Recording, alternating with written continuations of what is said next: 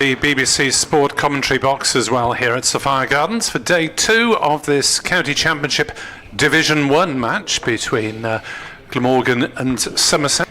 Van der Hoogten in bowls, and ball plays this through the offside with not much foot movement but a firm enough jab to send the ball racing over the turf and away for 4 runs. 344 for 9. Van der Hoogten bowls, and that's driven through the covers again by ball, and that'll be 4 more to Somerset's tail ender, and they move within 2 runs of a batting bonus point. Somewhat. Crane bowls to ball and gets him first ball. And that is the end of the Somerset innings. 354 all out. Ball in. Bowls. Ul Hassan drives nicely down the ground. It just misses the stumps, and Ul Hassan is up and running with a very nice straight driven 4. Gregory is in, bowls to Ul Hassan, who drives again, this time through the offside, and it should run away for 4. It is being pursued up to the boundary, but Lammonby can't quite catch up the ball. It's ball coming in for his first ball, short. Oof, and he cut that, did Tribe. I think the man at second slip got a hand to it. Craig Overton, power to score. Next ball is nudged away and caught in the gully. Or 4th slip. So a jab there by his Tribe. He couldn't control it. Comes bouncing in, bowls. Cut away, then that'll be 4 runs.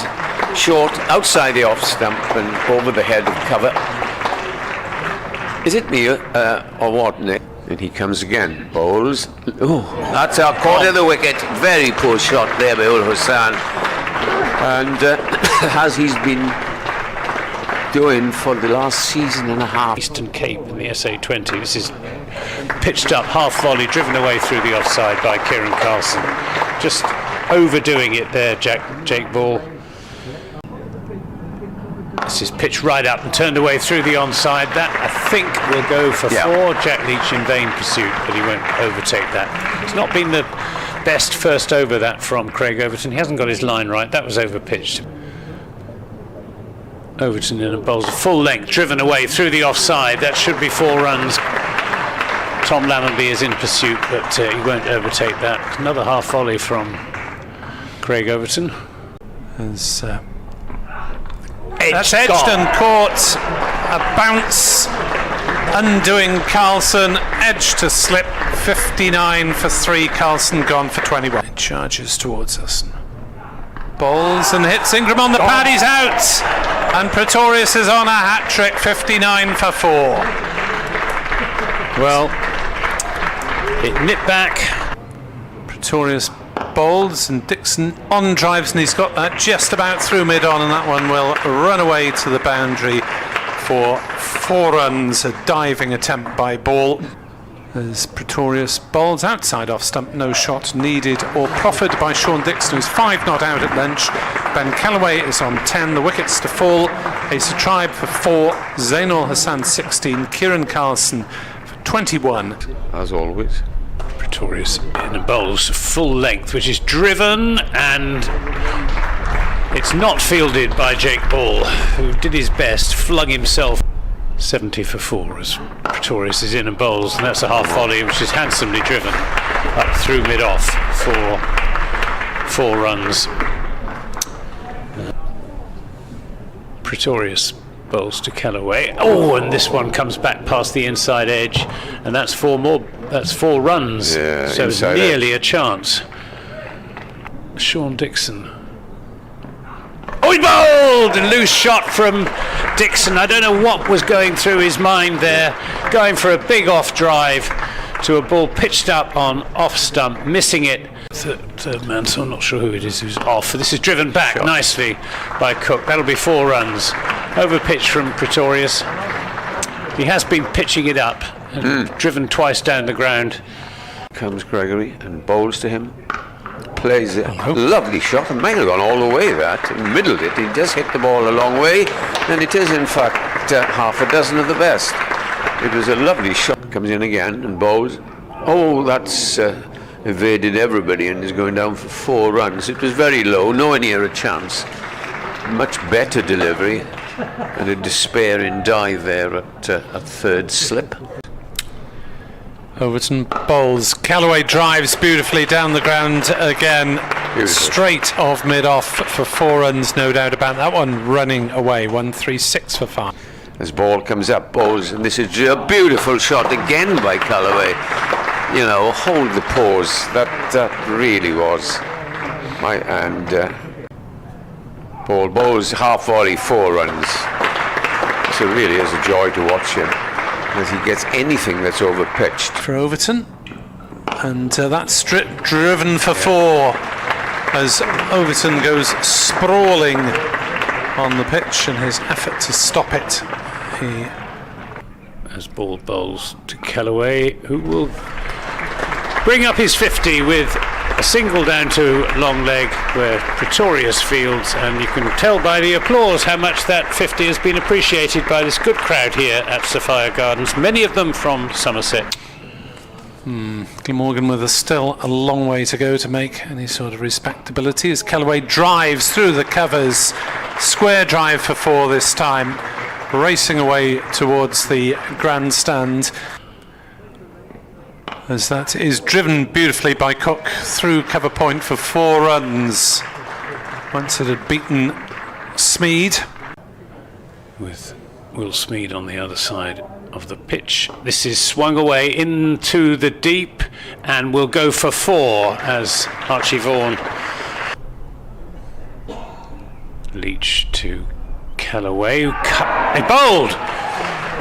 Comes back, it didn't bounce very much and came back between bat and pad as Callaway looked to cut.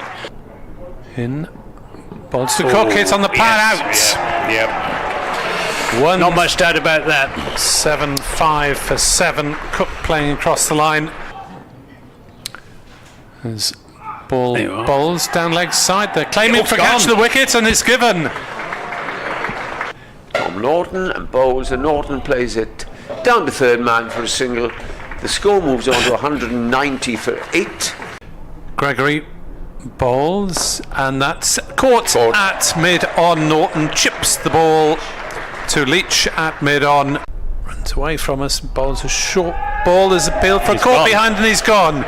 Van Dorkton goes, caught Rue, bowled Overton. Somerset beginning their second innings 125 ahead, and Tom Norton bowling the first ball that's flicked off his legs by Josh Thomas, and that may well go for 4 to square leg. Norton in to Rue, and that one is caught, is it? Yes, it is.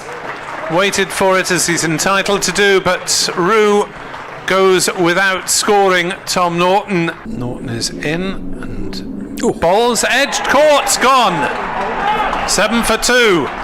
Norton on a hat trick. Goodness me. That was a good ball. Here comes Norton then. In to Archie Vaughan. Bowls, big appeal for LBJ. He's given! Tom Norton has a hat trick on debut. Sensational introduction to the first class game from 18-year-old Tom Norton. He is engulfed by his teammates. Comes in, bowls short and pulled away up towards mid-wicket. That might just run away for 4, but bisects the man at fine leg in mid-wicket as he bowls to Abel, who plays a lovely shot and gets 4 runs. Be really a momentous over, and it's a momentous day. Strike. And so this is helped on his way down to the fine leg boundary, and Radio Wales will be coming across. And bowls again. That's a full toss, and that's chipped away out towards mid-wicket, and that's going to run away for 4. So he slaps his side as in bowls to Thomas and hits this up in the air. There could be a catch. There should be a catch. It is taken in the deep by Sean Dixon. That's the 4th Somerset wicket to go down. 29 for 4. In and bowls. Oh, and it's edged. And I don't think that carried to Colin Ingram. 3 balls left this day as Norton bowls. Beats him, you got it, caught behind, has he? No. Yes. Yes, he has.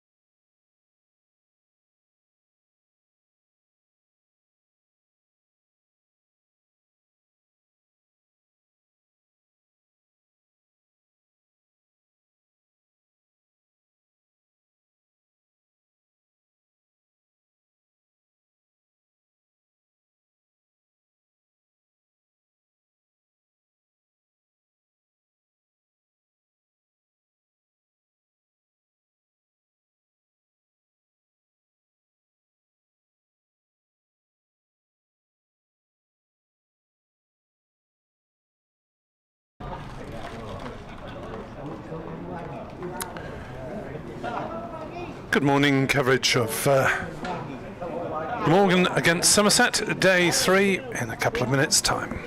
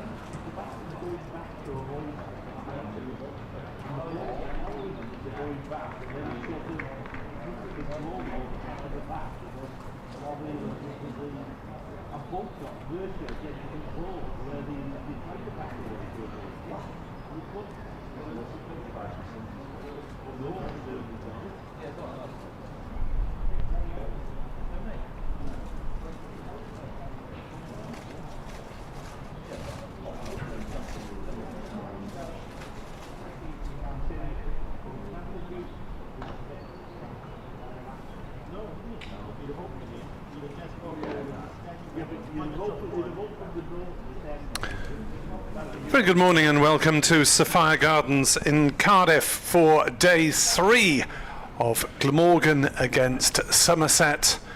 After some dramatic goings on last night, Somerset resume on 32 for 6, a lead of 157 runs over Glamorgan, but the hero of the hour for Glamorgan was 18-year-old Tom Norton, currently waiting to take the field with a debut hat-trick under his belt.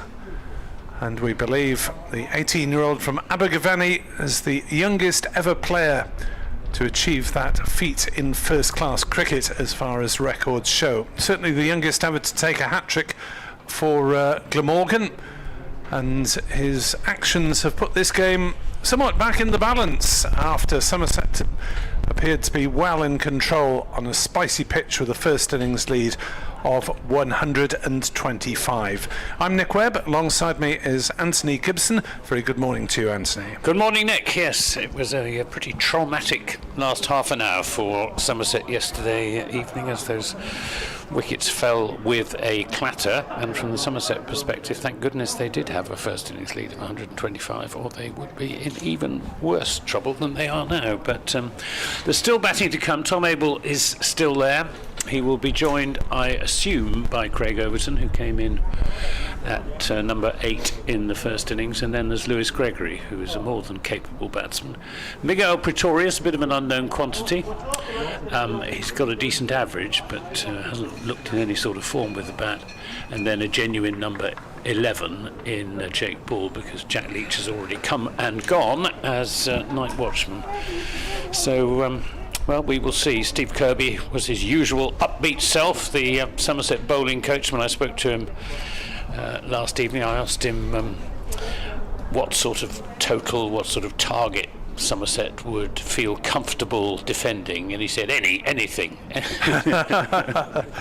Well, they'd have a chance even if they didn't add any more, because it has been an interesting wicket to bat on. It's always had a bit of life, as Norton was able to prove with his medium-fast bowling, as he and the rest of the Glamorgan side wait to take the field, with the youngsters of Port Talbot Cricket Club giving them a guard of honour.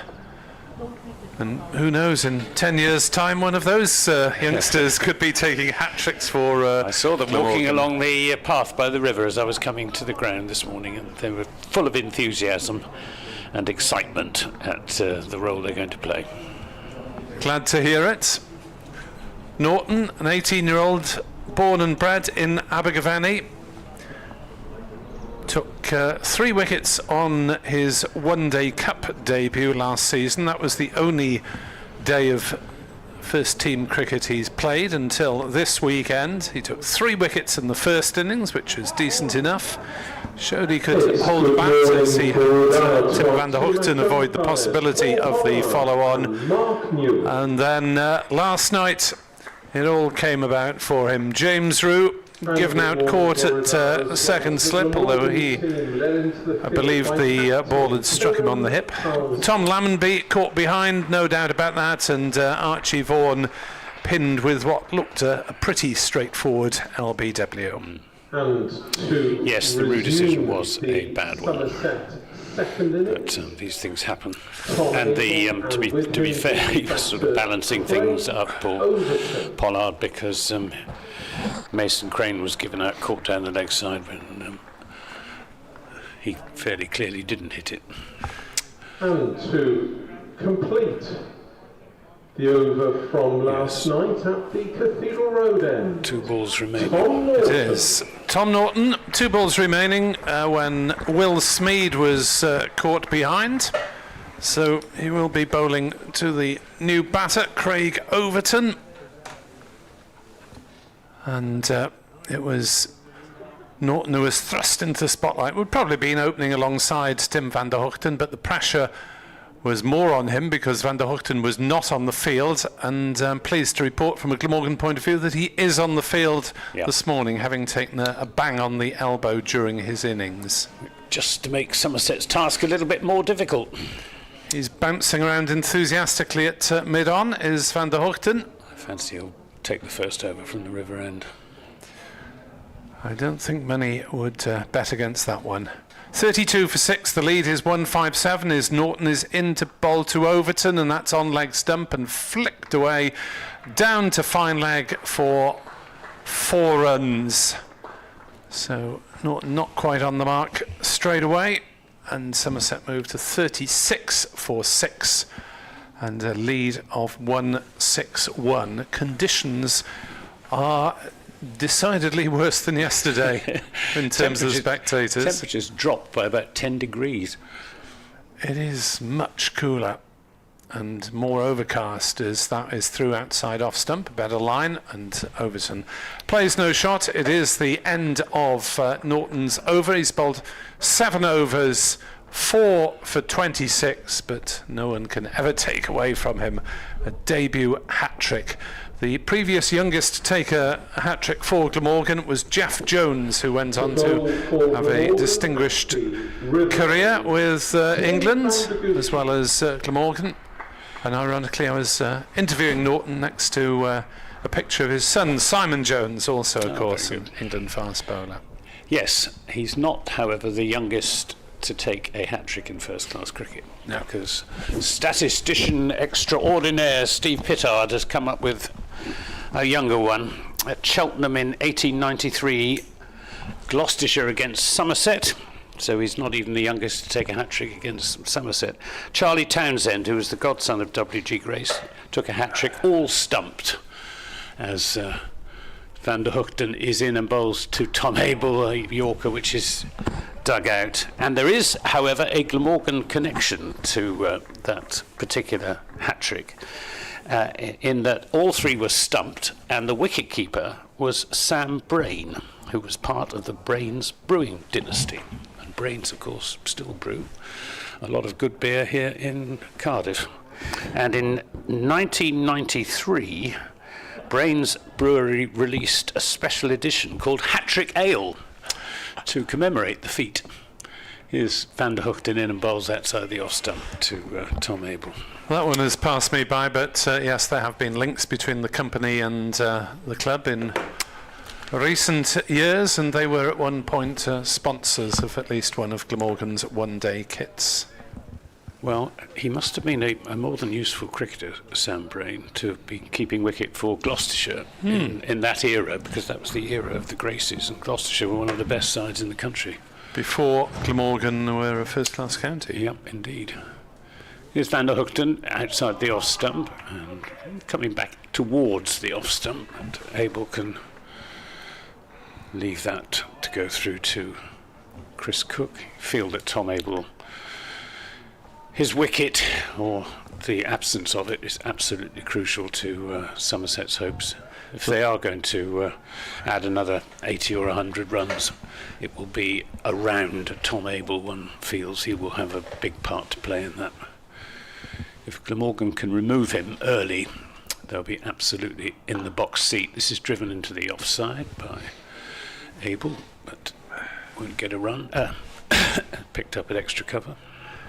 At what point does the favouritism in this match switch in terms of the Somerset lead then?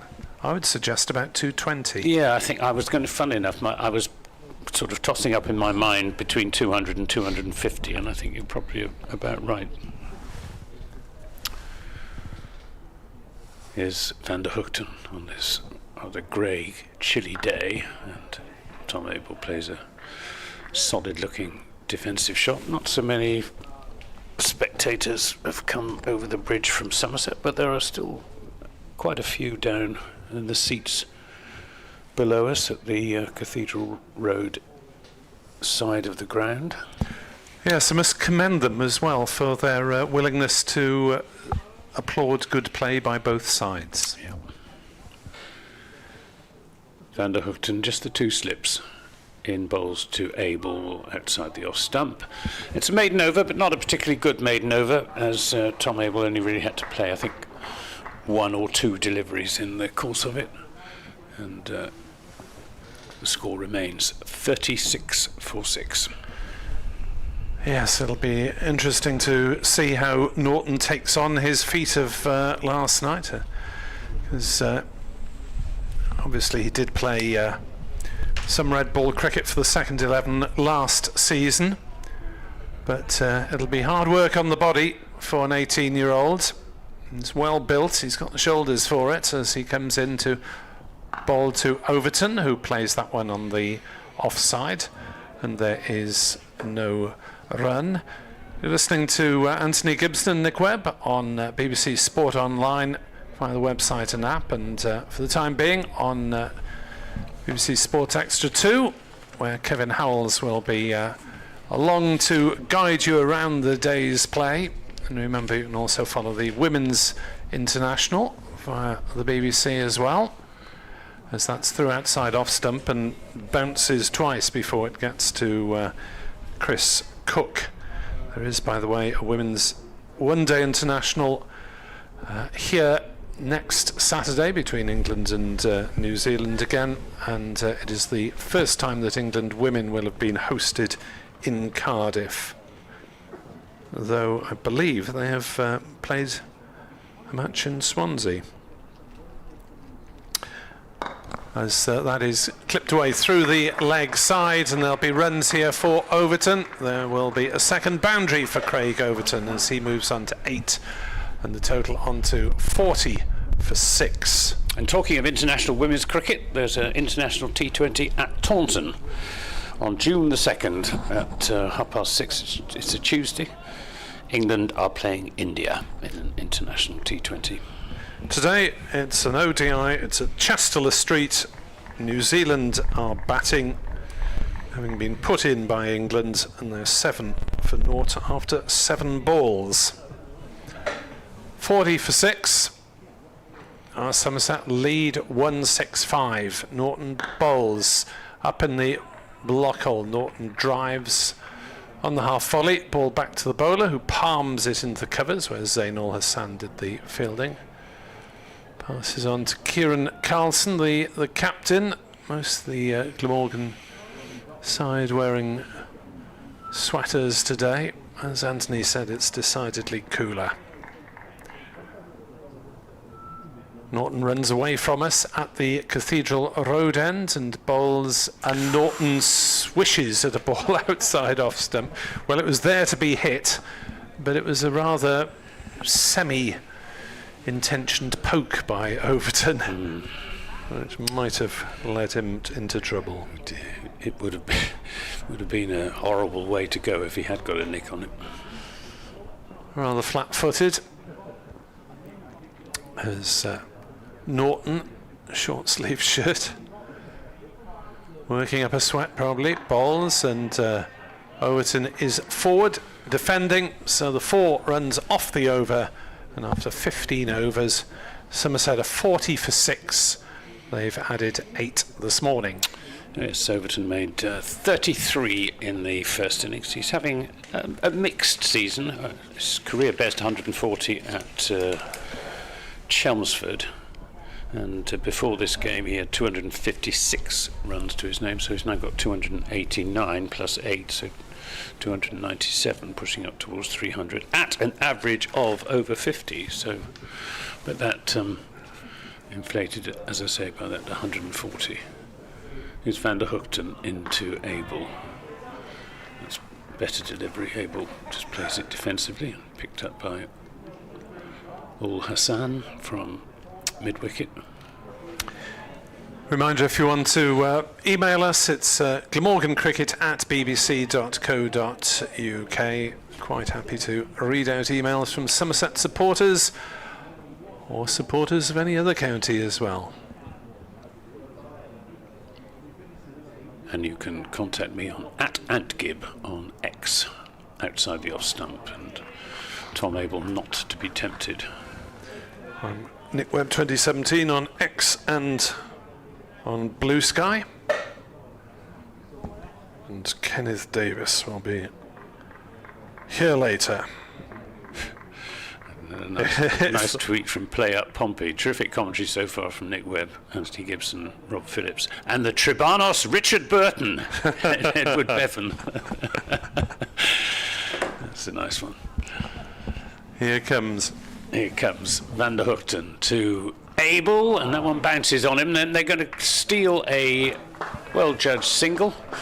Just dropped out into the offside, and Tom Abel gives Craig Overton, who called him through, the thumbs up for spotting the opportunity and calling him through. It was Overton who was running to the danger end, so perfectly well-judged single. 41 for 6. Andrew Culshaw on X. County cricket is truly fascinating. Glamorgan well behind. The talk round Sapphire Gardens was of Somerset's superior bowling attack, then the amazing happens, absolute scenes. Van der Hoogten then to Craig Overton. He's in and bowls, and Overton gets a thick inside edge onto that. He'll pick up a couple of runs as Norton fields down at long leg, sends in a very good low hard return over the stumps to Chris Cook, but Overton with those long legs of his safely home. 43 for 6.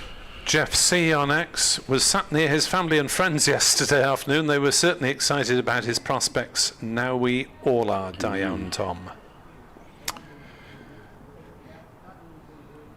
Van der Hoogten in and bowls again, and Overton comes forward, plays it with a very straight bat to mid-off. Mike O'Hara messaged, very much regretting my decision to only stay for day one. What a bowling performance. It was an extraordinary day, wasn't it? Because there were long periods during the afternoon when not much was happening. It's very dull, very dull. And then all of a sudden, with about half an hour to go, it all started happening as Overton pushes this into the offside. Yeah, talking to Steve Kirby, he said that it's all to do with the hard new ball. That with the new ball, this pitch will give will do a lot for the seam bowlers. But once the ball gets a little less hard, then not much is happening at all. So, Somerset, well, they probably need to get through another hour's worth of overs before they feel any sort of benefit from the ball being a little less hard. Yes, Somerset looked as though they could take a wicket any ball, didn't they, early in the Glamorgan innings, and there were 4 taken in the first 17 overs as Norton bowls, and Abel plays it defensively to mid-off, and there is no run. The heavy roller was going up and down this morning, so that will have taken a little bit of the sting out of the pitch, at least for the time being. Yes, I suppose Somerset needed that to try and improve their batting prospects. As Norton bowls and Abel defends to mid-off again. Elsewhere in the county championship at Chelmsford, Hampshire are 63 for 2 in their second innings against Essex, leading by just 25 runs. So that might well be a positive result one way or t'other. Somewhat of a stalemate at Trent Bridge. Norton is in, bowls to Abel, who drives nicely, but well stopped by Carlson at mid-off, no run. Surrey are 228 for 4 in reply to Knott's 415 all out. Dan Lawrence is 65 not out, 2 wickets for Josh Tongue there. That's in the battle of 2 potential title contenders. Sussex are forging ahead still at home to Leicestershire. Norton is in, bowls to Abel, who plays a slightly indeterminate pull shot, as if I think he pulled out of playing the shot I think, yeah, at the last minute. I don't think he actually went through with the shot. Yeah. Shaped to play it, but with a deep square leg and a long leg lurking, he wisely decided not to risk it. Josh Thomas perished to a top edge pull shot. Norton is in, bowls to Abel, who drives fluently through the offside. Carlson's off in pursuit. He should haul this one in. They're through for a comfortable 2 runs, and they won't attempt the third as Carlson fields in front of the indoor cricket school. So Sussex 388 for 8 against Leicestershire. That's a lead of 60 runs, and John Simpson is 90 not out. What a fine signing he has been for Sussex, and a loss for Middlesex. Norton on his way past umpire Pollard, bowls, no shot from Abel, outside off stump. At Edgbaston, Warwickshire are 280 for 3 in their second innings after 2 very low first innings. That's 275 in the lead.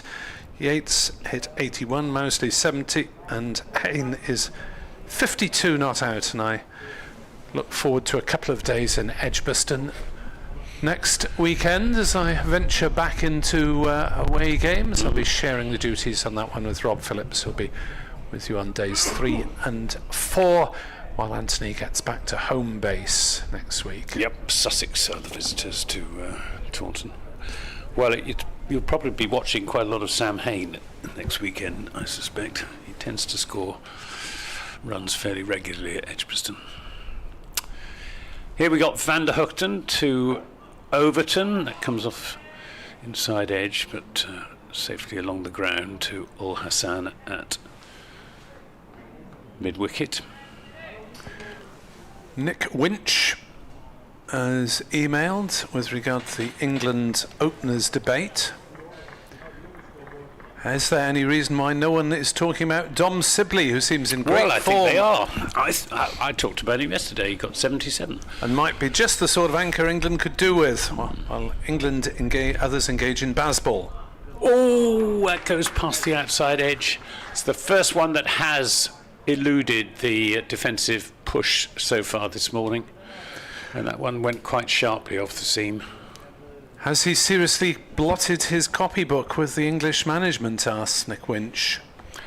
He's not Brendan McCullum's type of cricketer. I think that's the problem.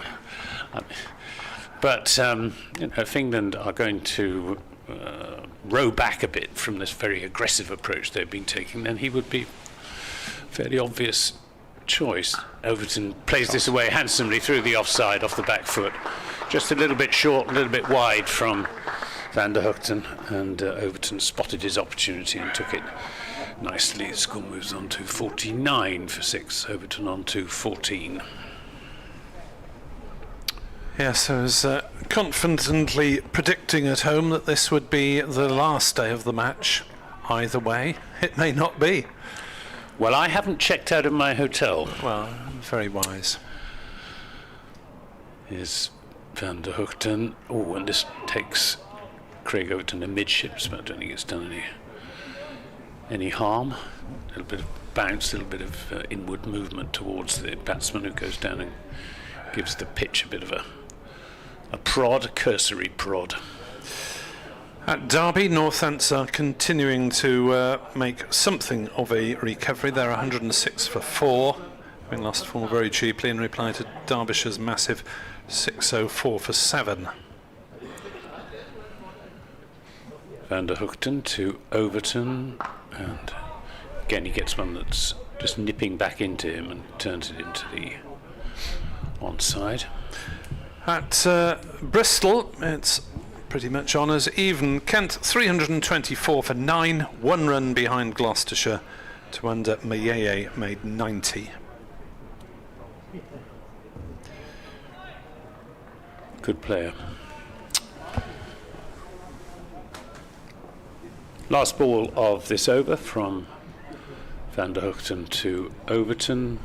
Outside the off stump, no shot from Craig Overton. 49 for 6.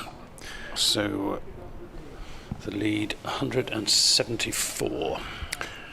Wickets continue to fall at Old Trafford, where it was Lancashire 201, Middlesex 169, Anderson 4 for 67. But Ryan Higgins has taken the first 4 to fall for Middlesex and reduced Lancashire to 53 for 4, leading by 86. An interesting game between two of the fallen giants of English cricket. Norton bounding in again, bowls and steered into the covers by Tom Abel for a single, moves to 19. And the Somerset 50 is up. Just looking down, see who's applauding, see what proportion of the crowd are Somerset supporters. Quite a high proportion is the answer. At New Road, Durham 216 for 7. Beddingham made 83. Clark is 52 not out. That's in reply to Worcestershire's 308. Norton into bowl to Overton past the outside edge as he pushes forward and is beaten. In the women's ODI, New Zealand 11 for 1 in the 5th over. Early wicket for Lauren Filer for England. And in the One Day Cup county game, Glamorgan 52 for 1 at Kent. That's in the 10th. Norton in bowls, Overton carefully forward. Daisy Jeans is 33 not out. And that's in the 10th over. Glamorgan have won all their previous games this season. As, well, hopefully they'll get some silverware, having had a couple of finals day and a final appearance. Norton is in bowls, and Overton plays that well off his hip down towards backward square. They were on the first one fairly fast, but Kellaway is in off the boundary and keeps them down to a single. RM Black was inquiring on Blue Sky, why is it every Glamorgan women's team sheet has players with no squad numbers? Are the loans still happening? Yes, that is the question. It's not a question of the squad not being big enough or an issue with part-timers, as that's defended by Abel. They think about a single, but Van der Hoogten is just about alert enough at mid-on to prevent it. 51 for 6 here, the lead 176. Glamorgan women tend to play 3 lone players in nearly every match. The reasons being, 1, to improve the standard of the side, 2, to improve the professionalism of the current amateurs and playing alongside fringe professionals from Tier 1. Norton bowls outside off, Abel plays no shot. And 3, it was the thought that some of them might be Glamorgan professionals next season when the club does go up to Tier 1, as Somerset are at the moment, and Somerset women in action next on Wednesday. Yes, they're having a mixed season, Somerset women. A couple of good wins and a couple of defeats. But it looks as if the Blaze are going to take a lot of beating in the Women's Metrobank One Day Cup. Here we've got another over coming up from Van der Hoogten. Will be his 4th. He's bowling to Craig Overton, who comes carefully forward, plays it to Sean Dixon, who took a very good catch to dismiss Josh Thomas. Judged it very well because it was a top edge that was swirling.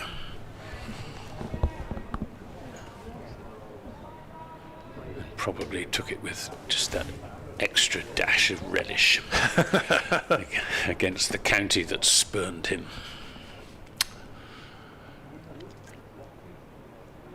Van der Hoogten in bowls, and Overton plays that with an open face out into the offside where Mason Crane fields at backward point. Yes, it's nice to have someone extra acknowledged as one of the key fielders in the Glamorgan side, particularly with T20 coming up as well. Crane is at point at the moment. It has been usually Callaway, but recovering from a hip injury, they've probably taken him a little bit away. Van der Hoogten to Overton is caught. He's caught by Asa Tribe at second slip. He was just trying, I think, to get that over the slips and run it down to third man, and took the edge, and a fairly comfortable head-high catch by Asa Tribe, and that's just what Somerset did not need. He's been in good form, Craig Overton, but he's gone. Caught Tribe, bowled Van der Hoogten for 15. It's 51 for 7. So the lead 176. Effectively, Somerset 176 for 7, and Craig Overton looks to the heavens in despair at what he's just done. Yeah, so he crunched away a couple of nice drives, Craig Overton, but we remarked earlier on his slight lack of foot movement, and that was what undid him there to a certain extent. Just playing well away from the body. May have been trying, as you say, to steer it over the slips, but if so, didn't get quite enough on it. Good morning to the Reverend Gareth Hill, who is downstairs somewhere. It says, Joy and I decided to leave mid-afternoon and so missed the drama yesterday. Thankfully, the bus got us back to Pontrhy Terrain in time to watch Norton's magical spell. Back this morning hoping for something to help us forget the cold. If I dig out my old NUJ card, can I claim a place in the warmth of the media centre? Oh, that's not mine to bestow upon you, Gareth, I'm afraid. No, we've got Miguel Pretorius. Somerset visiting captain Lewis Gregory. No, it's not. There we are. It's not Lewis Gregory. No. Slightly It's taller Miguel Pretorius. and slightly less bearded. Correction, the incoming batter for Somerset is Miguel Pretorius. Miguel, well-known Spanish South African. Yes, that name does auto-correct to Miguel on my devices anyway. It's one of the annoying bits of auto-correct, which for some reason, if you type in Asa Tribe, as I have to do quite a lot, puts Asa in capitals because they think he's the Amateur Swimming Association or someone like that. Probably other organisations with those initials as well. I don't know what the thinking is here, why they're sending Pretorius in ahead of Gregory. And that's Gregory's. Gregory was playing football this morning, so he's obviously fit. Is Pretorius more of a biffer? He is. He's got a good eye, but he's got out some dreadful shots so far this season. Oh, and there's another one. As he gets a ball that lifts and leaves him outside the off stump, waves his bat at it. There must have been a bit of extra vigour in that one because it nearly knocked Chris Cook backwards. Yeah. The effects of the heavy roller are beginning to wear off. Chris Cook is not used to this at Sapphire Gardens. He's more used to grubbing around in the dirt, and all of a sudden he's getting a bit of inconsistent bounce flying at him and some coming through. Here's Van der Hoogten again to Pretorius, who nearly chops it onto his stumps, gets his first run. Bottom edge down to Tom Norton at long leg. 52 for 7. So this morning, Somerset 20 for 1, overnight 32 for 6. Yes, worth reinforcing though that it will be game on. Even if they had to defend 180, they'd have a reasonable chance. Yeah. Van der Hoogten to Tom Abel, who will get a single, and there's a misunderstanding, and if that had hit from Mason Crane, then Pretorius was gone. I don't know what Pretorius was thinking of. It was his call, and there was just nothing decisive about it at all. He sort of came ambling and then stopped halfway down and had given it up, and would have been run out by 5 yards if Mason Crane had hit the stumps. And the two batsmen confer, as well they might. If you're going to take a quick single, you need to be decisive about it. Yes, you need to go through with it, not stop and have a chat mid-wicket. Dear. Shall we, shan't we? Norton will continue and to bowl to Tom Abel to see if he can get a fifer as well as his historic hat-trick. Not there, he won't, because Abel has driven that one fluently through the covers, and Zainul Hassan fields in the deep, and they go through for an easy single. 54 for 7, the lead 179. So Glamorgan would have to score at least 180, and we suggested that maybe 220 would be the tipping point at which Somerset would become favourites to win the match. As Norton in to Pretorius, who pulls this one out towards square leg meatilly. Made decent contact. Callaway is lurking out in the deep. Yeah, he kept it down. That was the good thing about that particular shot. 55 for 7. The lead now is 180. Norton into Abel. No shot played. Safely enough through outside off stump. Abel's leave is very decisive. He does get the bat well out of the way, which is a good thing on this pitch of slightly uncertain bounce, that there's no risk of chopping it on or being accidentally caught playing no shot. Norton in, bowls and goes past the outside edge there through to Cook. Glamorgan quite happy to give Tom Abel the single, just 3 saving the 1, and 1, 2, 3, 4 boundary riders. Yes, we're up to the 5th ball of the over now, so I only have 1 to bowl at Pretorius. In comes Norton, bowls to Abel, who drives nicely. Good diving stop by Carlson at mid-off, and preventing any run being scored. A grin on his face as usual for Kieran Carlson, who came into the first-class game at the age of 18 as pretty much a regular, and a decade on still seems to be enjoying it as much, which is nice to see. 55 for 7. Norton bowls. Abel pushes on the leg side. They think about a single. Van der Hoogten is alert to it, and so Pretorius will be on strike at the start of a new over from Van der Hoogten, who will send down his 5th. I imagine that Hadley would replace Norton before too long, because although he's fired 1 or 2 past the edge, doesn't look quite as consistent as he did last night.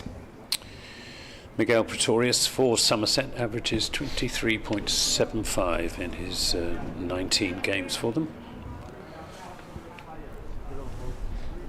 So he certainly can bat, but never quite sure what you're going to get from him. And this is a thick edge down to Callaway at 3rd man. Went hard at that, did Pretorius. Fortunately, the edge was thick enough that it went well wide of slips. Takes a single, moves on to 3, 56 for 7. A fateful day, this, in Somerset's County Championship campaign, as was last Monday when they went in search of 260 to beat Yorkshire. This is played square of the wicket to Mason Crane and failed dismally, 75 runs short, or 76 runs short of winning. And they can ill afford another defeat, especially as in this game, as in the Yorkshire game.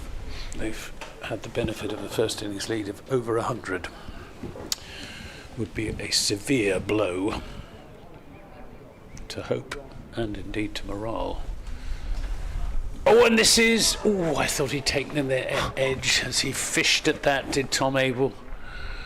He followed it as the ball left him outside the off stump, wanders away towards the square leg umpire.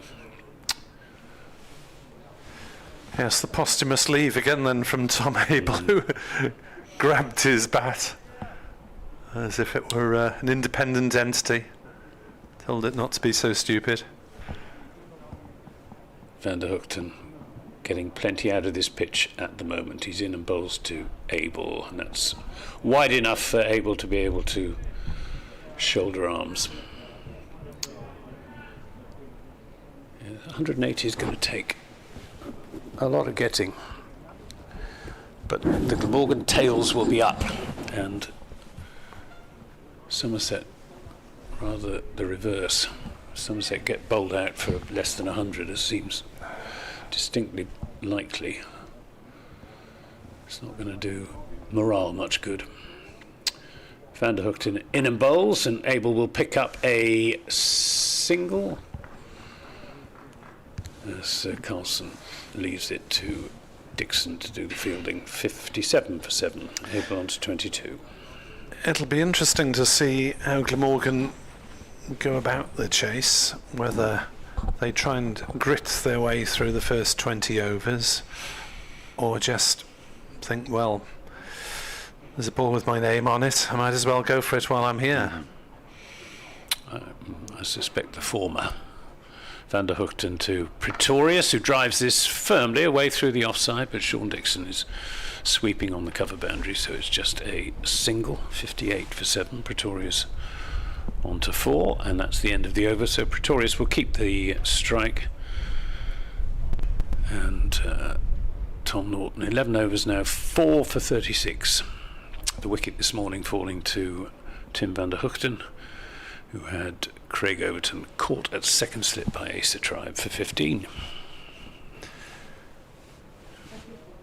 So Norton will continue. Hadley and Ul Hassan are the other seam options in this side. As bowlers, oh, that's fended away by Pretorius. A good delivery that he did well to guide wide of slip. Takes a single down to third man, but a bit of life still in that.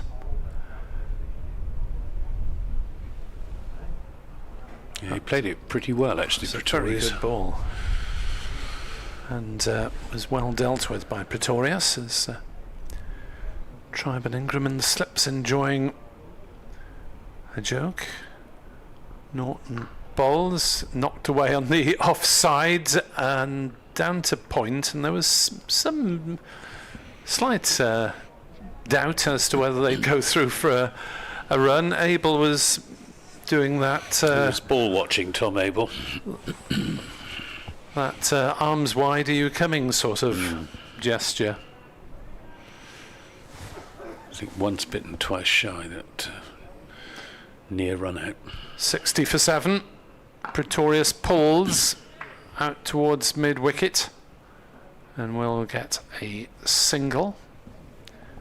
So Somerset ticking along nicely, having added a further 29 runs for the loss of just 1 wicket.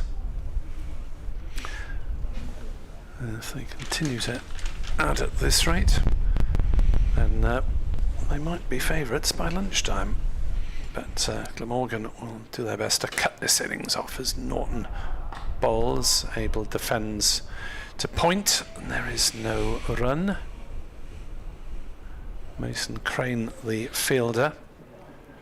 Carlson seems to be more frequently mid-off than anything else these days, given that he's the captain and needs to talk to the bowlers on occasion. But there's a gap in the covers with Dixon sweeping out. As that is an appeal for LBW, dies away quickly.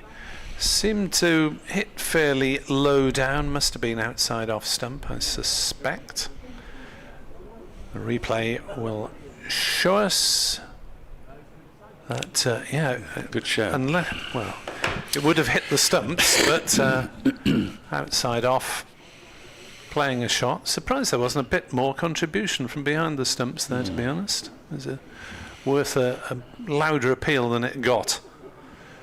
Norton in, bowls to Abel, who runs that into the gap in the offside, where the close-in cover isn't. Ul Hassan is the man now lurking out in the deep, jogs in.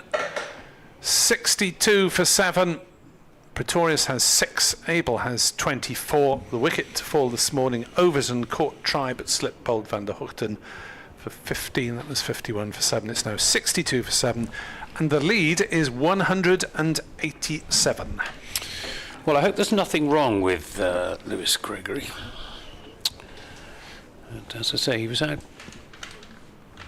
warming up this morning with the rest of the Somerset team. Here's Van der Hoogten into Abel outside the off stump, no shot. Well, if Ogborn or Shaw appears, we'll know there is. But yeah, as you say, if he's warming up, it can't be anything too serious, surely. Yeah, warm up was certainly needed this morning. Yes, on Twitter, Andy Cleve saying Pretorius ahead of Gregory. You what? Is Lewis injured? Well, we don't know, is the answer. Is Van der Hoogten in to bowl to Tom Abel, who plays that defensively. Richard says, you think sometimes Somerset's mental resiliency is found wanting, and at times let their guard down. Which is surprising when they have Andy Hurry in their corner, a former Royal Marine. Marines being renowned the world over for their mental fortitude. Don't know about mental. Do you think there's a mental problem? No. I mean, one unexpected defeat does not a winter make. Exactly. Van der Hoogten in and bowls, and Abel swivels on that and gets it down to deep backward square leg. It's just a single as Ul Hassan is there. I mean, these collapses happen from time to time to all, even the best teams. Well, the other side's allowed to play well as well. I know, that's what the coaches always say when they've had a bad day. I've listened to too many post-match interviews, obviously. Yeah. Steve Kirby, to his credit, didn't say that. He did compliment Glamorgan on the quality of their bowling. And Pretorius gets a ball short of a length, which he plays back up the pitch to the bowler. Whereas at club level, we'd be just saying, oh, we were today. Yes, exactly. Wasn't the only cricketing thriller in South Wales last night here. Macken's second 11 tied with Pontypridd's third 11. I say. A tie. Well, we might get a tie here.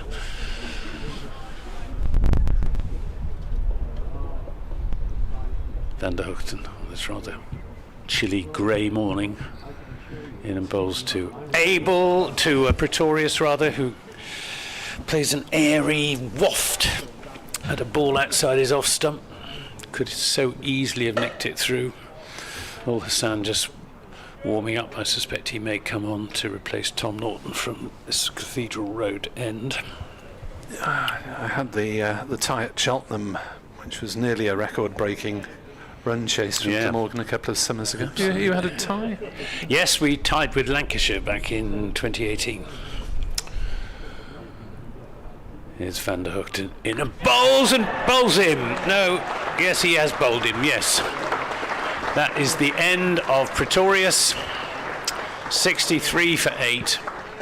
Well, if there was some sort of tactical basis behind the decision to send in Miguel Pretorius ahead of Lewis Gregory.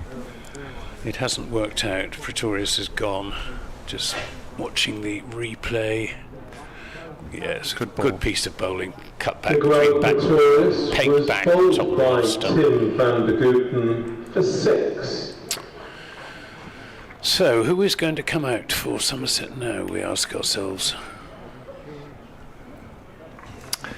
It takes a long time to get from the dressing rooms down the stairs inside the pavilion, and they've got to come down the stairs outside, or the steps outside the pavilion. No sign of anyone yet. Fingers crossed it's Lewis Gregory. It is. I think. Yeah, Well, there's a touch of beardage there. It is Lewis Gregory. That's a relief. Trust he's feeling okay. He's because Somerset will need him to be on top form. Coming back to for Somerset is Lewis Gregory. Lead as things stand is 188. So 188 for 8, effectively.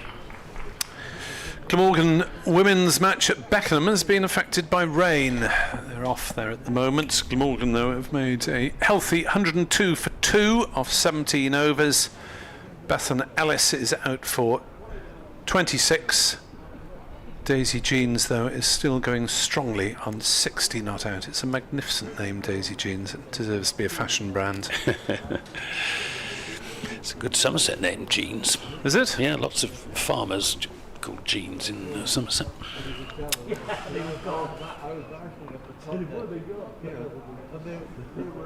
Norton to start a new over and pulled away, possibly aerially, but safely down towards backward square. They want a second run, and Abel is back safely for the second. You would imagine that he would play normally with his skipper at the other end, as opposed to any particular need to get on with it if number 11 arrives at the crease and Abel's still there. Yes, I might see a different approach if Jake Paul is at the other end. Norton in, bowls to Abel, who turns it in the same direction. This time it'll be just a single, and Abel moves on to 28. The score to 66 for 8, which sounds disastrous for the visitors, but the lead of 191 is reasonably substantial on this particular pitch. Well, Somerset badly need a partnership, he states, stating the blindingly obvious. And can't see Jake Paul featuring in a significant partnership. Norton bowls, played into the offside, and there is no run.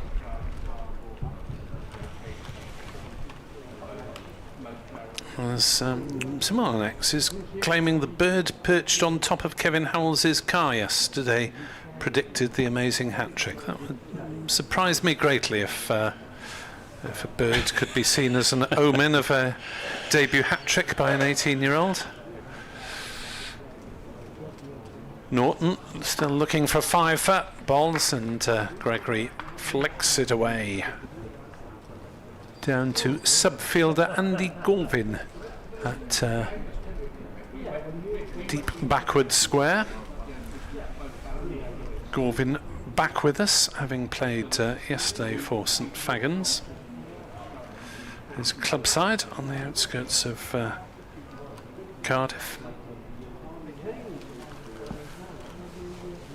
Norton bowls to Abel, thuds into the pads and just stays exactly where it was, the ball there.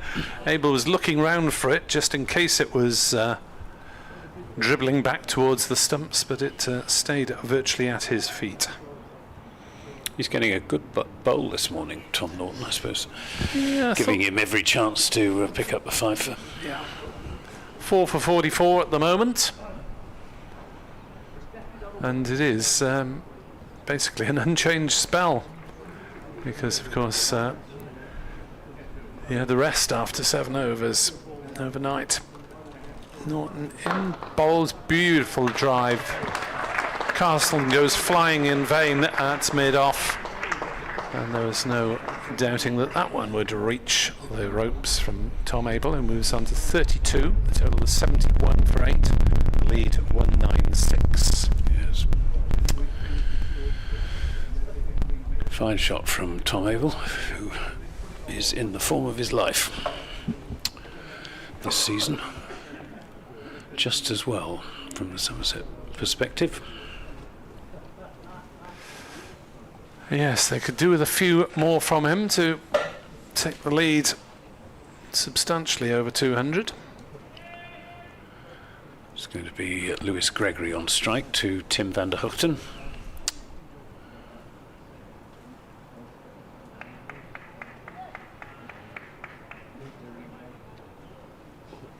Still just the 2 slips, 5 saving a single. Van der Hoogten in and bowls outside the off stump. No shot from Lewis Gregory. Of course, it's possible that Lewis Gregory was just indisposed temporarily when the Overton wicket fell. Yes. Might have been in the loo. Undone by the breakfast sausage. Yeah. So there doesn't seem to be anything wrong with him. And I can't see any logical explanation for promoting Miguel Pretorius, who hasn't been in any sort of form at all. Here's Van der Hoogten to Gregory, who comes forward, bat and pad close together, plays that defensively. Yeah, Andy Gorvin, the 12th man, took 5 for 9 in a 10-over spell, but on a losing side. A very low-scoring match. They lost to Ammanford by 4 wickets.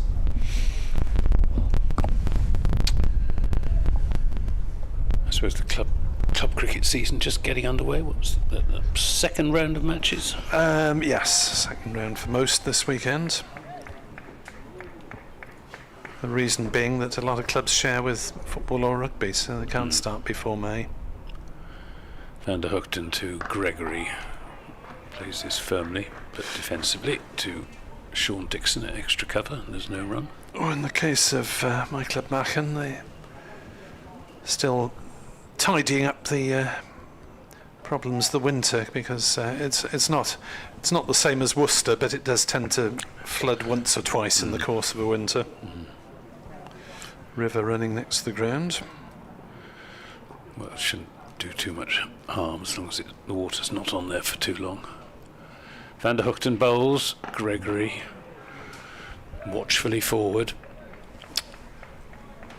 Looks like Ryan Hadley is just signalling for something, or no, I think he's just loosening up. He's just getting his right hand and right arm loose. So I guess he'll come on in place of Tom Norton.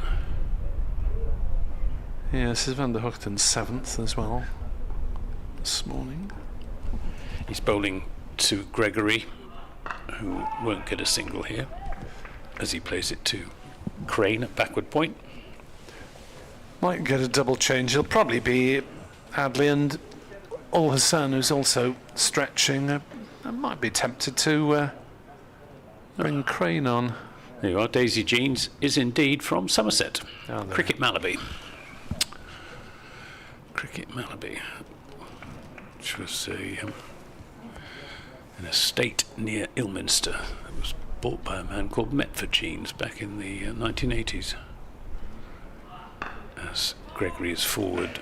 Good over that from Tim van der Hoogten, but well played by Lewis Gregory. Thank you, Mike Unwin, for that information. Mike Unwin, who is a pillar of the Somerset Cricket Museum. And it's the Somerset Cricket Museum that have paid for the installation of the Harold Gimlet Memorial Doors at Bicknoller Church. Ceremony happening on Thursday at 3 o'clock. There's a change of Marcus bowling at Trescothick the doing the Cathedral honours. Road end, because Are you involved in this at all? I'm a trustee of the Somerset Cricket Museum, and been not heavily involved with the doors, but I shall certainly be there on Thursday. 71 for 8 as Ul Hassan takes over from Norton. Ul Hassan having bowled 4 overs opening the bowling in the absence of Van der Hoogten last night, and 0 for 5. And it's generally pretty difficult to get away as Zain Ul Hassan, even if he's not prolific in the wickets column. Can he frustrate someone out? Not on that occasion, because it's firmly played to wide mid-on by Abel, and they're through for the single. Just going back to Daisy Jeans, Mike says that she's from Cricket Malaby and is the women's coach for Broadway and Horton Cricket Club, just outside Ilminster, which is Mike's home club. Yes, she was restricted by injury last season, only played the first half. Would probably have stayed in that role, opening the batting. Ul Hassan bowls, and is that caught behind? They're all claiming it. No. The umpire is not interested, Mr. Pollard. Perhaps he's just compensating for one or two other decisions. What an unworthy thought. The replay shows he may just have flicked his nothing pad. clear and obvious, as the rugby referees say. Yeah, would have flicked something waist high, if anything. Thank you for the replays to our team next door. 72 for 8. Ul Hassan to Gregory. Pushes away on the leg side. They'll take at least 1 through mid-wicket. They'll come back for a second as Callaway has to run about 35 metres towards the ropes. 74 for 8. The lead is 199, and therefore the target will be at least 200. So, despite the scoreboard reading 74 for 8, Glamorgan desperately need 2 quick wickets here. Ul Hassan to Gregory, who defends that one on the leg side. No run. So 2 slips, hands in pockets between deliveries for Ingram and Tribe. There was a third man who is now coming up to save the single, at least, or to gully, as Point goes back to the ropes. Cover mid-off, mid-on, mid-wicket and fine leg. As Ul Hassan bowls, Gregory with everything behind that, defends it back to the bowler. There's no run.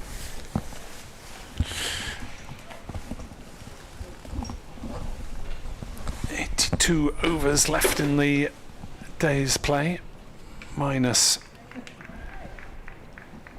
very likely a changeover of innings, unless that coincides with an interval. As Ul Hassan bowls, Gregory defends. End of the over, 74 for 8, the lead 199.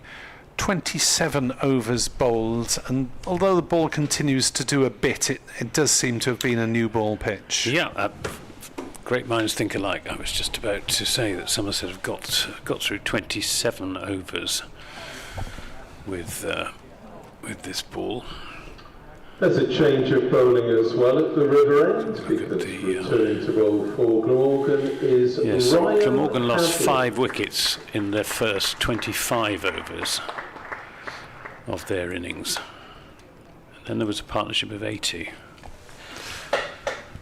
between Carlson and Kellaway. Yeah, something Norton said that once you get through the new ball, well, I suppose as is usually the case in nearly every extent, but particularly in this match. Yeah, seems to be particularly pronounced tendency. So it is Ryan Hadley, this long run from the river end, bowling to Tom Abel. Abel just drops this into the offside, trots through for the single, 75 for 8, so the lead is now 200, which is the first landmark, I suppose, for Somerset. The next one would be 225.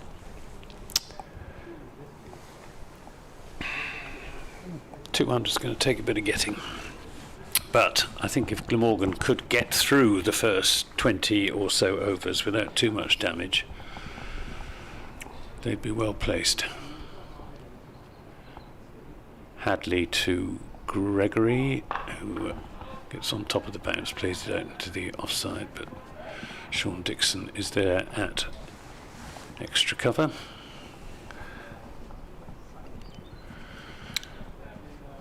Gregory going and giving the pitch a bit of a prod. A few more people here now on the far side of the ground, and those navy blue seats. No sun trap today, though. No. It's usually a nice place to bask in the sunshine, the River Taff End. It was a lovely day yesterday. Hadley in and bowls outside the off stump. Gregory can let it go through to the wicketkeeper. It's very very good that the authorities here at Sapphire Gardens allow the spectators to go out onto the outfield during the intervals. Makes all the difference to the atmosphere. People can go out there and have a look at the pitch and meet up with old friends and have a good chat. And it's, I think, a very important part of county cricket, county 4-day cricket. Hadley to Gregory, who goes for a big drive. Oh dear. And could so easily have got an outside edge. Not really a captain's shot under the circumstances. Yeah, there's a little bit of extra pace coming down than Hadley. I would guess that Hadley is a little bit faster than Van der Hoogten. Yes. Maybe just a couple of miles an hour, but a bit of extra height and bounce as well. Yes, they're none of them really quick, the Glamorgan seamers, nor, for that matter, the Somerset seamers, as Hadley bowls, and it's a much better shot from Gregory, just keeps it out. Pretorius is credited in Playfair as being fast rather than fast medium. Nah. He's about the same pace as Craig Overton. Okay.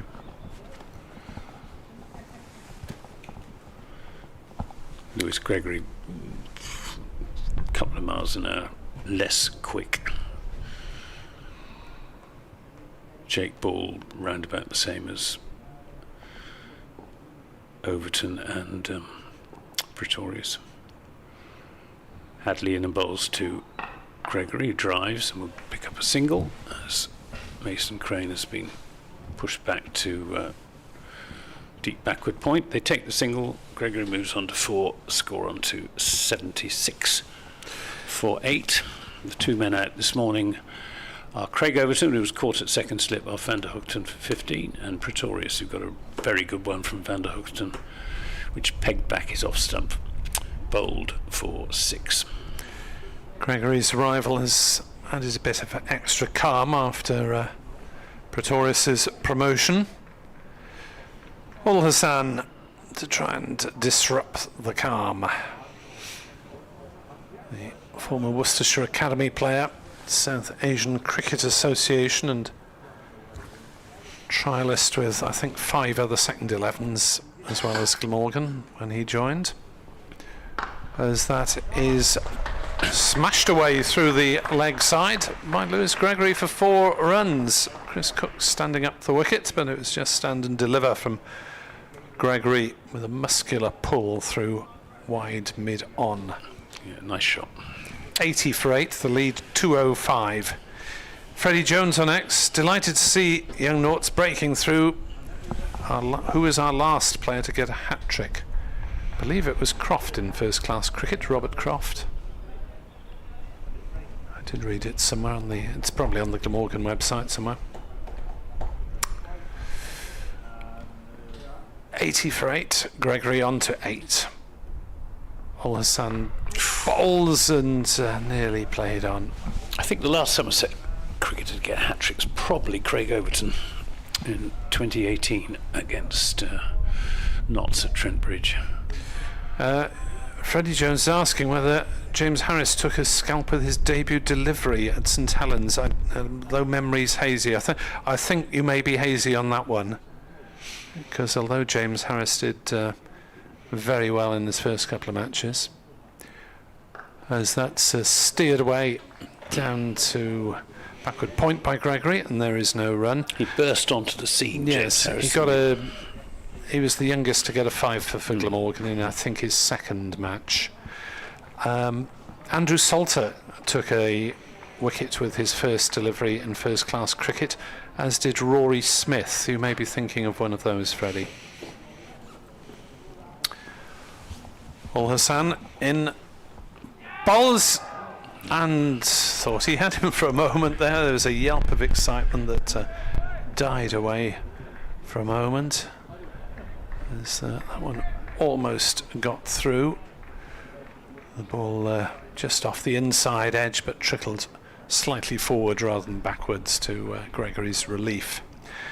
Player Pompey says best sporting names should include Exodus Gagan, Forbes Phillipson Masters, sounds like solicitors, as that is carved away by Gregory down to third man. There is no third man, and they will pick up 4 runs. Gregory to 12, 84 for 8. And also Kiernan Dewsbury Hall, which sounds like a stately home. 84 for 8, Somerset into the zone where I think we're 50-50 for the match in terms of who will win it.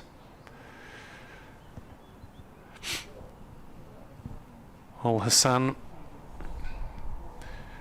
into bowl, and Gregory on the defensive this time. So 2 boundaries off the over to Lewis Gregory, 84 for 8 the lead, 209, and the draw possibility is probably about 0.1% at the moment. Yes, I can't see this game being drawn, given that the weather forecast is okay.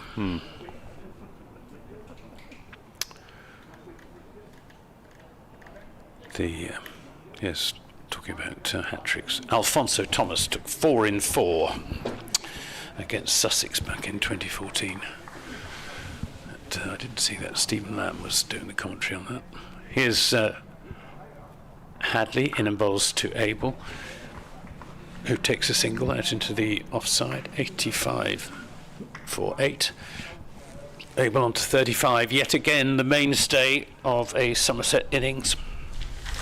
He's got over 500 runs in the county championship to his name so far this season.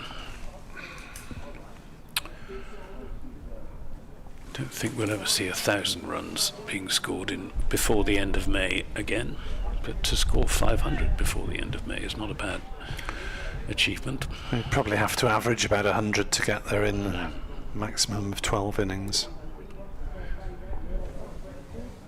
Hadley to Gregory, who lifts his bat out of harm's way.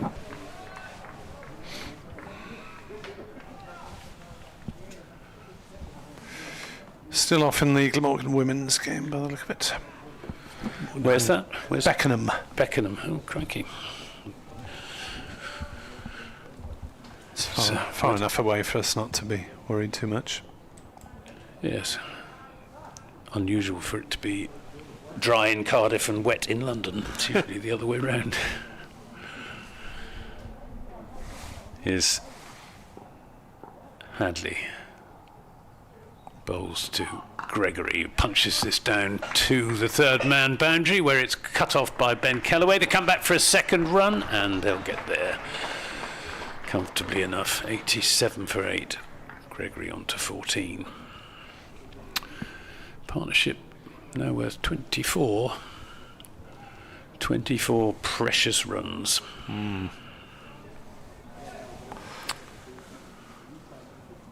Yeah, that 354 for Somerset in the first innings is starting to look better and better. It was that first session, wasn't it, where Thomas and Lammonby played and missed for a pastime, but somehow managed to survive to lunchtime outside the off stump. No shot from Gregory. It's strange, isn't it, that missing the ball can be such an advantage at times if you miss the right ones.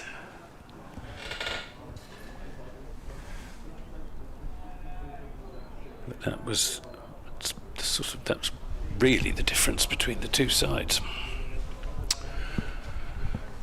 Man going back at deep mid-wicket, so perhaps Hadley's going to try Gregory with a short one. He's in and bowls. No, it's turned away nicely for 4 runs. I think that will go for 4. Away through straight mid-wicket. It was a leg stump half volley. And nicely played by Gregory, who moves on to 18. 91 for 8. Starting to get a bit ominous for Glamorgan, this. It's getting up towards your 220. Yeah. 216 the lead now. Bit of a bang required from the home side. Well, if Glamorgan can break this partnership, they're just about through, because I can't see Jake Ball holding things up for very long. Hadley to Gregory, and there's another run here. That's steered through backward point, who is out on the boundary. So 92 for 8. Gregory will keep the strike. He has 19 from 29 deliveries. Tom Abel 35 from 59. These two old comrades in arms. Tom Abel has played 109 games of first-class cricket for Somerset, and Lewis Gregory has played 137, so 246 between them. That's good going.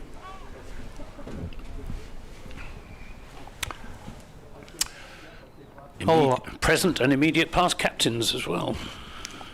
Ul Hassan in conversation with Kieran Carlson to think out how best to make the breakthrough. Only one slip now for the medium pace of Zainul Hassan, the Pakistan-born Midlander. A soft Midlands accent still.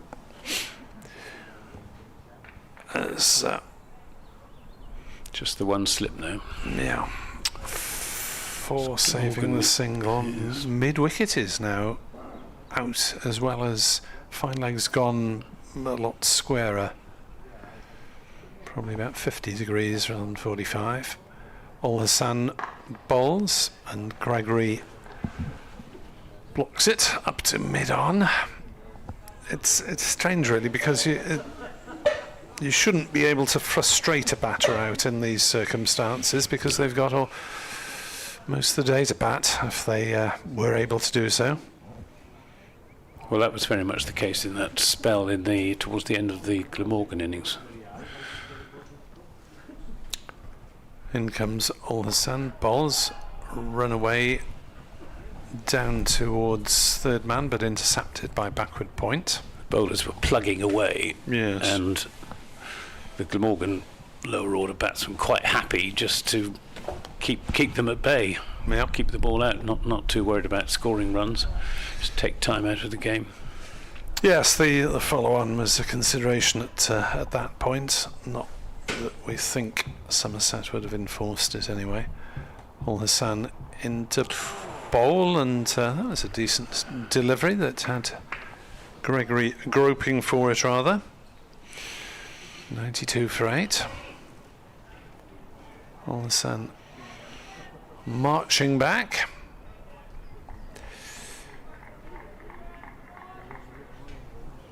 I wonder, well, we'll probably see 5 overs from Hadley before Crane comes on. That's driven straight back past Ul Hassan. Lovely shot from Lewis Gregory. full face of the bat. 4 runs. He moves to 23, the total 96 for 8.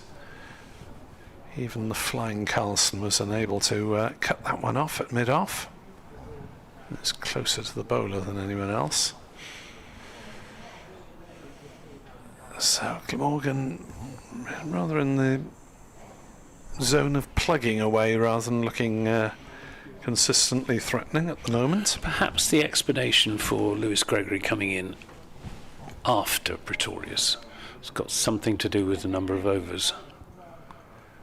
Rothesay bowls and Gregory is forward, squared up, no run. Perhaps Pretorius was sent in as a bit of a sort of sacrificial lamb when the ball was, still pretty hard, still doing quite a lot.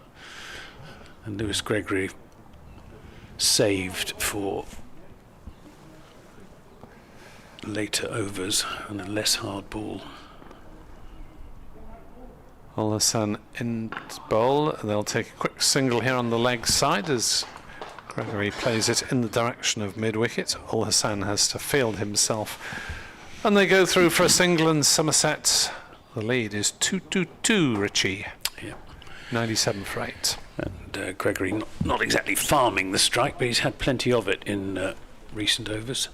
How do you think you could sell that to a teammate? Would you like to go in above me? Oh, what was that? Let's skip. A sacrificial lamb. Yeah. Well,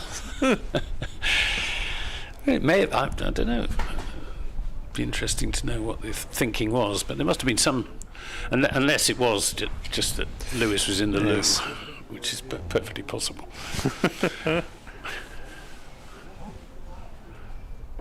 But well, he's giving a good account of himself so far as Somerset's captain.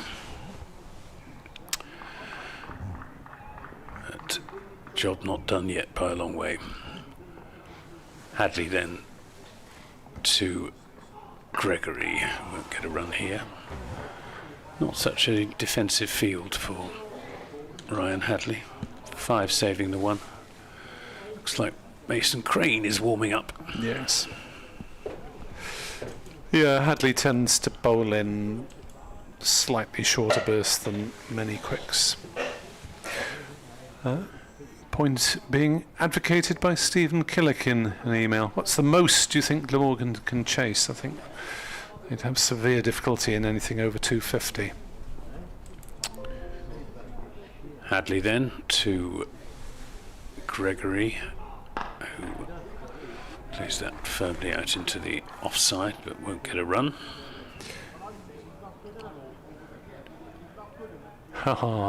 Stephen Killick's got into pun territory. Tribe is good for the group. Crane gives them a lift. And let's see a triumph for Norton. Okay. That's very good. I like that. Yeah. I'll give you that one, Stephen, but definitely. not too many regular puns. That's a good one. Asked about Norton's all-round talent. Yeah, I think he'll be a 7-ish in the long term in the batting order. Hadley in the bowls. And that almost goes on to Gregory's leg stump, comes off the bottom edge. A little bit quicker that from Hadley, and Gregory a little bit late on the shot. Yeah, 7, 8 maybe. I'm sort of slightly reminded of Dan Douthwaite in terms of the build and the pace that he bowls. Douthwaite with tremendous wicket-taking ability, and the T20 has not had the first-class breakthrough that he would have wanted, and not helped by injury this season. Yeah, I've got one for you, Nick, from Play Up Pompey. Name the Welshman who took 7 wickets in 11 balls in 1972. Give Nick time to think about that as Hadley bowls to Abel, who drives straight and hits the stumps at the far end, which is hard luck on Abel because that was hit firmly enough to go for 4 if it hadn't hit the stumps. That's Gregory safely in his ground, so no harm done. 7 and 11, 1972. Malcolm Nash. I think if it had been one of the Glamorgan regulars, then... Oh, it's a Welshman. Yes, Yes, Welshman. Pat Pocock. He's Welsh, is he? Yeah, I suggest. Hadley in the bowls, and this is not entirely where Tom Abel meant to hit it. I think he's going to bring him 2 runs and bring the Somerset 100 up. 100 for 8. Abel on to 37. For my money, he was looking to whip that through the onside, Tom Abel. He came off a leading edge. He came pretty firmly off a leading edge, all along the ground out through extra cover for 2 runs. I'm fairly sure it would have been Pat Pocock without looking it up. Does your correspondent give the answer? He probably will do. It's the only Welsh-born bowler of some prominences around that time.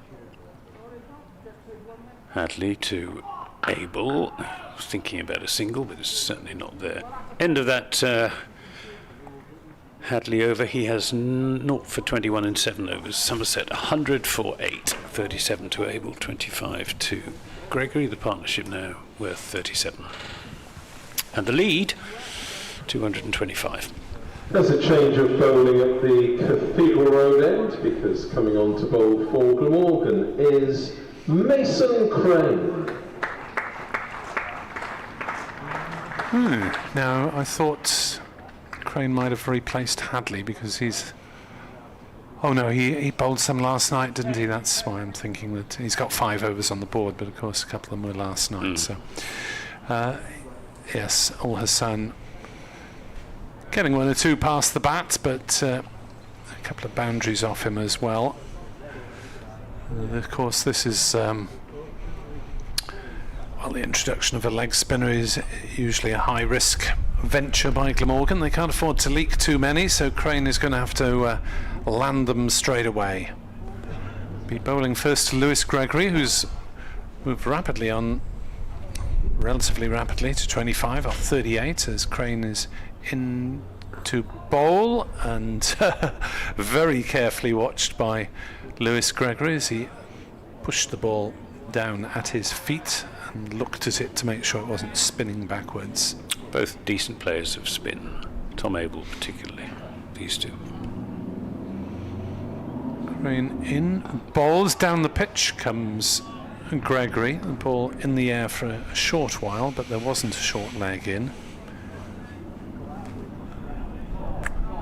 Wonder if they'll think of that sooner rather than later, getting a short leg in, ace a tribe under the lid. Crane in, bowls off the back foot. Gregory plays it through the offside. Trickles out towards Van der Hoogten, who lobs it in underarm. 101 for 8. 226 is the lead. Carlson moving mid-wicket towards square leg. Kellaway is out on the ropes for the potential big hit,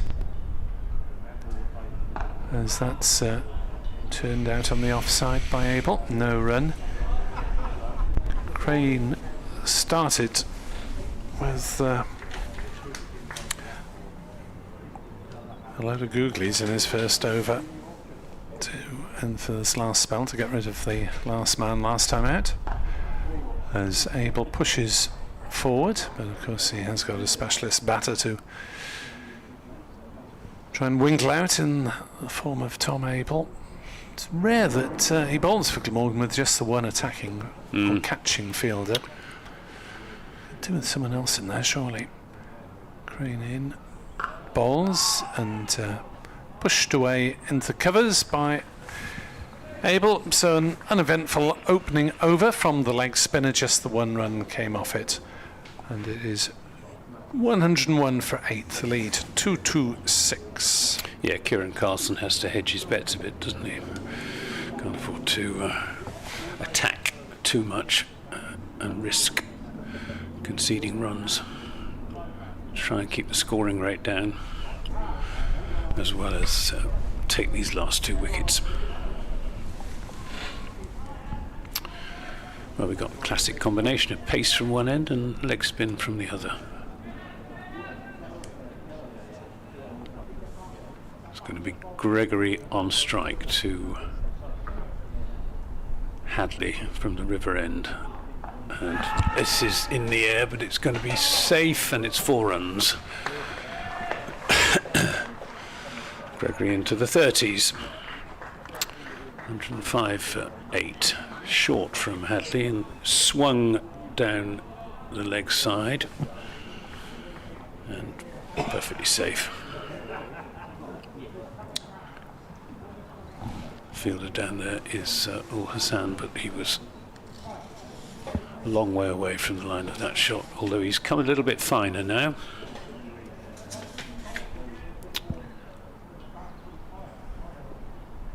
Suggests, though, that if Hadley does dig it in, then Gregory will take up the challenge.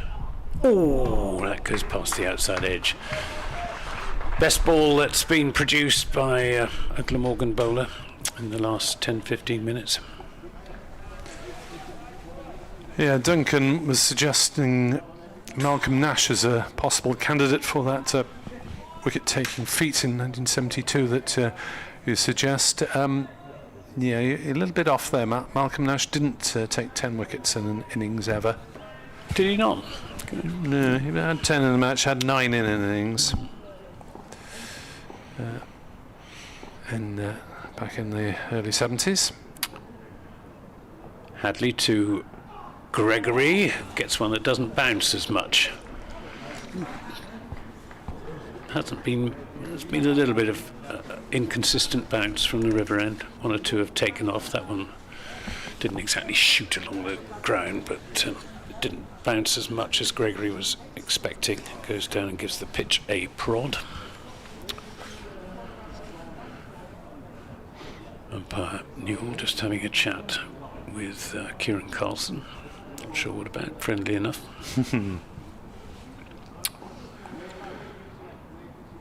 Hadley to Gregory, who hammers this, and it's gone through the offside. Despairing dive at extra cover from Sean Dixon, but had no chance, and handsome shot from Lewis Gregory. Didn't move his feet much, but a fine swing of the bat. And it fairly raced away. He moves on to 34, 109 for 8. Yeah, several Glamorgan bowlers of that era did have a 9-wicket best. Don Shepherd, who played until 1972. Great bowler. Career best 9 for 47. Strong candidate for the best bowler never to have played for England.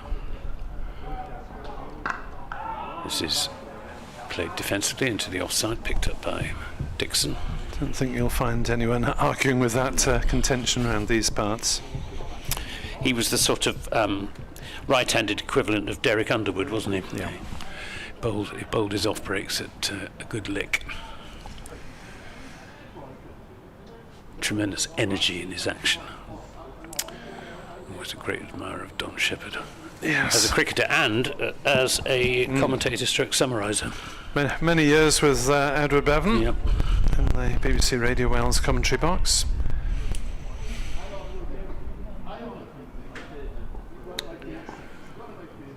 Hadley tries again, bowling to Gregory. He's there and bowls. Gregory pulls this, and it's gone for 4 through straight mid-wicket. Short again from Hadley, and Gregory is going to go after the short ball.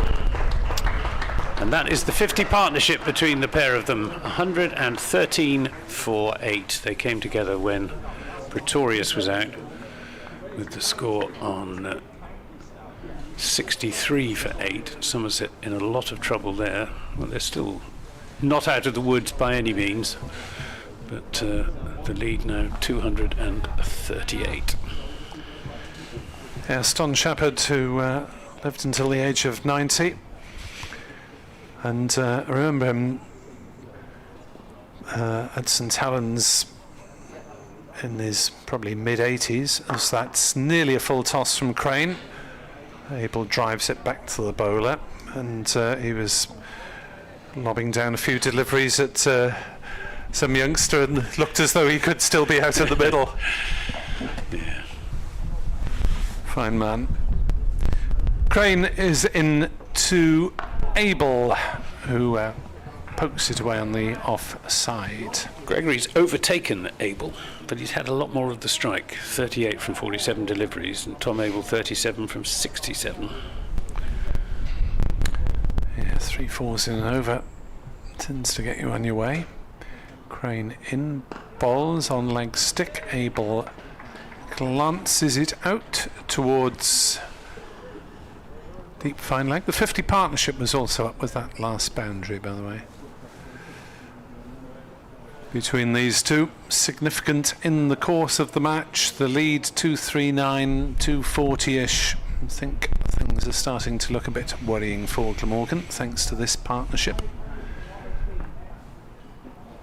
Crane to Gregory. Pushes forward, thick outside edge, runs down into the gully, no run. Good length up from Crane. Gregory unsure whether to hang back or go forward. Just hesitated momentarily. And he comes, bowls that short, and Gregory tries to cut at it and misses. Well, it was there for the shot. Yeah. Just got it slightly wrong.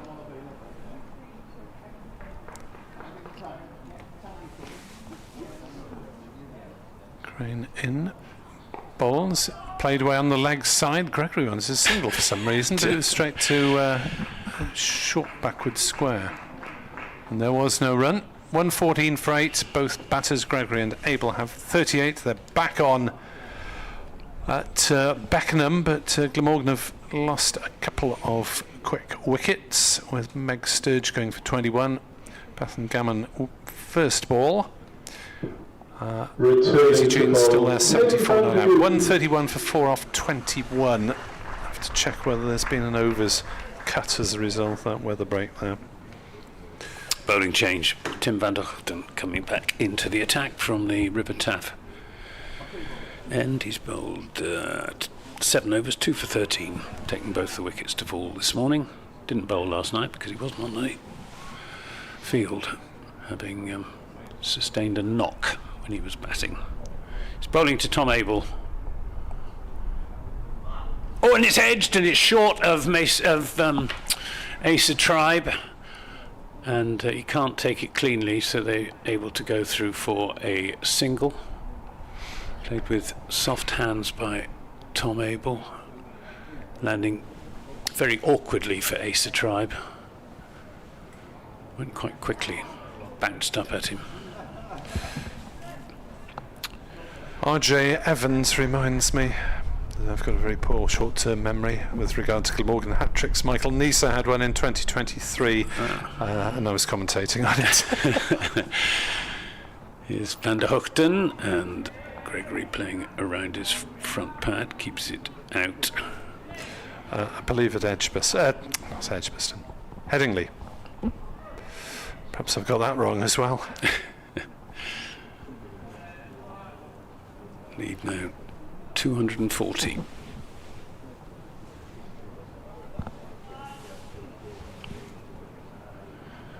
Van der Hoogten to Gregory, who's forward solidly, bat and pad close together.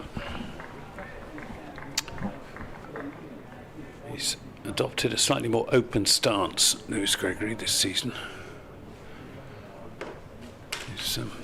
He's got starts in most of his innings without scoring huge numbers of runs. 64 in, well, he's only had 4 innings because he missed the first 2 games. Van der Hoogten and bowls, and this is turned off his pads down to backward square leg for a single, nipping back from outside the off stump, hence the excitement amongst the slips. But Gregory got plenty of bat onto it. 116 for 8. He moves on to 39. Both batsmen on 39. I've checked, it was Pat Pocock who achieved well that done. 7-wicket feat. 7 wickets in 11 balls. Surrey against Sussex.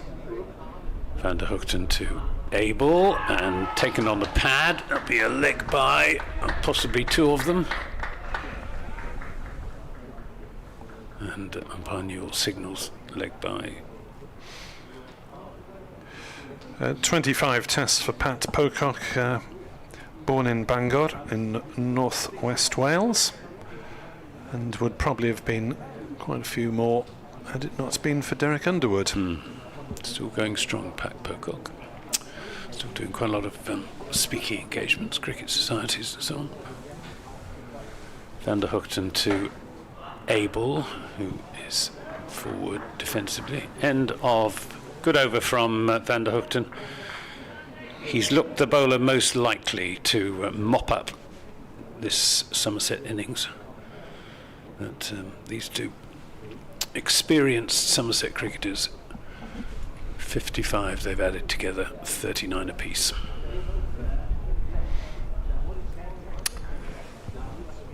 Yes, a significant partnership,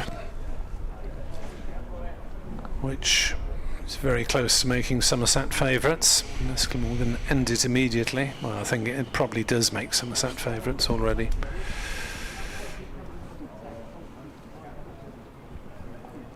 Mason Crane into his 3rd over, bowling to Lewis Gregory, and that's played up to mid-on. They'll take a single because Zain Ul Hassan was stationed 2/3 of the way back. In the air for a time, hence Mason Crane. His excitement. Here comes Crane to bowl to Abel, turns it into a full toss. He drives pleasantly up to deep mid-off, where Tom Norton is the fielder.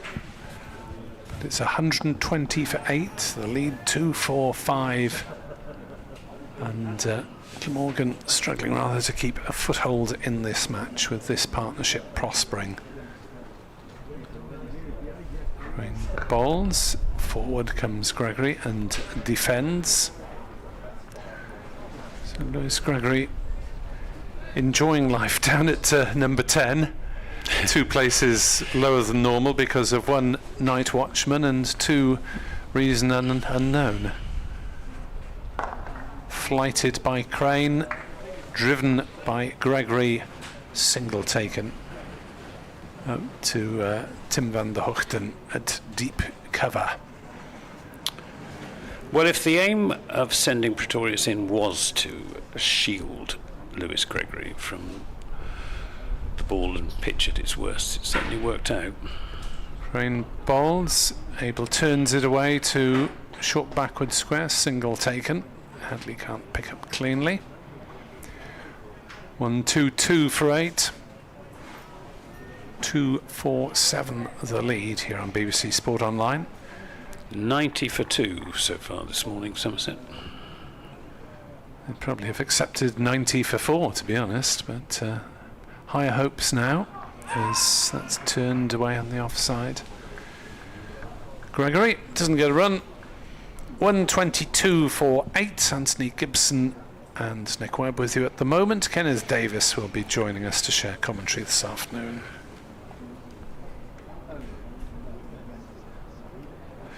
Beanies in evidence on the Somerset balcony. It's that sort of morning. Probably a bit more cheerful now than they were first thing this morning.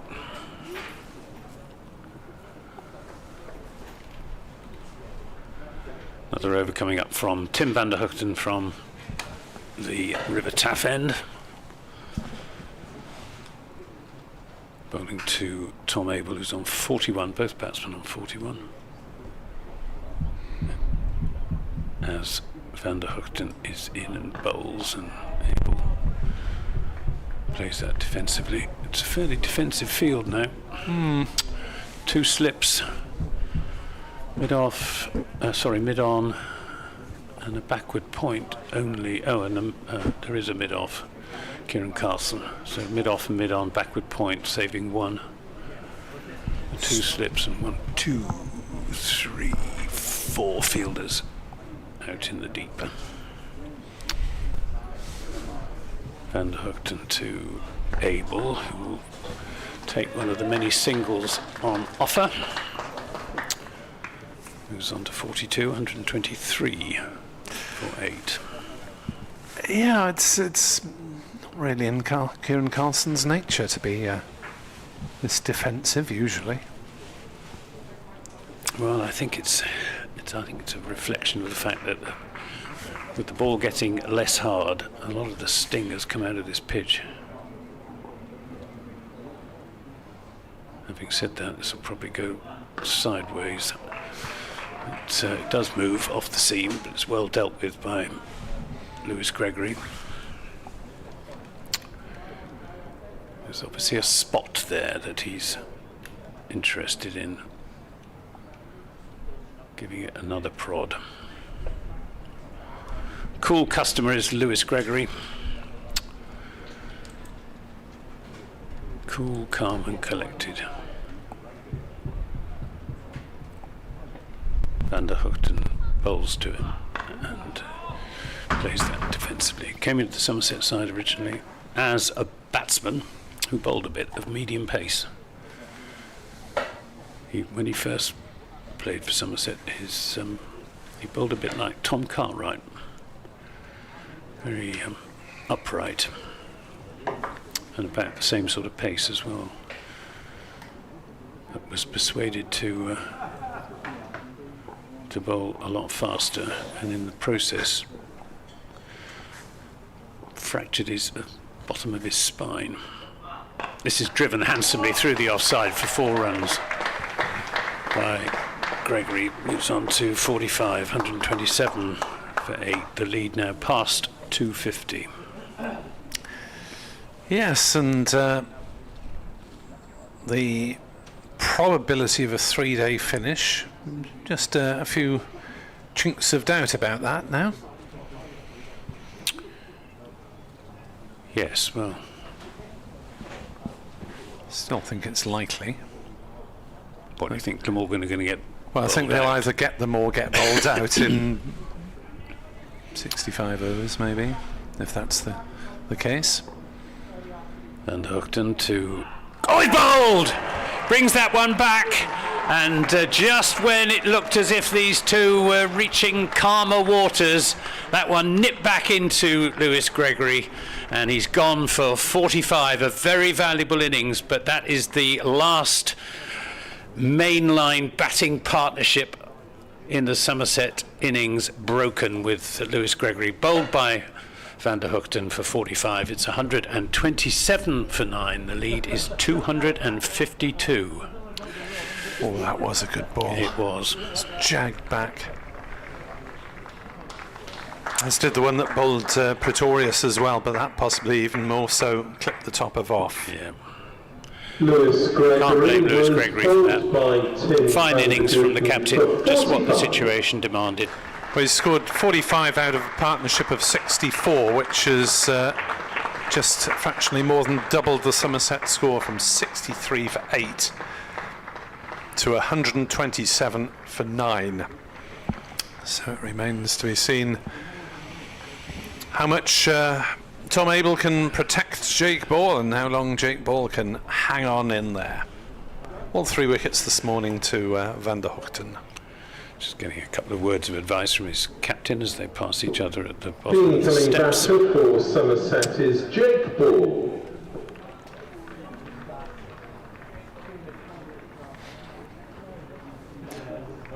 So,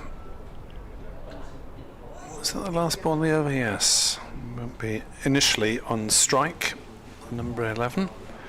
So Mason Crane. It'd be interesting to see how Tom Abel approaches this. Yeah. Do you think the big shots are going to come out?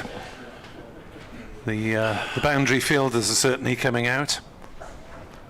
I don't know. I think he'll try and farm as much of the strike as possible. Long on, long off. They've retreated. They were quite deep previously, but they've retreated to the ropes, as has deep square, as has deep back. They've 4 on the ropes, it looks like they're going to have on the leg side. Everybody out. Sean Dixon is wandering towards cow corner as Mason Crane bowls to Tom Abel on 42 not out, and he knocks that one away on the leg side. Dixon lopes in very, very gently. The ball, I think, stopped before it got to him, as if to say, "You sure you don't want to take a single?" But he didn't. They might try and hit it gently and run a 2. Down the wicket, big shot comes out. It's cleared, long off, and it's gone for half a dozen. Tom Norton moving across, getting underneath the flight of the ball, but could not do anything to prevent it. Well, short straight boundaries here, aren't there? So if you're gonna go big, then go straight. As Abel moves on to 48, total to 133 for 9. The lead to 258. Crane to Abel. Everyone's on the boundary now. Comes down the wicket again, and has he got that one through? No. And it's fielded by Norton on the boundary beneath us. Did they run at all? No. No. I was trying to pick up the punch of the ball, course of the ball. Thought they might have been risked going for 2. That's flat by Crane and mullered away on the leg side up to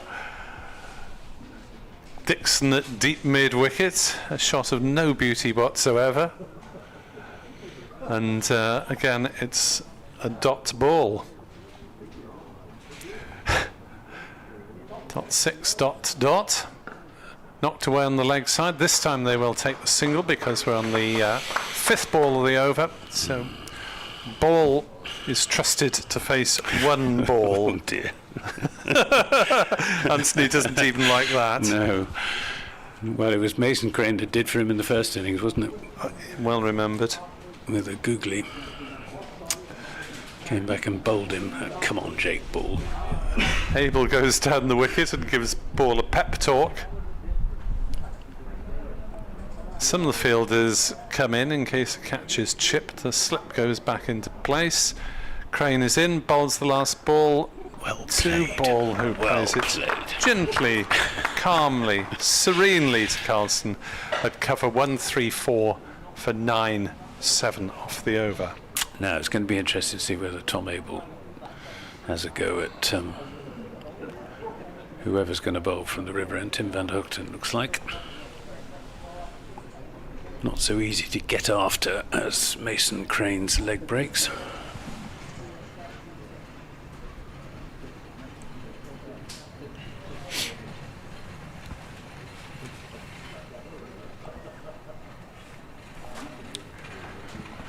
Yes, a little bit of time in hand for Glamorgan, so they're able to take their time setting the field. Although it doesn't seem to be that difficult. Out you go, boys. Yes, spread. Yeah. Go on, all out. Abel looks around the field. If you can see them.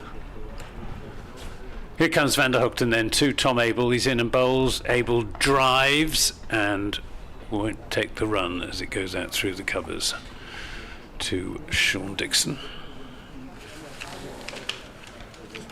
Tom Abel had 388 runs to his name coming into... No, he didn't. No more than that. 420 coming into this game. 506 coming into this innings. 86 in the first innings. So he's now up to 555. Quintuple Nelson, it's unlucky. Yeah. Well, we'll carry on now until the 10th wicket falls. This is driven nicely by Abel. I think it's about, might have been 2 there. The trouble is that Jake Ball is not particularly quick across the ground. If Tom Abel was still batting with Lewis Gregory, then they would certainly have tried to take 2 there, but the last thing Somerset need is a run out at this stage in proceedings. Van der Hoogten to Abel down the leg side, taken by Cook, who's the only Glamorgan fielder apart from the bowler within 20 yards of the bat. Kieran Carlson comes jogging in from long off to offer a word of advice. Does Abel take the single off the 4th ball? Possibly not.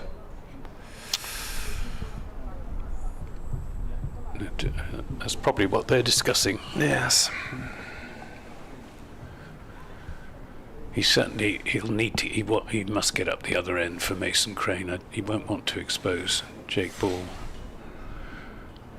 to the leg spinner. Van der Hoogten in bowls, and they do indeed take the single off the 4th ball, and that's Tom Abel's 50. Well batted yet again, Tom Abel. 556 runs in the season so far. Terrific performance. 50 from 84 deliveries. 4 fours, 1 6. And well, he stood firm while wickets have fallen around him.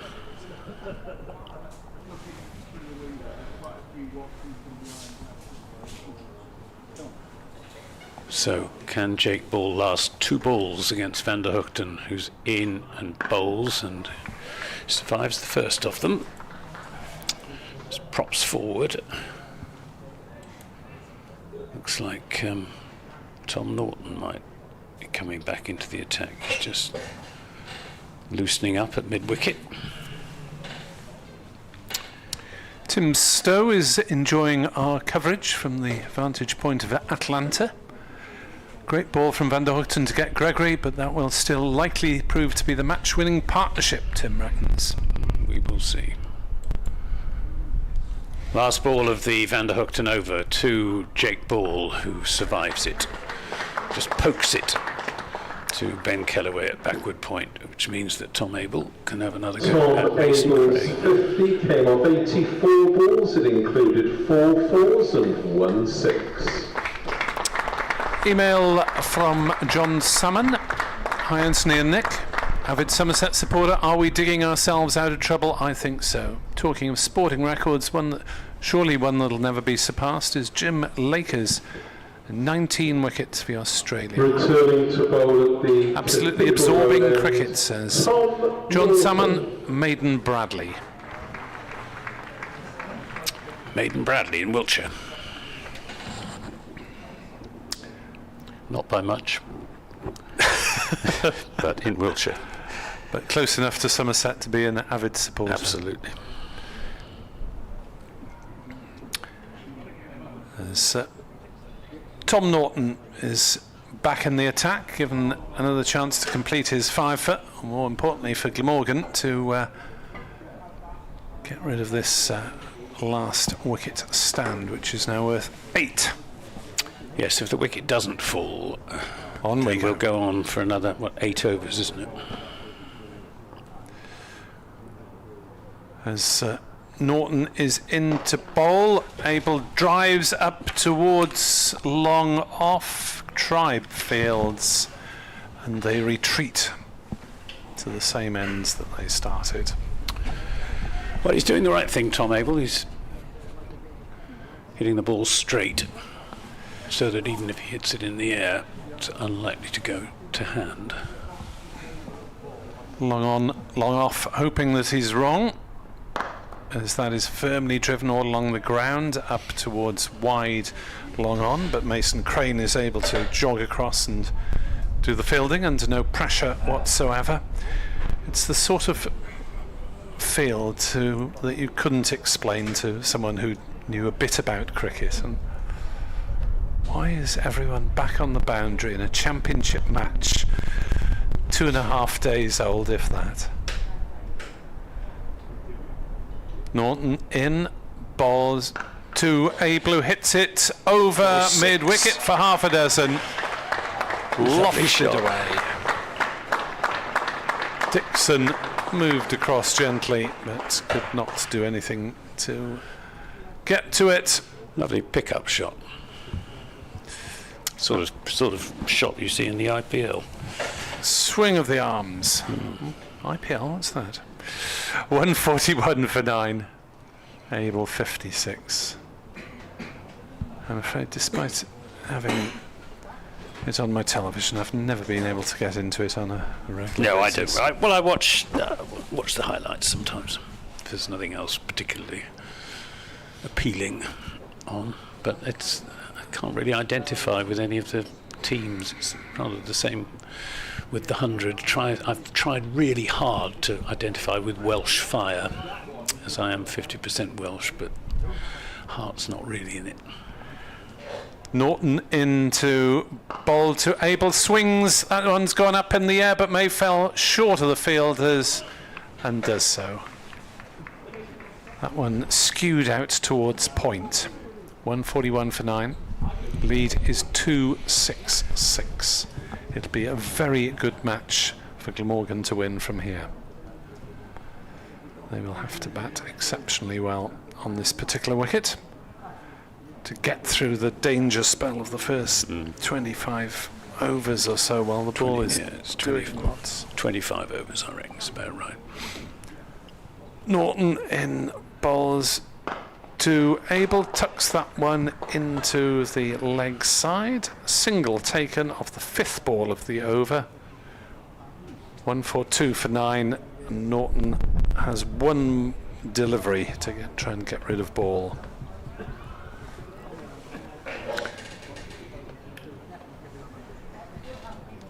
Thank you to Stephen Killick for sending more sporting pun type headlines, but I'm not allowed much cheese, so I'll pass on that one. Ham neither. No ham, good lord. Off red meat at the moment. Off cheese. Good job I have some cricketing and entertainment to cheer me up. Norton to finish his over to last man ball, who defends it on the leg side and earns a round of applause from the Somerset faithful for so doing. 142 for 9. Somerset continue to stretch their lead. They lead by 267. I'm never sure about this tactic of putting men back on the boundary when you've got a set batsman at one. Oh look, there's the Rue family. There's Debbie Rue there, mother of Jane, and that is bottom right hand corner. If you're watching the live stream, that's Paul Thomas, who's Josh Thomas's father, and his wife next to him. So good to see the parents of the Somerset youngsters here, braving the cold winds of Cardiff. Hopefully Thomas has got his nose in his, well, I was going to say books, probably laptop these days. I expect so. So it's Van der Hoogten to Tom Abel, who missed time, and this time they are going to come for the second run, and ball is just going to get there. Well, I did say that he's not the quickest, and it takes a bit of time to get going, does Jake Ball, but that was because it was mistimed by Tom Abel. It went relatively slowly out to Sean Dixon, but it's always taking a bit of a risk taking on Sean Dixon's arm. 144 for 9. Abel on to 59. Van der Hoogten bowls, and they won't take 2 this time. He thinks about it, but very wisely decides not to. Oh dear.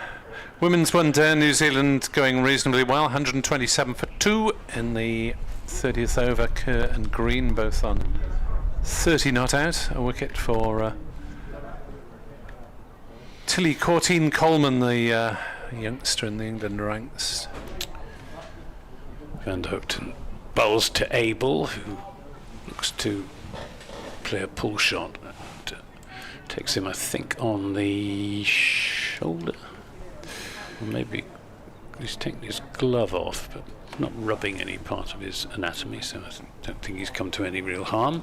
A century for the Somerset lass, Daisy Jeans, in Glamorgan women colours. Oh, great. 103 not out to her. They're 193 for 4 in the 29th at Kent. Here we've got Van der Hoogten to Abel, who whips this away through the onside. It goes out to Ul Hassan though, at backward square leg. That was the 4th ball of the over. They didn't take a run. Surely the field now needs to come in because they start taking the single off the 5th. Yes, that's Asa Tribe there with the ball. He's got a very distinctive gait, has Asa Tribe. He's hard to mistake for anyone else. Thankfully, all players should be encouraged to be distinctive. Yes, absolutely, and they mostly are if you watch them closely enough. Right, 5th ball of the over. It's Van der Hoogten to Abel, who steers this down to deep backward square leg for a comfortable single. Moves on to 60, means that Jake Ball has 1 ball to survive from Tim Van der Hoogten. Partnership of 18, Abel 18, Yeah. Ball 0. Well, he's doing a job for his side. He's faced just 4 deliveries, which speaks of Abel's success in farming the strike. 145 for 9, the lead now 270. Can Jake Ball survive this delivery from Tim Van der Hoogten? He can, as he steers it down to 3rd man and doesn't take the single. It means that Tom Abel will be on strike for the next over, which I think is going to be bowled by Tom Norton.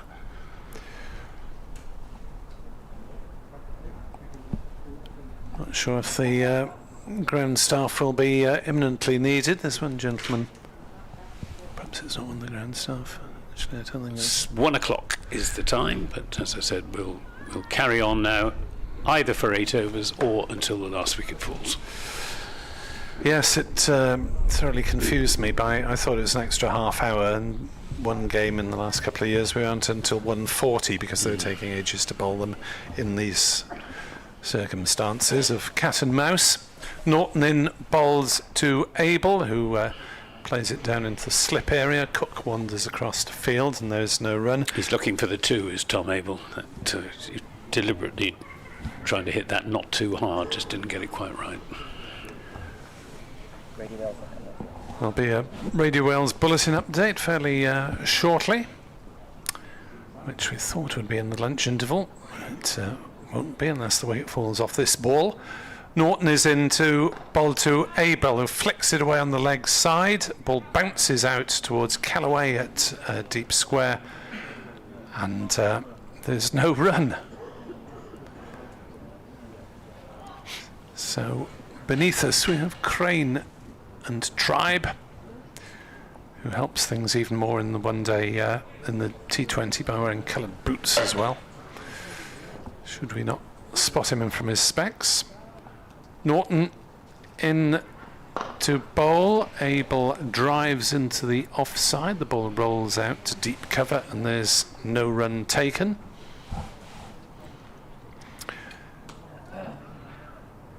So Gleamorgan up against it at the moment. They would have been reasonably confident in bowling Somerset out within the 2 hours, but they're having to go into overtime in this first session.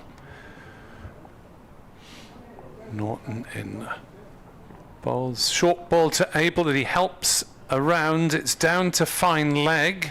He missed out there. Yes, Abel hit in the air. How did I not hit that one for 6? 145 for 9. 145 for 9. As Abel is on 60 not out. Ball yet to score. As Abel knocks that one into a gap on the offside. And they amble through for the single. And Glamorgan, as per the last few overs, have one ball in which to get rid of Jake Ball. Bit of a stalemate at the moment. Why aren't they moving in the fielders off the fifth ball? I don't know. It's not really working at the moment. 146 for 9, lead 2-7-1. Somerset very much favourites for the game as things stand. As Norton is in. Bowls, Pilfrell, PW. Not out. Going down. So on we plough into an extra over. No Radio Wales update since they omitted to send me the programme feed. Yes, Jake Ball does the signal, the umpiring signal saying going down, and it was. So I'm guessing that was the second over of the extra 8. Wasn't actually looking at how many overs we'd had when. No, it may just have been the first. May have been the first. Because it took quite a time. Yeah. So Van der Hoogten to Tom Abel. And he punches this up to long off. The floodlights are coming on here at Taunton. Witnessed a moment of history, Anthony. Oh, there's first time the new floodlights. First time for the new floodlights, yes. And I'm not sure if it happened at all before I went on to championship commentary duties, but they weren't previously allowed to use them. These are obviously better, more focused floodlights. Van der Hoogten to Tom Abel, who flicks this in the air, and it's going to land safe. He's looking to play that pickup shot, Tom Abel, away towards the pavilion, but came rather off the bottom of the bat, but perfectly safe. Ace of Tribe Fields. They don't take the single. As I say, Tom Abel, he's hit a couple of sixes, but not having much joy against Tim van der Hoogten, who's in and bowls. And this is played again up to Ace of Tribe. And again, they think about trying for 2, but decide that discretion is the better part of valour. And the policy that these two have adopted is working out well enough at the moment. Partnership is 19 for the last wicket. All of them to Tom Abel. Van der Hoogten bowls, and again, there's no chance of a 2, but they won't take the single. That was the 4th ball of the over. Right, get those fielders in, or at least some of them. Zabel has taken the single off the 5th ball for the last 5 or 6 overs. Get the fielders in. And you've got a megaphone. It's strange. Van der Hoogten then to Tom Abel. He's there and bowls, and Abel reaches for this and gets it away square of the wicket out to Sean Dixon for that single, who's on to 62, 147 for 9. Yeah, Van der Hoogten tried to hide that one, didn't he? Wide outside off stump. Abel really having to stretch for it. But he's in such good form, Tom Abel, that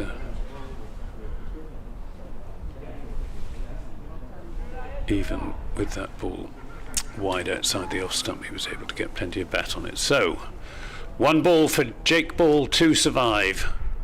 Van der Hoogten bowls, and he plays it firmly into the offside, and Sean Dixon will field. So I think that's probably 2 of the 8 extra overs, so 6 remaining, which will take us up to 50 overs. assuming the wicket doesn't fall. All hail the new floodlights. 5 floodlight pylons, which might seem well, it is an odd number. It's a shame they haven't been designed to look like daffodils. Well, the ones at Headingley are in the shape of the Yorkshire White Rose, and I've always thought the ones at Taunton ought to be the shape of an apple. Somerset being the cider county. Yes, you get a sponsor for those. Norton bowls and Abel plays it away towards point, and there's no run. We do have the magnificent daffodils on the grandstand picked out in the yellow and green seats, which I'm a big fan of. Whoever designed that, Yeah. well done. It was a beer company at one point that was picked out in different colours, but daffodil is much better. As that is up in the block hole, driven firmly by Abel, up to Crane at long on. Please don't tell me that we're going to get 8 overs of this horrible stalemate with Somerset taking 1 off the 5th ball. Well, of I every think over. to be fair, I think Tom Abel's just biding his time. He's waiting for the right delivery. He doesn't want to give it away. No. Norton in bowls, flicks this one down to fine leg. Just got Slightly too much aerial. on it. Fielded on the boundary by Hadley, no run. That was nearly the one. Yes, the substantial carrot of a 5 for Tom Norton. But at the moment, Glamorgan just thinking, how on earth can we end this innings? Having 6 wickets in no time last night and only 3 so far today. Norton bowls, short ball. This one's pulled away. It may go for 4. It does. Wide of fine leg. Not a very bright piece of bowling. Presumably bowling for a potential catch at square leg or fine leg. It's very well played by Tom Abel, keeping it down. And again, the field not coming in for the 5th ball. 5-1 for 9. If this lead gets up to 300, it really would be another Well, big I think you're getting milestone. getting a bit ahead of yourself there. Abel on 66. Norton bowls to him, slower delivery outside off stump, driven into the offside for a single. 5th ball, single. Come on, Glamorgan. Yes, Let's have a little extra thought going into this field placing. well, it must be their policy. They've obviously Kieran Carson or... But it's not worked. No, it hasn't, no. It's had half an hour of not working. Yeah. 2 slips, 3 saving the single. Not that they'd take a single anyway. Norton bowls, ball defends. 1-5-2 for 9. 3 out of the extra 8 gone. Yes. Tom Abel's done a wonderful job for Somerset. Mainstay of this innings. Returning to bowl at the river end, Mason Crane. And this will give Tom Abel a better chance of... It's a brave move, I would say, by Kieran Carson. Yep. The fielder's on the boundary on the leg side. Had better look lively because he will presumably try and clear them on the slightly shorter side to the ground, albeit that would be hitting against the spin most deliveries. You want a man out at deep extra cover for Tom Abel. We're going to get one, yeah. He plays the inside-out lofted off drive very well. One of his signature shots in white ball cricket. Right, Mason Crane then to Tom Abel.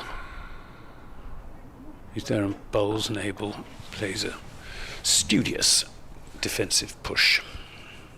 Abel on 67 from 110 deliveries to go with his 86 in the first innings.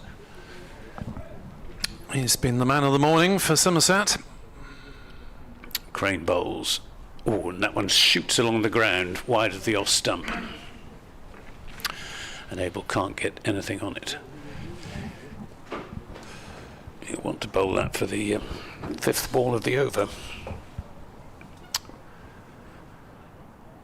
Crane is pushing it through at Abel, who reaches this, and it's going to land safely. And Tim van der Hoogten's let it go through to the boundary. It was a vicious spinning bounce, to be fair to him. He was completely done by the bounce, van der Hoogten. Not hit, it was sliced by Abel, and van der Hoogten thought he was going to make a comfortable stop, and he was spin on the ball when it came down. Yeah, 156 for 9. Abel down the ground, pulling this one out too long on, didn't get hold of that at all. He's signalling to he wants a new bat. I think he's broken his bat. We have the company of 5 Sports Extra 2 listeners. A very good afternoon to you. Mason Crane is bowling to Tom Abel. Oh, and that one almost bowls Tom Abel as it shoots along the ground. It's the 5th ball of the over, and they can take a bye. And we're playing cat and mouse cricket with Somerset on 157 for 9, leading by a substantial 282. And Somerset's policy with last man Jake Ball at the wicket has been to take a single off the 5th ball of each over, and Tom Abel on 71 not out has so far managed to do that. And this a bit more of a challenge for Jake Ball. He's facing the leg spin of Mason Crane, who bowls down the leg side. Oh, that was a poor delivery from Mason Crane. And Jake Ball survives, and that's the 4th of the 8 extra overs. 157 for 9, 71 to Tom Abel, who, no, he isn't getting a new bat, he's getting a new pair of gloves, I think it is, yep. So he was accompanied by Lewis Gregory, who made a vigorous 45 and a stand of 64 for the 9th wicket. 127 for 9 has become 157 for 9 underneath the Sophia Gardens floodlights, the new floodlights being used for the first time, and the first time in Championship cricket that we've had floodlights allowed, I believe, since they were installed. I have to check up on that one. 157 for 9. Norton's burst is over, hasn't been able to complete a 5 for Van der Hoek. Hadley is in, bowls to Abel, who swings it away lustily to mid-wicket, but it's fielded by former Somerset man Sean Dixon, and there is no run. So Glamorgan have used 5 bowlers this morning. No Ben Kellaway as he eases his way back into bowling. Looked a touch on the rusty side after several weeks injury absence in the first innings. It's been largely a seamer's pitch anyway, and the field is spread far and wide as Hadley is into bowl and Abel defends into the offside, the 2nd ball of the over. They might have tried for 2 there. Yes, the ball has stopped on the edge of the square. They've run 2 on just 1 occasion. Otherwise it's been Abel trying to hit boundaries off the first 4 and taking a single off the 5th. Glamorgan haven't quite responded as they might. A Somerset card that included 5 ducks last night, but no further failures to score this morning so far. Ball has faced 9 balls and hasn't scored. Hadley is in to bowl to Abel, who plays that one on the leg side. No run. Glamorgan women 210 for 5 after 32 overs in that one-day cup match. Daisy Jeans out for 110, the Somerset lass opening the batting for Glamorgan. Megan McCall, the signing from Scotland, is on 38 not out off as many balls. in the Women's One-Day International. New Zealand won 4-6 for 2 after 34 against England at Chester Street. Kerr 55 not out, Green 56 not out. As Hadley charging away from us at the Cathedral Road end.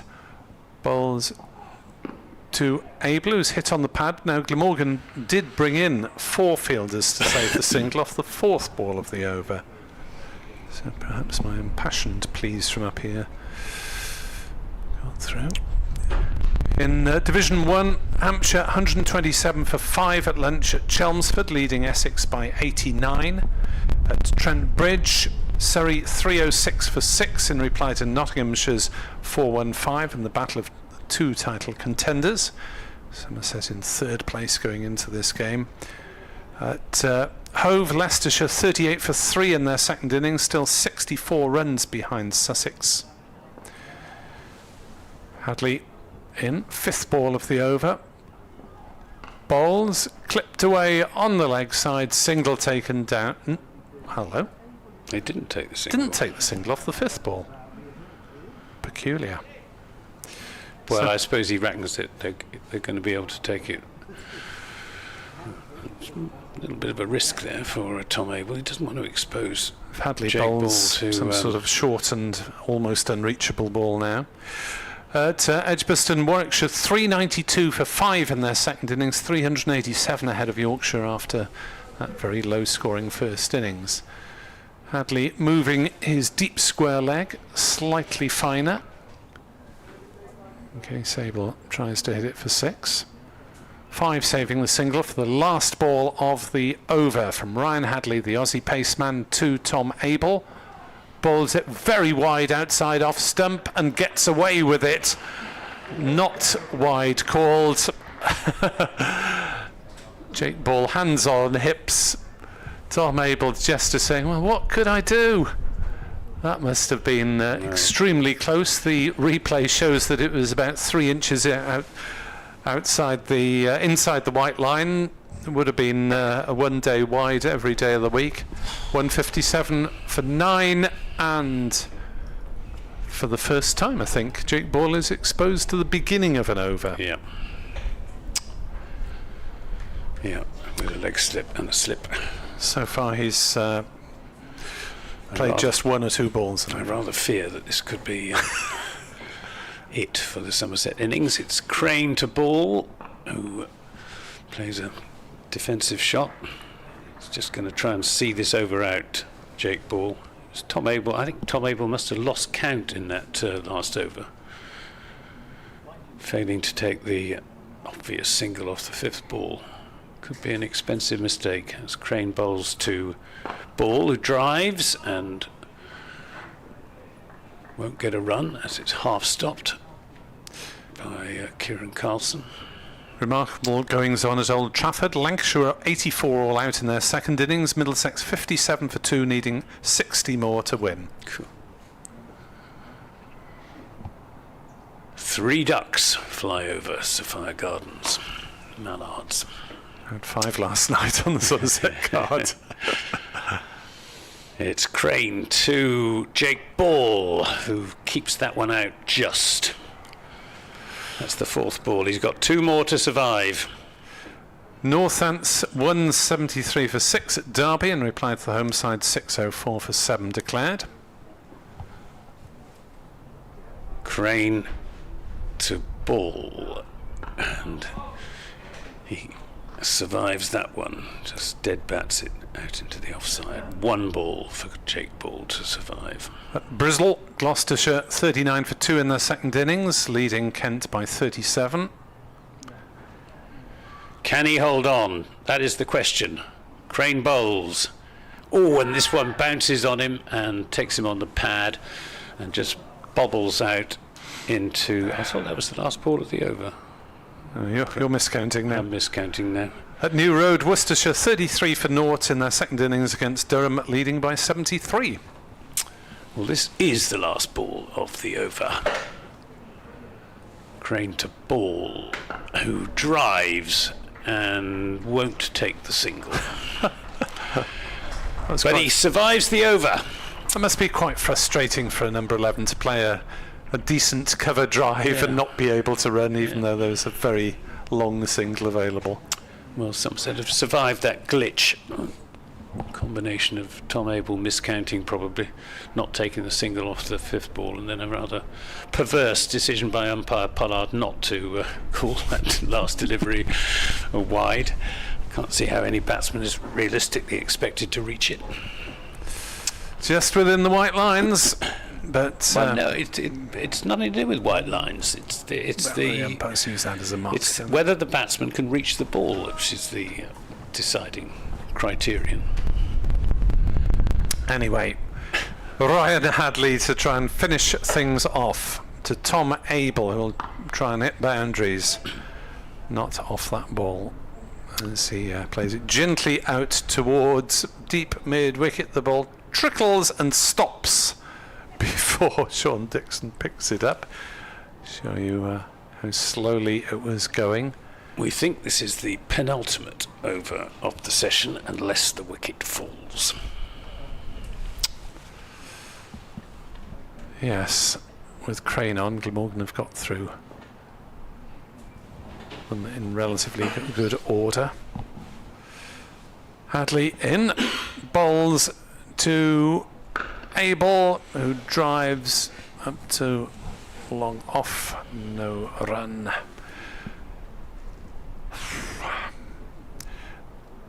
We've had exciting passages of play during this game, and we've had some quite dull ones as well, with Glamorgan batting as well as... This is quite tense though, isn't it?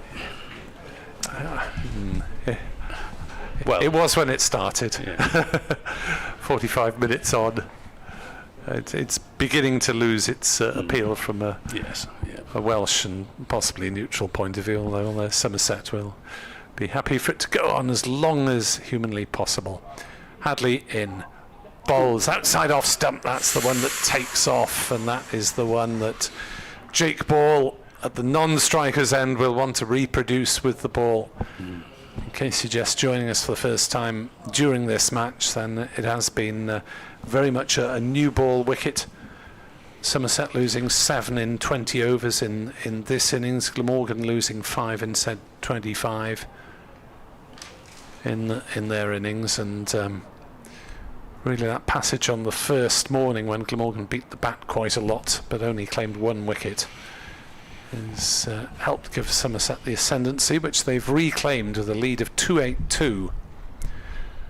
Hadley in, bowls, nice shot from Tom Abel down to backward point. He has played some lovely shots for no runs. Must be so frustrating. There was a cover drive in the previous Hadley over. Absolute glorious shot.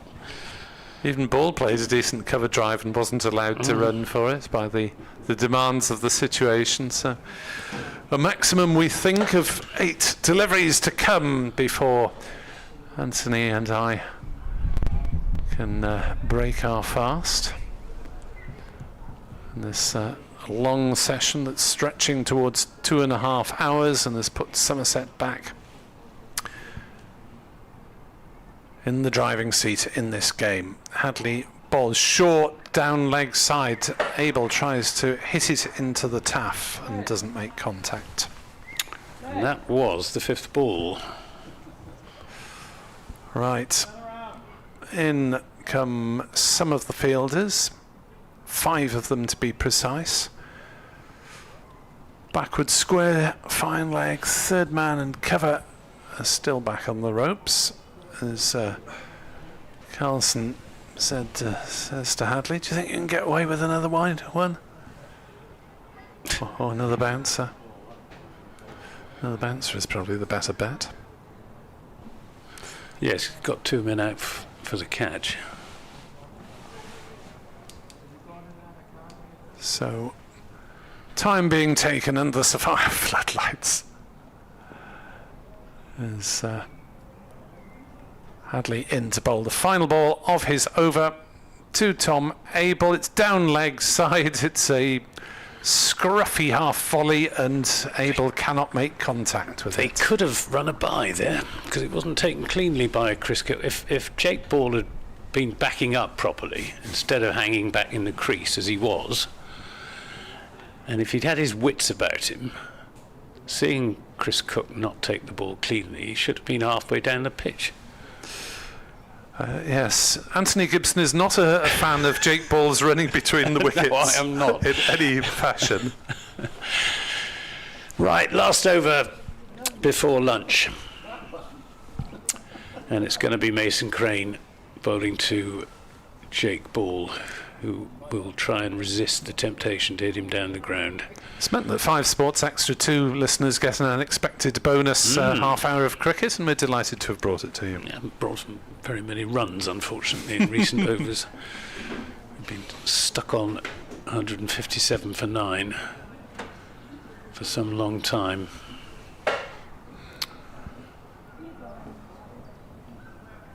We've got a short leg and a slip. We've got a sort of deepish leg gully for Mason Crane to Jake Ball, who plays that back to the bowler.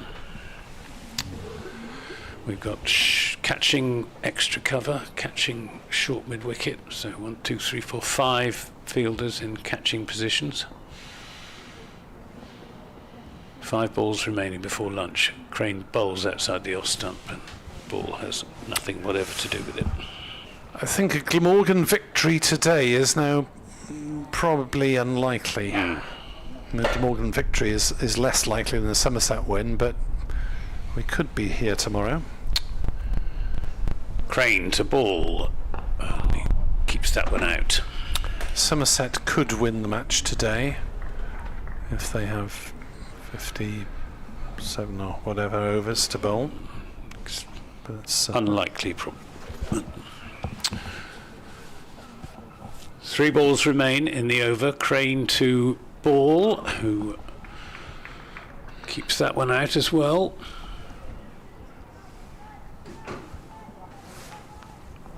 Last wicket partnership worth 30 runs. Deeply frustrating for Glamorgan. Crane bowls, tosses this one up. Ball equal to it. Keeps it out, so just 1 ball for Jake Ball to survive, to see Somerset through to lunch. And if he survives it, that will mean there are 2 fewer overs remaining in the day's play. Crane bowls, and this comes off the edge of Ball's bat, but perfectly safely, and that will be lunch with Somerset 157 for 9. They started this morning on 32 for 6, so 125 for 3 Somerset this morning. The hero of the hour is Tom Abel, but great appreciation as well for Lewis Gregory with his 45 from 61 deliveries. That hugely important partnership between himself and Tom Abel, adding 50 when Somerset were in deep trouble. They're now arguably just about ahead with a lead of 282. We'll be back with commentary at 2:10. Speak to you then.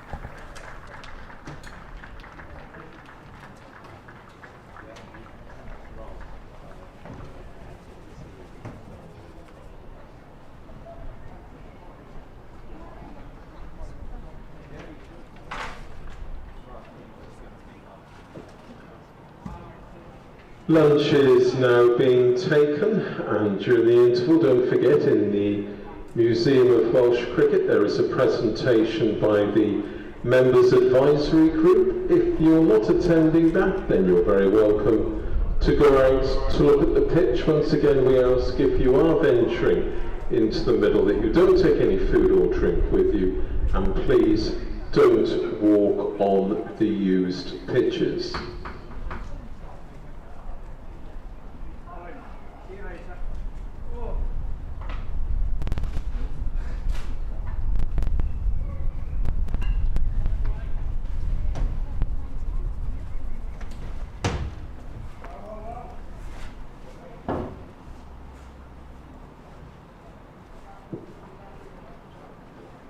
I've got some latest scores from the other games. We'll start at Beckenham, the Metrobank One Day Cup competition contest between Glamorgan women and Kent women, where in the 35th over, Glamorgan are 233 for 6, a century there for Daisy Jeans. It's lunchtime as well at all of the other Rothesay County Championship matches, starting at Edgbaston, where Warwickshire are now 392 for 5, leading Yorkshire by 387. At Hove, Leicester in their second innings are 38 for 3, still trailing Sussex by 64 runs. At Chelmsford, Hampshire are in their second innings, they're 127 for 5, so they have an 89-run lead over Essex. At New Road, Worcestershire in their second innings are 33 without loss, leading Durham by 73. At Bristol, Gloucestershire in their second innings are 39 for 2, so they're leading Kent by 37. At Derby, Northamptonshire are 173 for 6 in their first innings, still trailing Derbyshire by 431 runs. At Trent Bridge, Surrey in their first innings are 306 for 6, still 109 runs in arrears against Notts. And at Old Trafford, Middlesex in their second innings are 57 for 2, that's after they dismissed Lancashire for 84, so Middlesex require a further 60 runs with 8 wickets in hand. If you're seeking a score sheet for this match, don't forget they're available free of charge from reception, and if you're seeking a copy of the 2026 Gleamorgan yearbook, they're also available for purchase from reception on the ground floor of the Thatcher's Pavilion. Glamorgan Club Shop, run by Missouri Sports, is situated opposite Gate 2 and is selling a wide range of cricket equipment and other items, including replica Glamorgan kit. As far as refreshments are concerned, a full range of food and drink can be purchased in the Pyramid Cafe on the ground floor of the Thatcher's Pavilion.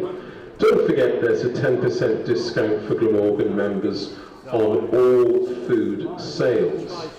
Hot and cold drinks, as well as snacks, can be purchased from the mobile unit situated beneath the Castet Howell stand at the Cathedral Road end of the stadium. And snacks can also be purchased from the vending machine at the rear of the indoor school. Once again, we're delighted to see on the outfield members of Port Talbot Town Cricket Club, who are here on a watch and play activity, and they're giving us a demonstration of their quick cricketing skills. As I mentioned earlier, the Museum of Welsh Cricket is also open today. That's where you can look at many of the new displays. You can also purchase a copy of the special brochure called Hugh Morris, A Life in Cricket.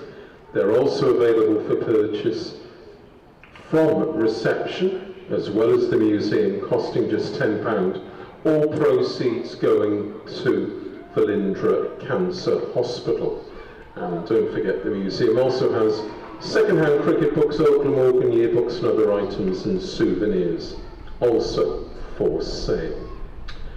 Finally, a reminder that we stand against all forms of discrimination, and there is no place for it in our sport.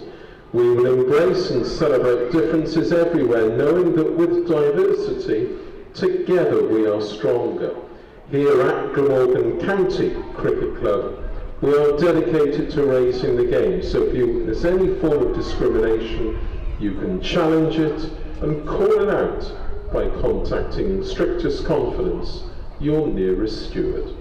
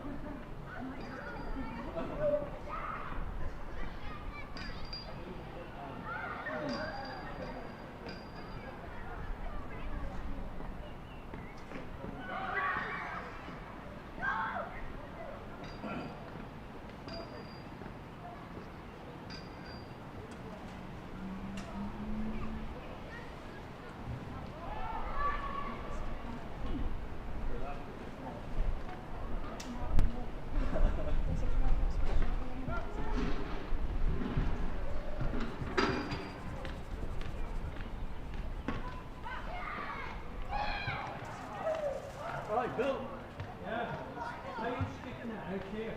There's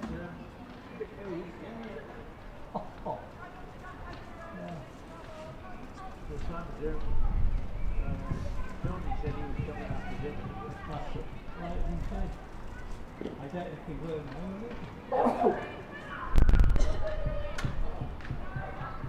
I thought it was cold yesterday. It was cold. Yeah. Got the lights on as well. I was surprised they couldn't. Well, the law. It's a light there. The law has changed, hasn't it, now, hasn't it? Yeah.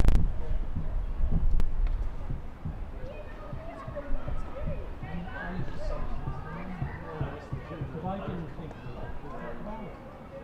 Should be up by it. Oh, was it?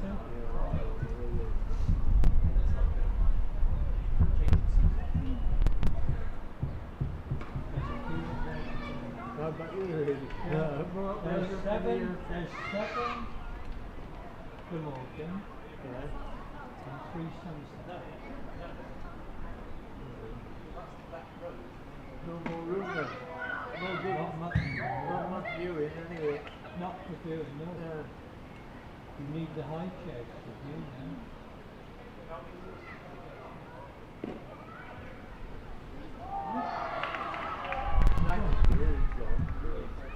Simon Cleary. Yeah. Where is he going to say that in there? No, it's open. Oh, is it? Yeah.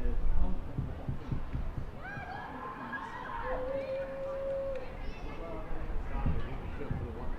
Oh, is it? I'm going to go back. I don't blame you. I'll see you. Do you think we'll be here tomorrow? I don't know.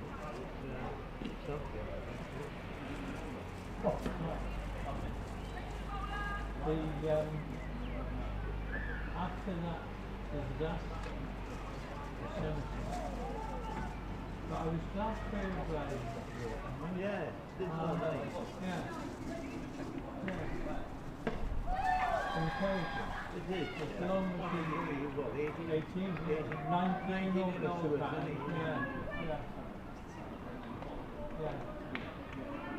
Right, I'll see you. Okay, I'll see you the next time. Give my regards to Simon. Yeah, I will do. I'm going down in the left now. Yeah, don't blame me. I got it. I don't mind coming up. No, it's going down, isn't it? Yeah.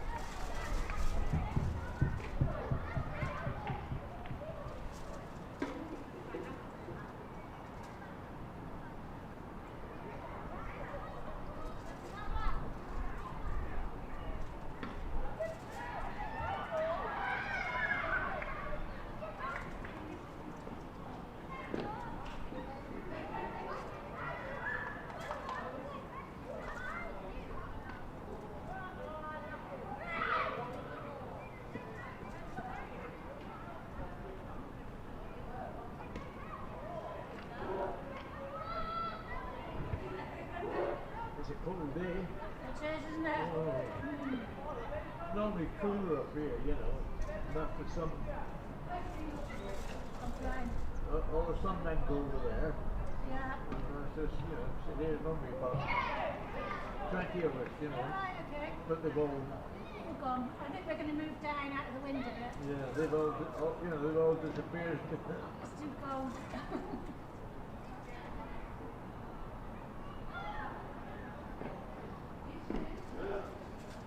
Yeah, maybe gang of 20 of us, but they've all disappeared. Have they? They've got a,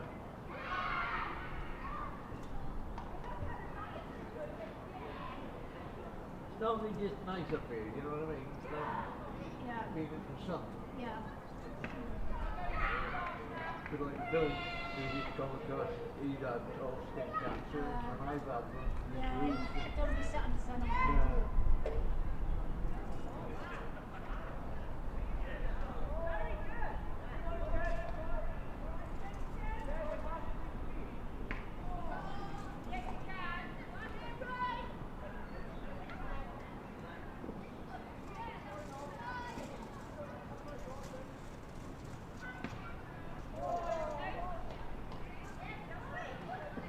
But he was saying up in the, up there in that pen, he put in that pen up there. But it's 4 pound each.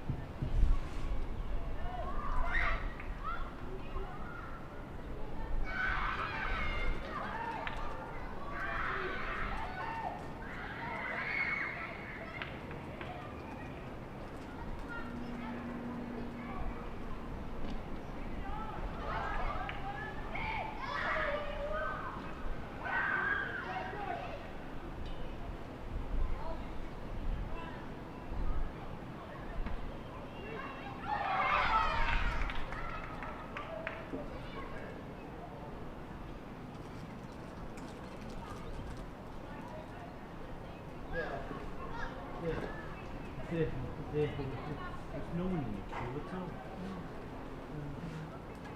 There's a few breaks around there, but that's it.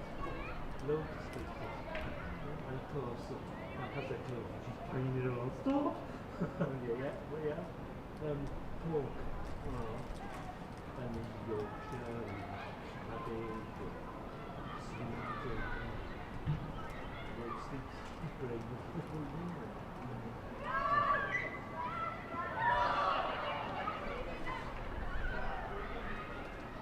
No,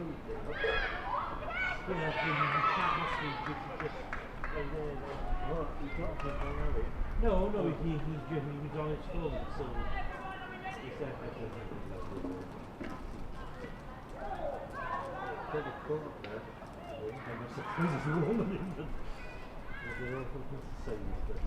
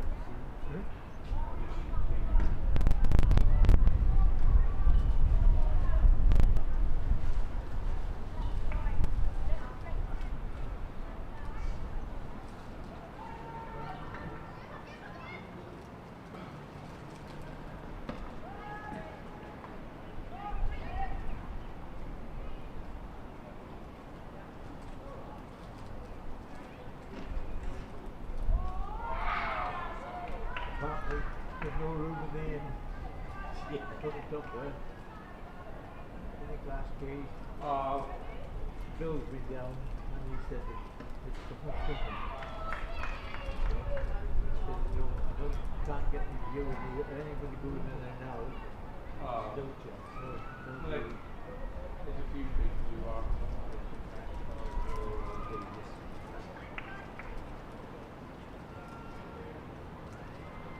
It's going to be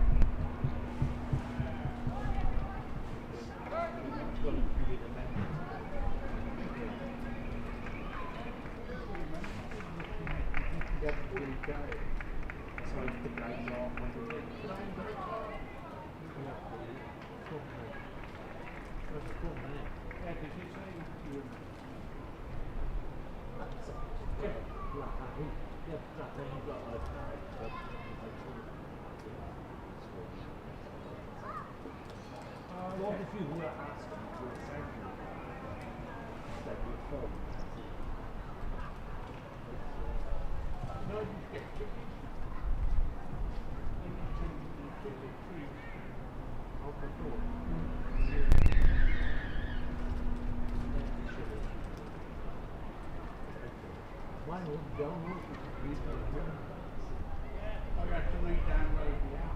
Yeah, but I downloaded the app. The new app. Yeah, but it wouldn't send. Oh, okay. So they thought you had. Yeah, Send me a card. Don't you go in the book? Send me a card.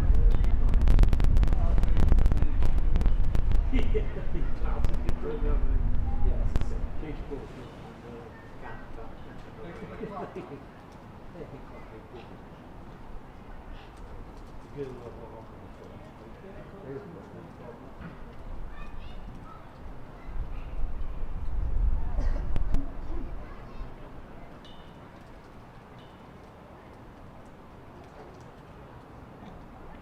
If you ask me to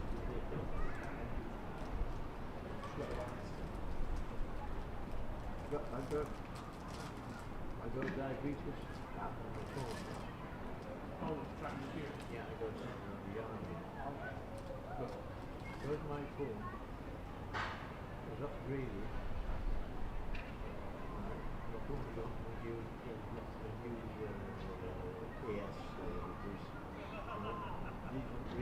reading. And I thought about what people supply these things. But they're working with the new phone.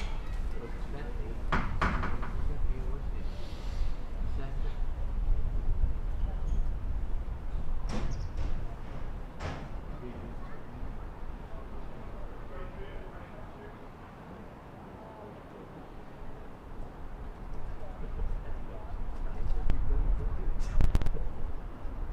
How often do you have to replace the thing?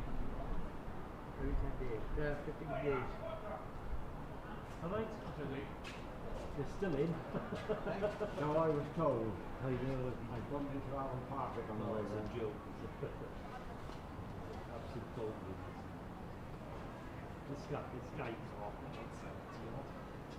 He's a good batsman, he's in Yeah, form. well, yeah, you should tell him me.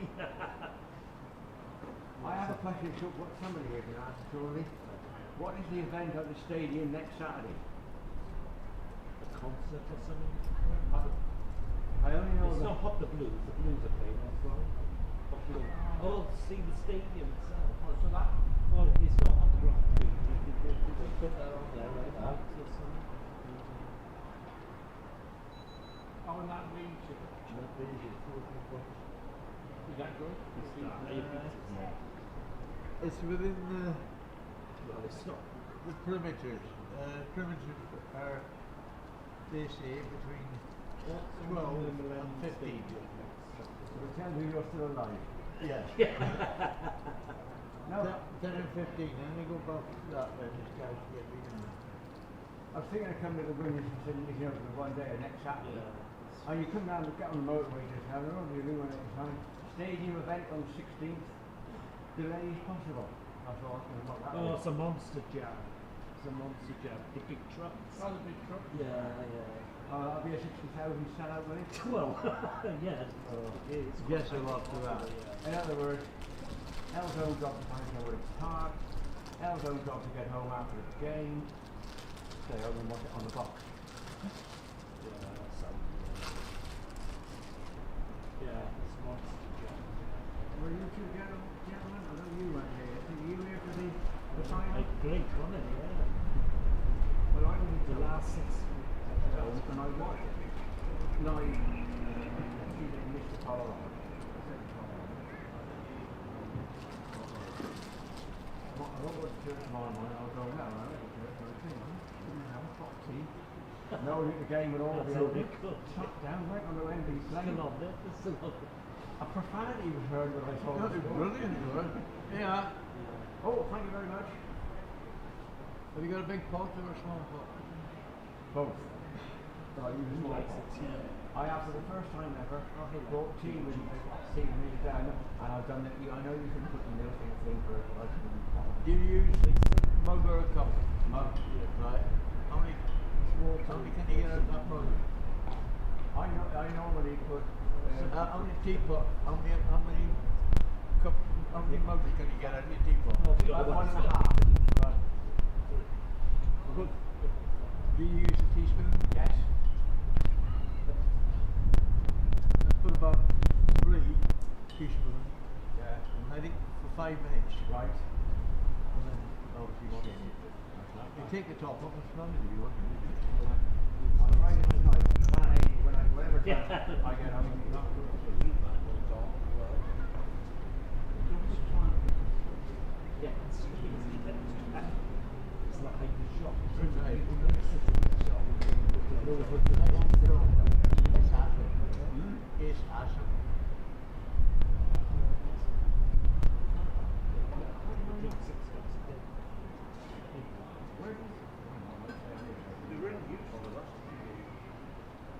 Culture is changing the world. We are disrupting a 200-year-old industry.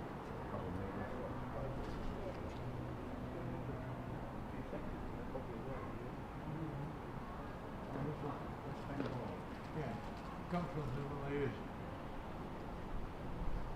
I guess that.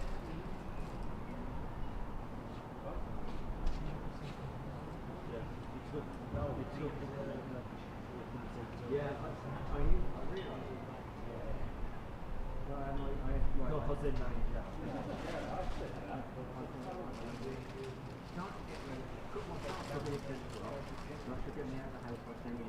Doesn't quite work like that. 10 minutes later. They're amazing. You have quite an easy cricket start from and then it's really easy to find a problem. Well, these are around you know the car for years ago. So the LED actually new technology, so these should be a thing with this not that it's cold.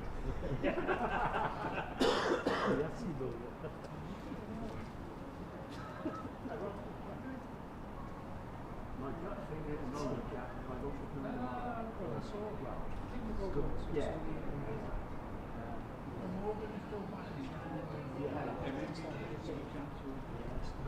Yeah, well, that's how many people down. I said 5,000. I'm going to be in Rhino anyway. So, it depends on the store. It depends on the Butler Chris will be saying, wonderful factory. I think.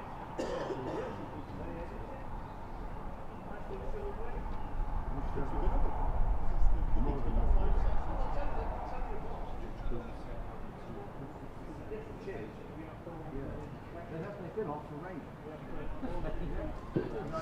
I was flipping between. Just to keep you up to date with the events taking place at Beckenham, the Metrobank One Day Cup match between Glamorgan women and Kent women. Gleamorgan, after 41 overs, are now 266 for 7. A century there for Daisy Jeans. Also, once again, we're pleased to see the junior members of Port Talbot Town Cricket Club, who are just getting ready, assembling with Paul and Heather, just getting ready for this afternoon's Guard of Honour. Boys and girls, we hope you have enjoyed your time here at the home of Welsh cricket, and we look forward to seeing you again in the not too distant future.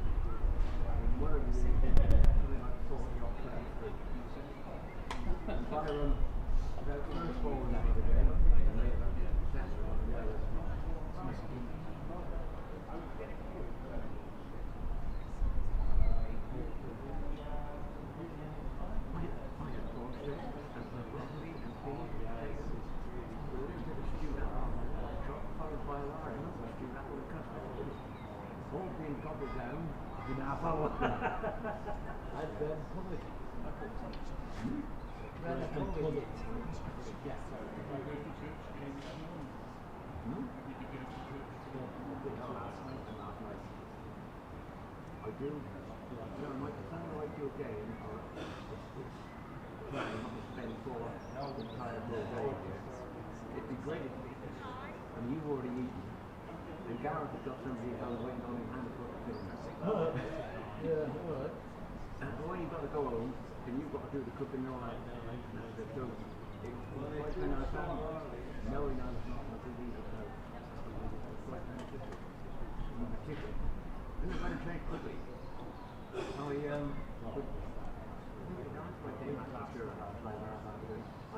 looked out the window, like there's trees like this, and then one of them was gone. So I went on the website this morning. Temperature here was at 14, which was much lower than yesterday. And I looked at the wind speed, it was much higher than yesterday. How do you get upstairs to see Bill? You can't see it.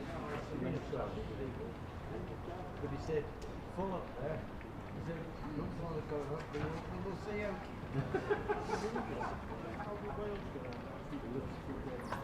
He said, there's no more than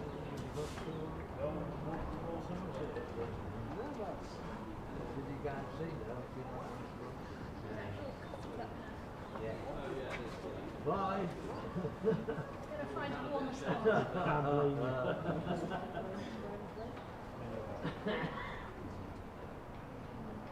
Cross there is the best. The nearest pub.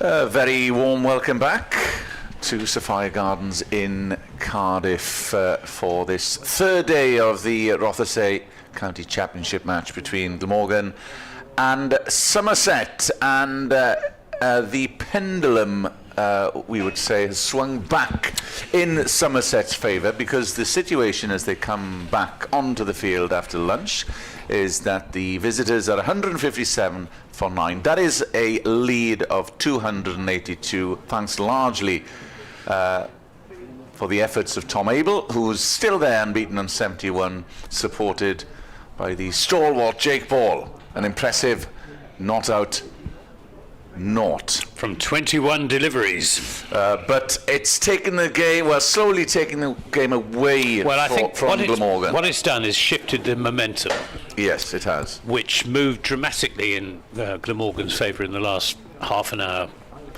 last evening. And Glamorgan would have been cock-a-hoop after all of that. Yeah. And Somerset very much down in the dumps.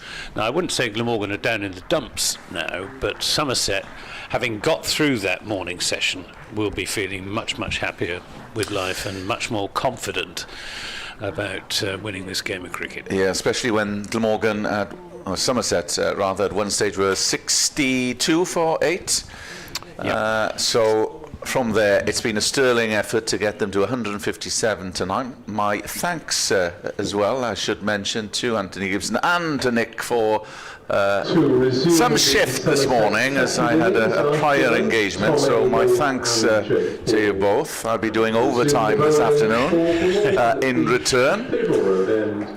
Ryan Hadley. It will be the Australian Ryan Hadley, the slinger from the Cathedral Road End. The floodlights, an historic moment here in Cardiff, still gleaming, overcast.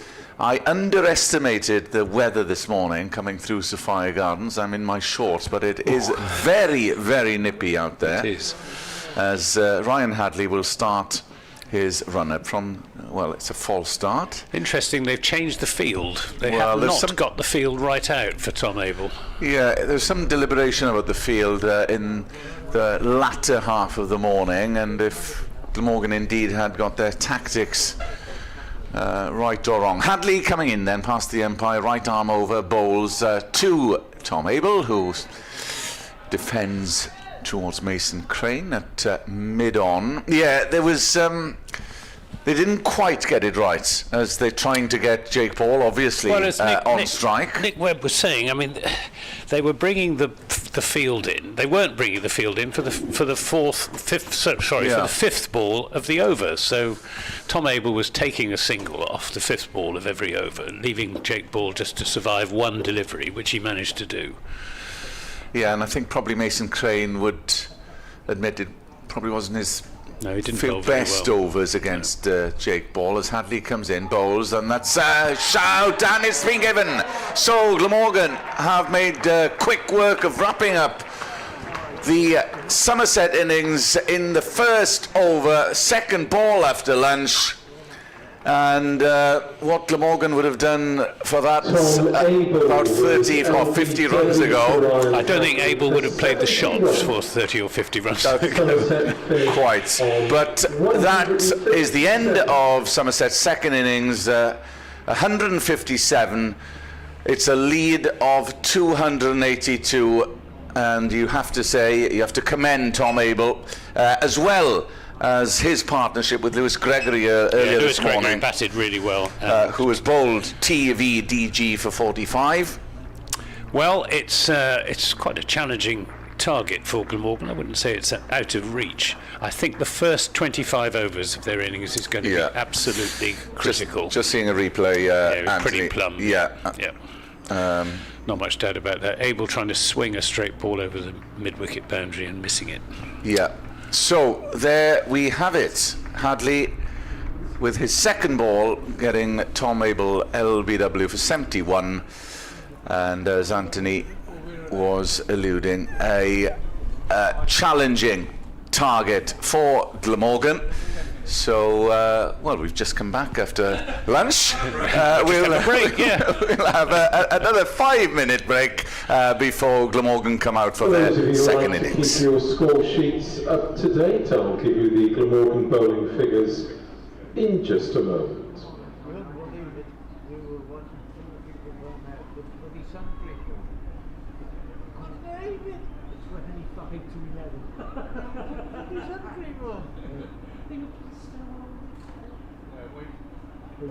Even though it's, I know, but even though it's freezing cold, if the sun comes out, it's strong, isn't it? I know, but they need bloody windbreak and the men bloody well.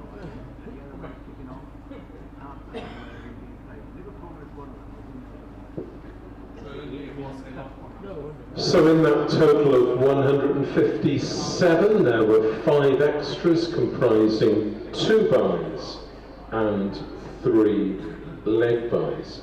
Here are the Glamorgan bowling figures. Tom Norton, 16 overs, 1 maiden, 4 for 61. Zainul Hassan, 7 overs, 3 maidens, 0 for 21.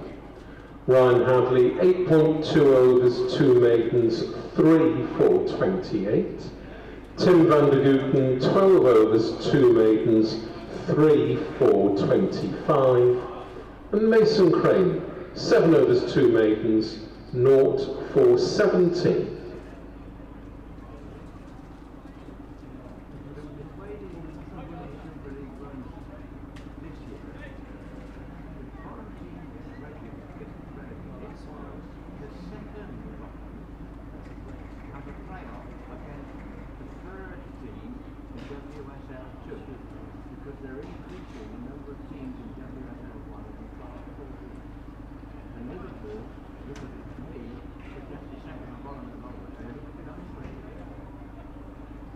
Birmingham got one. Yes, the women, yeah. Birmingham and Palace got the right. So they must have been either first or second. They were second. Oh, okay. So who's I don't know third.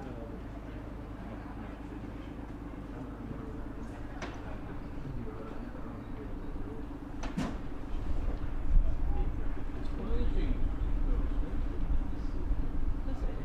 They haven't yet. But the two plans there. City United, my exit, who are independent of any large club. They're owned by this United States Vietnamese multi-billionaire who also owns in the women's team Paris Saint-Germain and I think it's San Diego. The Green Knights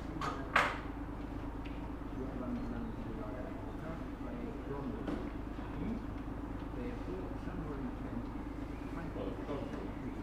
27 acre site. They're going to have all sorts of sports complexes designed for the road. Second one has come out very recently with Brighton. That's it. They will call it they got the Amex Stadium. Yeah, They are going to build another stadium next door to it. And I mean literally next door because there will be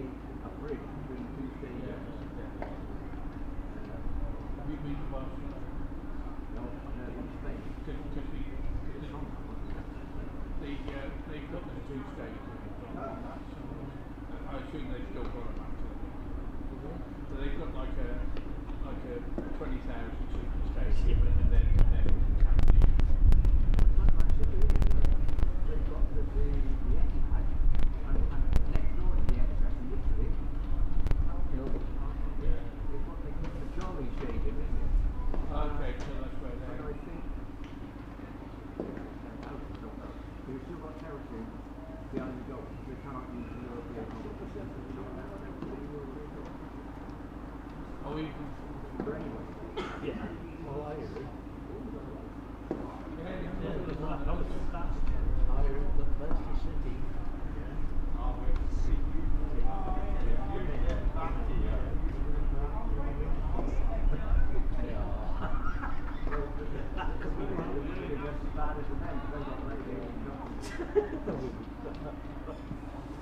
There's a new documentary about Jamie Clark. Doing well, and he brought it Italy. Was he scored 12 goals? Yeah, he's right. Italy. Italy or Spain? I don't think it's the top division. Back 12 in back 12 in Coventry. They often drive steps. No, they do, she. No, but she actually gives you. Yeah. Yeah, he's got Okay.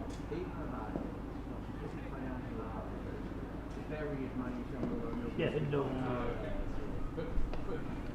But unfortunately, they get fleets, don't they? Telling you lost all. Telling you when. Yes. Yeah, he had a part share in the rest. Yeah, but he wouldn't have gone bust with that. No. They were just like piercing. It was a fairly small place. He doesn't. Oh no, but he got my investors there, that's right. His missus took him to the sea. And he had that first down right by the previous job the old bath. Oh, he did. Yeah, you know the old looking Whittingham did that. Hey? Whittingham did. Yeah, Big piece of Whittingham. The guy who died. died in Harry. Yeah. So down the stairs. Yeah, you used to see him down there. What was his name on there? I never saw him. I only live off the road.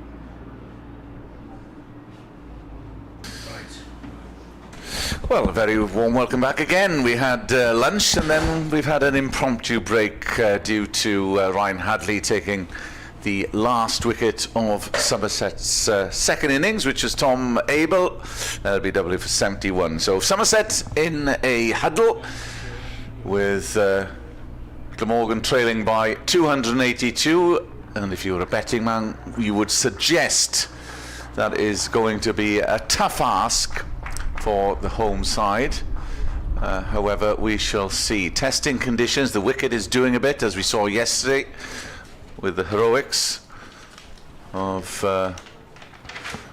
Tom Norton. Young Tom Norton, youngest hat-trick debutant, 18-year-old.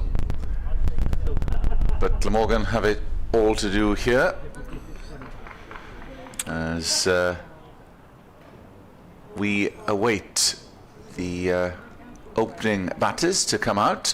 It is overcast and they're playing on they haven't played on this strip as of yet this season. It's slightly to the left of our vantage position. It's changed colour as the game has gone on. It's a lot paler than it was first thing on Friday morning when it looked distinctly green. It's still got these sort of almost striped appearance, with a couple of green stripes up either side. So it'll be Zain Ul Hassan and So from the batting in Glamorgan's second innings, Asa Tribe and Zain Ul Hassan. thank you, Dr. Hignell. Asa Tribe, who didn't trouble the score as much in the first innings. No, he was well caught.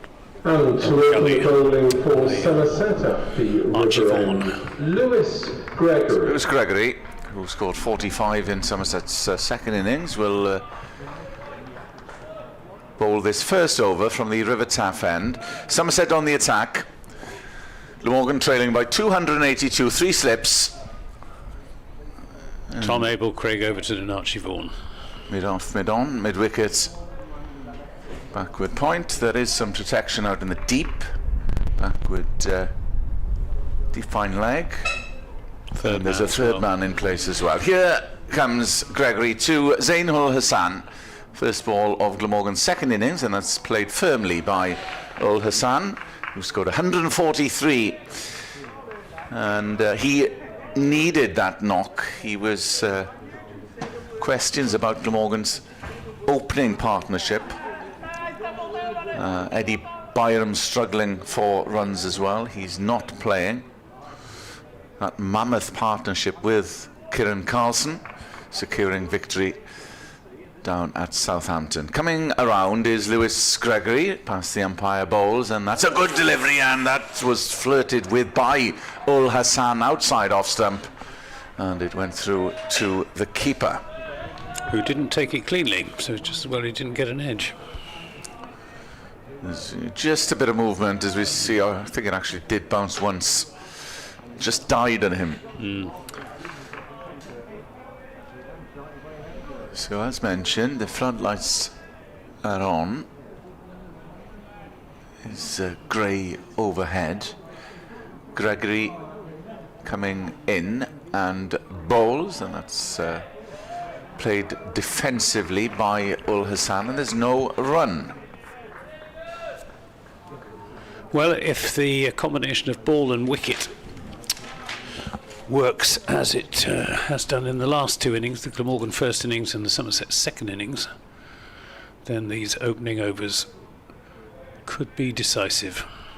If Glamorgan can survive them without too much damage, their confidence will grow. Yes, they need to dig this out as Gregory comes in and bowls, and that's played again defensively by Ul Hassan, all along the ground towards mid-on. And there's no run. Yeah, it's going to be tough, I think, for the opening 20-25 overs. And Somerset are going to need to take advantage of that. And they took 5 Glamorgan wickets in the first 25 overs in the first innings, and something like that is what they'll be looking for second time around. Wheeling round, coming in from the tough end of the ground is Lewis Gregory, and that's again gets behind the ball. Does Ul Hassan, is played to short cover. So good opening over from Lewis Gregory. 5 dot balls. Somerset at one point was 63 for 8 this morning, and Glamorgan would have been thinking they were in business at that point, but Abel and Gregory just swung momentum back in their favour in the course of a longer morning session. In comes Gregory, and again it's a very good opening over, played by Ul Hassan. It's a maiden. Glamorgan none for none. Yeah, I'm looking forward to seeing Asa Tribe in red ball cricket. Didn't see much of him in the first innings. Saw him in the game, in the 20 over game here last summer. He made virtually the only significant contribution in Glamorgan's rather dismal score of 130 or thereabouts. But he looked the part then. Yes, he is undoubted talent. I think there's slightly too much hype, and this isn't being unkind to him at all, but I did hear his name mentioned in dispatches about England honours. I think that's slightly premature yet. I think he needs to get a good few scores in Division 1 cricket. I think Michael Vaughan actually mentioned his name. David Lloyd was another one. We've got Jake Ball bowling to Asa Tribe. He's in and bowls down the leg side, taken on the pad. There'll be a leg by, and Glamorgan are underway. But he's exactly the kind of youngster that Glamorgan need to find a few gems, and to be fair, Callaway's been another one. Callaway batted very well in the first innings, made 59. the production line a bit sparse in previous seasons, so we shall see. His ball coming around the wicket to the left-handed Ul Hassan, and James Rew takes that tumbling over down the leg side. It passed outside the off stump, but swung quite sharply after it had passed the batsman. James Rew, another one, Anthony, being talked about. Well, yeah, and he was given the opportunity to open the innings for Somerset in this game and scored 4 in the first innings and 0 in the second. He was very unlucky in the second. He was given out, caught behind when it came off his hip. Ball in, bowls, pitches this one right up. It's driven by Ul Hassan, but won't get a run as it's deflected by ball and cleaned up by Tom Lammonby from mid-off. And Jason Kerr, the Somerset head coach, saying that it was Somerset's decision that he should open the batting, not the ECB's decision. There's a lot of toing and froing, isn't there, between counties and England management. His ball again to Ul Hassan. He's in and bowls, pitches this one up. It's driven and very well stopped by Tom Lammonby at mid-off. It was a nice shot, and Lammonby very quickly across. Getting down, he is left-handed, so it was going to his good side. I mean, Jamie Smith is a case in point, keeping for England, but not for county. Yeah. Yes, very much so. But I don't have a problem with it. I mean, he's a fine batsman, Jamie Smith. This comes off thick edge, and Will Smead is in pursuit. They'll come back for the second run, 3 without loss. And he's a perfectly competent wicketkeeper, Jamie Smith. He's just not quite as good as Ben Foakes. Yeah, and probably didn't have his best series with the gloves over the winter in Australia. He dropped a couple of crucial ones, didn't he? But it's untypical of him. His ball to Ul Hassan, pitches this one right up, and Smead this time quickly across to the fielding, and they won't get a run. 2 runs from the over, plus the leg by at the end of it. Glamorgan 3 without loss. 2 to Ul Hassan, and Asa Tribe yet to get off the mark. Yeah, Asa Tribe, Jersey born, of course. Yeah, we haven't been able to track down very many cricketers who came from Jersey. Well, he actually played for Jersey.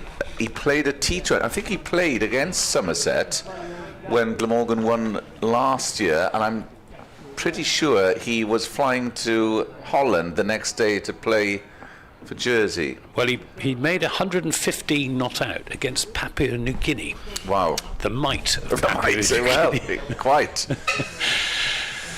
And he's on strike now, taking guard, is Asa Tribe. 3 slips still for Lewis Gregory as Somerset target this first wicket of the Glamorgan reply. Coming in, right arm over to Tribe, who dances down and plays that towards mid-wicket, and it's a dot ball. Yeah, that game was definitely in the middle of the T20 campaign. Both these sides, of course, will face each other in T20 action, despite the rejig of the formation. We will still come across Somerset, Gloucestershire as well, of course. I can't do the game here. As Gregory coming in, right arm over to Tribe. Are you not coming to Sophia? I shan't be, no.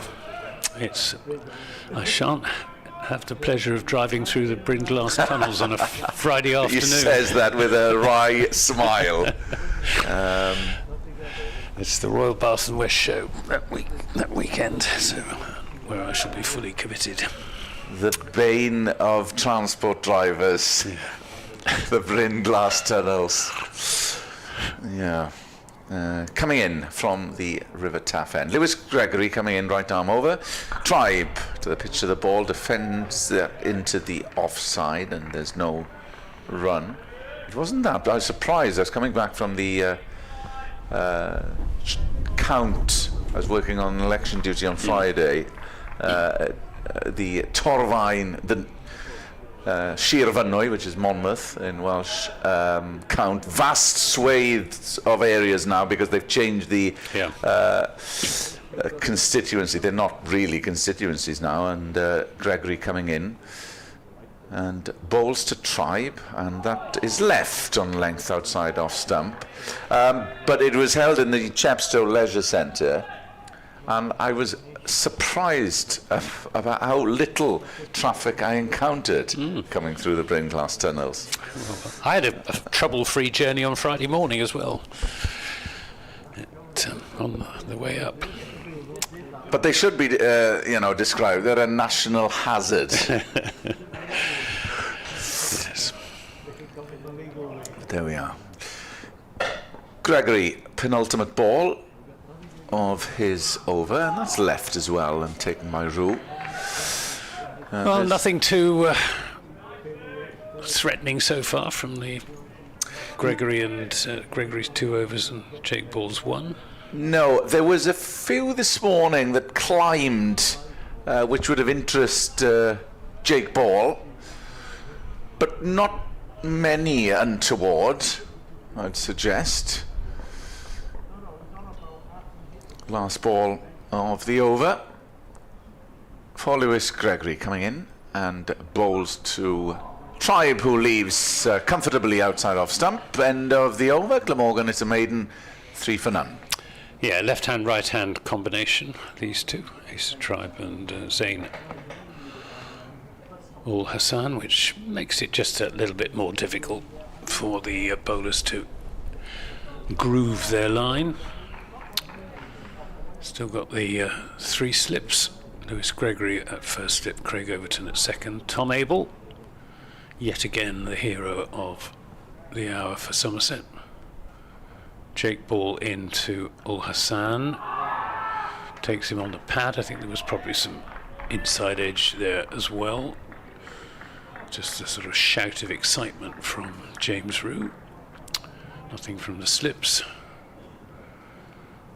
Josh Thomas at cover point, Tom Lammonby at mid-off, Chad Leach at mid-on, Will Smead at mid-wicket, and Miggy Pretorius down at third man, and has a fine leg as well. This is driven, and there will be a single as Lammonby picks up and doesn't bother to shy at the stumps at the non-striker's end because Ul Hassan already safely home, 4 without loss. Yeah, so Somerset and Gloucestershire grouped in with Glamorgan, Northants, Warwickshire, Worcestershire. What are the random games for Somerset? The one-off. We've got Derbyshire away. Yeah. And Hampshire at home. Right. Hampshire is the first game on the 22nd. Repeat of last year's final. Here's Ball in and bowls and goes past the outside edge of Ace of Tribe. Yes, and Glamorgan have, I'll have the delights of doing Lancashire at Blackpool. Blackpool? Yes. Oh, right. And Middlesex is the other one-off here. Right. Yes, it's... I haven't been to, I went to Derby for a one-day cup game a couple of years ago. That's the only time I've been in recent years. And this is taken on the pad, and appeal for LBW. That's a big shout. And umpire Pollard unmoved, just signalling going down to Jack Leach in his opinion. Watching the replay, I don't know about that. That's a pretty good shout to me. Well, it seemed to straighten up a bit, so that must have been close. Not sure if height was an issue either. He hasn't had a great game, poor Pollard. Here's Jake Ball in bowls, takes. I can only think, on the pad. Anthony, that might have been height. I did not look as if it was going down. No, it didn't. Because it straightened up. Well, if there is any doubt, it should go in the batsman's favour.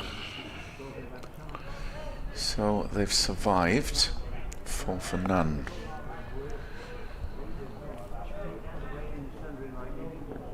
Here comes Ball again. He's in bowls, angling this one in. It's turned away through mid-wicket. That'll be 4 runs.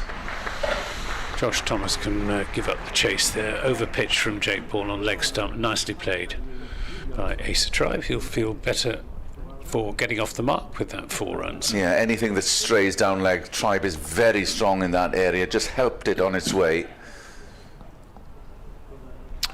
End of that over. 8 for no wicket. We've had 4 overs so far. So Glamorgan, this is the penultimate game in the first championship block of the season. They will head to Warwickshire, and they would have looked at the first 6 games, secured 1 victory as Gregory comes round to Zainul Hassan, and that climbs a bit on the batter through to James Drew.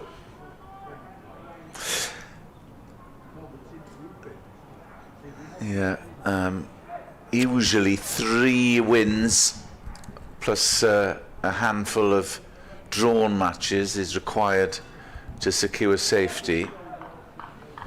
You're not setting your sights any higher? Well, possibly after the Hampshire game, but a dose of realism as well in that every game is going to be a tough assignment for Glamorgan. Lewis Gregory to Ul Hassan, and that's gone backward of square.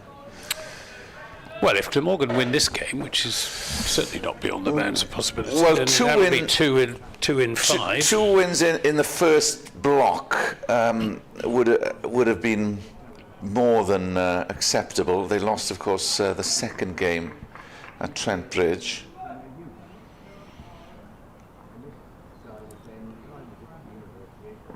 Gregory starting his run-up. 3 slips still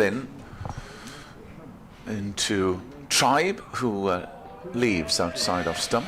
Hasn't got his line quite right to Asa Tribe, Lewis Gregory. Just bowling too wide of off stump. There is a spot there which Asa Tribe is just prodding at now. Doing a bit of gardening. Which is where the ball from Tim van der Hoogten pitched, which did for Lewis Gregory. Came back really sharply off the pitch. Still an attacking field. There is a 3rd man in place. And deep fine leg rather.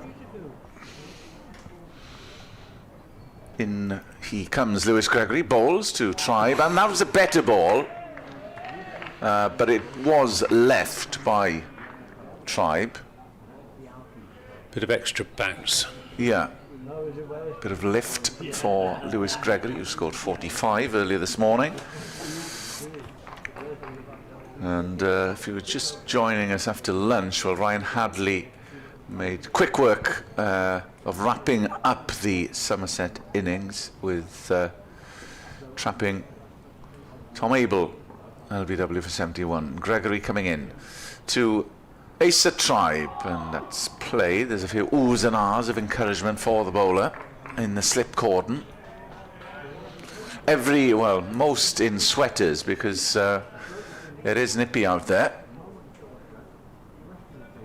It is. I had a wander around the ground at lunchtime. Still a few Somerset supporters here, probably almost as many Somerset supporters as there are Glamorgan ones. A few of the mums and dads were spotted earlier as well. That's right, yep.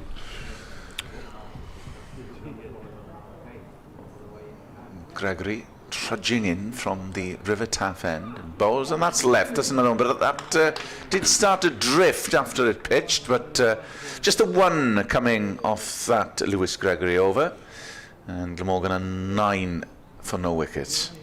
And the ball just starting to do a little bit more as the lacquer comes off it.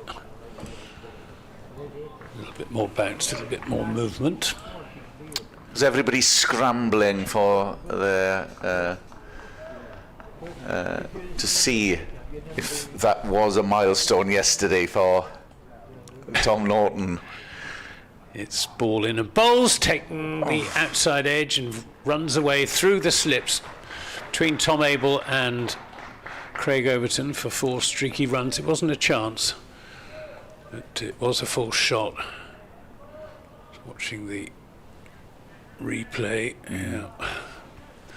neatly, went very quickly as well, and there is a 3rd man, Miggy Pretorius, but he's quite wide, So 4 runs to Ul Hassan, moves on to 13. Yeah, my personal statistician, Steve Pittard, discovered a younger taker of a hat-trick.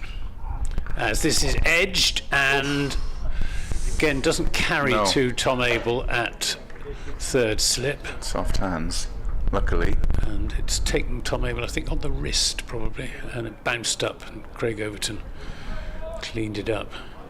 Yes, Steve Pittard discovered that the game between Somerset and Gloucestershire in 1893, a 16-year-old, Charlie Townsend, come back to that after this delivery from Jake Ball to Ul Hassan down the leg side, appeal for LBW. That's very optimistic. It's gone down to the fine leg boundary for 4 leg byes, 17 without loss. Yeah, Charlie Townsend took a hat-trick. He was a leg spinner, 16-year-old leg spinner, in his second first-class match for Gloucestershire. All 3 were stumped, and the wicket-keeper was Sam Brain, who was part That is some stat. Brain's brewing dynasty. Oh, was he? Yeah. All right, okay. That is some dynasty. Yeah. Yeah, And in 1993, Brains released a limited edition called Hat Trick to celebrate the achievement. Right. This is turned into the onside by Ul Hassan. Yeah, it is the local brewing company in Cardiff. Always been fond of Brains.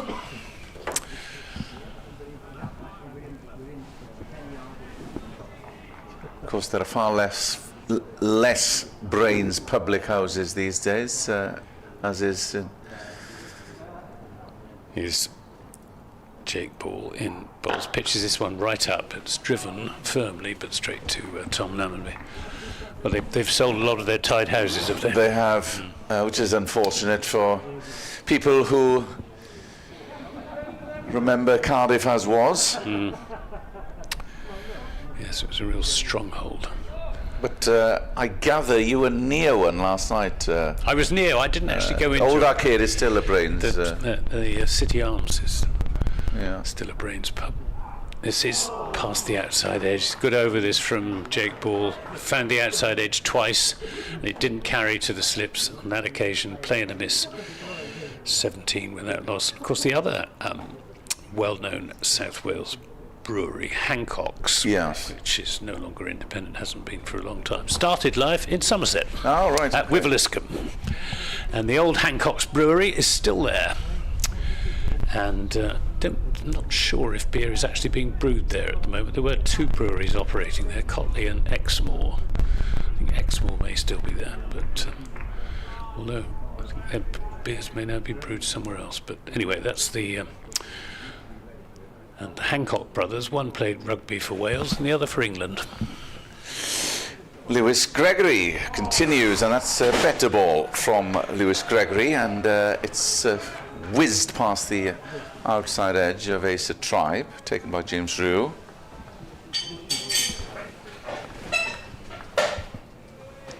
All this talk of breweries, we'll have to go to, there is a public house just adjacent to Sophia Gardens. There is. However, it used to be my local, but unfortunately it was sold as Gregory comes in and bowls. And that's played firmly through the covers for 4 by Acer Tribe. Nice looking shot, just a punch off the back foot. Just a bit of width. Yeah. Quick to latch onto that was Tribe. 21 for none. Glamorgan trail by 261 on this 3rd day. At one point, it did look as if this game could have been wrapped up, given what happened yesterday on the 3rd day. But as Gregory comes in, bowls, but unless a quick single taken, they should come back, and good backing up from Zainul Hassan. But it does look increasingly likely that we'll be coming back tomorrow.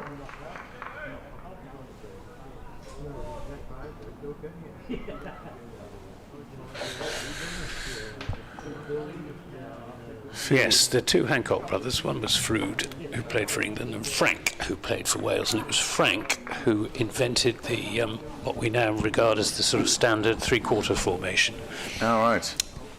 Played for Cardiff and Wales.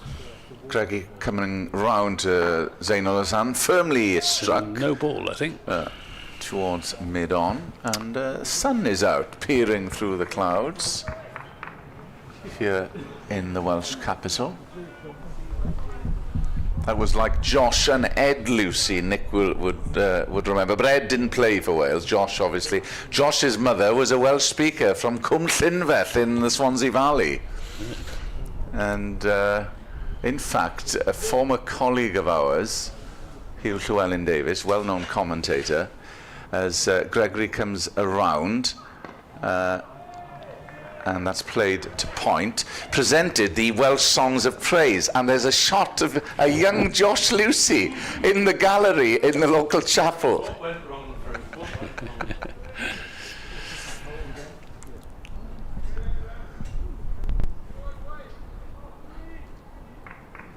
Josh Lucy, of course, World Cup winner in 2003, who then took a job with the WIU for a short period of time. Gregory coming around to Zainul Hassan, and that is well left by the left-hander. 24 for none. Few cyclists and runners on the Taffs Trail behind Sophia Gardens. It was the Car 10 yesterday. Big cycle run from Cardiff all the way to Tenby in West Wales. Yes, yeah. 100 miles. Gregory coming in past the umpire and bowls, and that's whipped on the onside, straying down leg, and Zainul Hassan on it quick as a flash, and it goes all the way for 4. Just a bit loose, Anthony, the last few overs, and you mentioned Gregory hasn't quite been on song in terms of his radar. No, it's I mean, this is becoming already a good start for Glamorgan. 28 for no wicket. When you consider what happened to Somerset yesterday evening. Somerset 7 for 3, 29 for 4, 31 for 5, 32 for 6. Well, nothing like that happening to Glamorgan at the moment. The outside edge has been passed a couple of times and found a couple of times, not carrying to the slips. Both off this man who's bowling now, Jake Ball, and that's turned down, I think, off the pad probably. They'll come back for a second leg by as Pretorius fields in the deep. Now there was a bit of bat involved, so 2 runs to Tribe, who moves on to 11, 30 for no wicket. Yeah, the partnership at the top of the order would have been a concern for Glamorgan. It was an issue last year. Zainul Hassan not really nailing down. Didn't have a great season last year, but that knock would have done him a world of good at Southampton. His ball in bowls, and Tribe plays that defensively. Tribe on 11, Hassan on 12. Jake Ball in his 4th over. Probably bowl one more, and then maybe Craig Overton will take over from this end and Miguel Pretorius from the other. Ball in and bowls an attempted Yorker, which is driven down the offside of the pitch and picked up by Tom Lammonby. So Sussex next, is it? Yes. Yep, Sussex at Taunton. This is a big day for Somerset cricket. If they were to lose this game, having taken the first innings lead of over 100, having lost to Yorkshire, having had a first innings lead of over 100, this takes Tribe on the pad. Would be a very big blow to collective morale. Somerset still harbour hopes of the first county championship, especially after 2 early wins, both away at Essex and Hampshire. But they'll need to convert what is a strong position at the moment here against Glamorgan, as this is too much into leg stump, turned down to long leg for a single by Tribe, who moves comfortably on to 12, 31 for no wicket. Yeah, last year's champions not the early pace setters on 67 coming into this weekend. Surrey, just a nose in front of Somerset on 59. His ball to Hassan, who comes forward defensively, plays it up. Obviously, things can change very, very quickly. They can, but winning positions don't come easily in Division 1. No. And if you get into a winning position, you need to take advantage of it. And Somerset failed to do that against Yorkshire last weekend, and if they fail to do it against Glamorgan this weekend, it'll be a big blow to their hopes. 31 for none, and Glamorgan trail by 251. Tribe is 12, as is Zainul Hassan. Jovial supporters in the distance beneath us as Gregory continues, and that's squares up Tribe. They'll try and run. No, they won't. It's just a single as it went just beyond backward point for a single.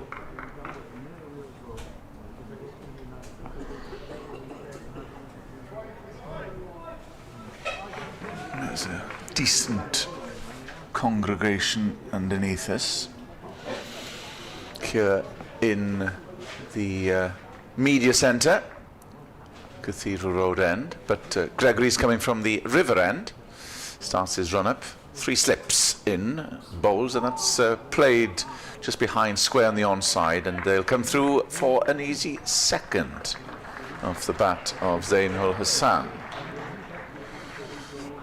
So he's played quite nicely early doors because he was nervy in the first few fixtures of the season.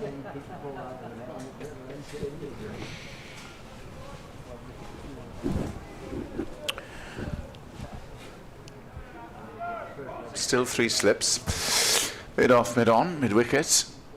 Point is in place.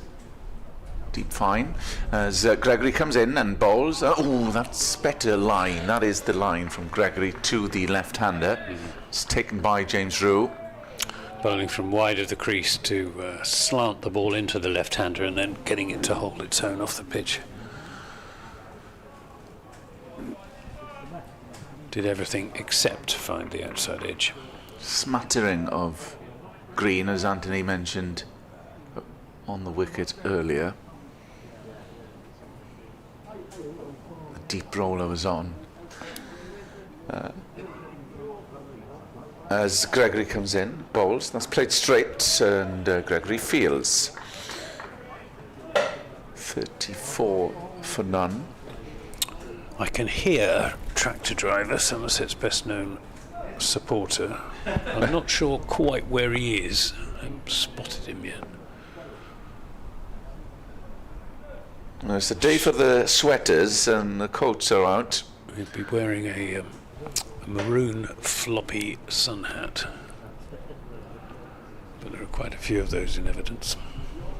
In is Gregory, and that's driven through the covers. Lovely stroke by Zainul Hassan all the way for 4. Just a bit of width to work with, and he was on it immediately. 38 for none. Is he one of the does he follow everywhere, or? He does. He goes to every county championship match. Doesn't bother with and one day cup as well. Doesn't bother with the 20 over. He's not for the short format.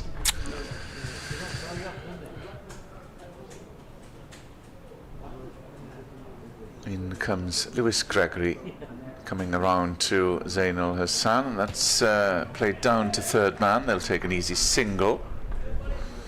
So They're looking okay at the moment, these two. Going nicely. Going along at just over 4 runs and over. I think there'll be a change soon. Here we've got a change Oh, now. right. It is Craig Overton. So thought there would have been one. People row end, Craig Overton. Craig Overton, who is 31 now, I think. Overton twins' birthday is early in April. Oh, he's 32 on the 10th of April. Been a mainstay of this Somerset side for the last 14 years. Wow. Here he comes in to bowl to Ul Hassan and goes past his outside edge straight away. Ball carrying through quite low to James Rew, taking it ankle high. Yeah, a few of them have just died on, James Rew and the slip cordon. There was a few that flung through a little earlier. Pitch hasn't got as much life as it had certainly on the first morning when it was very lively.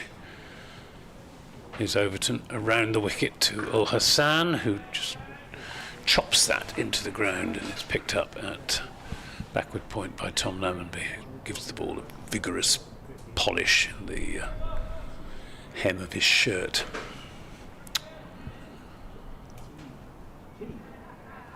Crowd quiet, absorbed, tense stuff as Glamorgan go in search of the 283 that they need. Overton in and bowls, pitches this one up. Again, it runs off the open face of Ul Hassan's bat. Lammonby again with the fielding. Jack Leach polishing the ball on his cricket trousers. He may have A ball part to play. Yeah. Didn't seem to be much turn for Mason Crane. Overton in bowls. So that one again. A little sort of jerk at the ball from Ul Hassan as he reacted to the away movement, but again that not carrying to James Rew. Not much bounce, but the fact that the odd ball is keeping low will be another cause for concern for the Glamorgan batsman. Overton in bowls, and this comes off the middle of Ul Hassan's bat out into the covers, but he won't get a run. It's been a good over this from Craig Overton. He's been right on the money, bowling it in those famous right areas.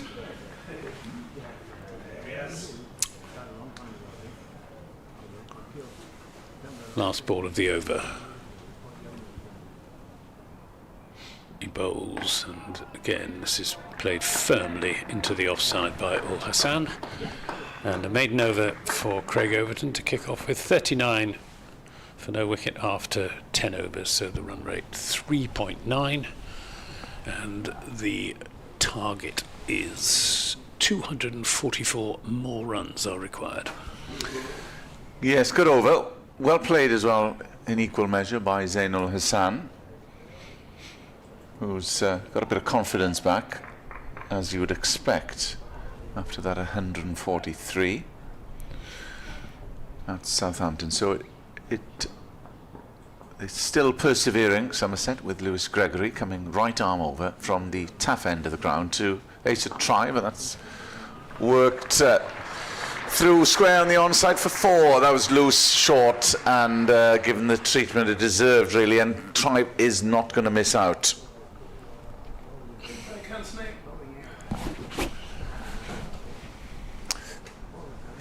Anthony Gibson will take a well-earned rest from the commentary box, and will be joined in due course by Nick Webb.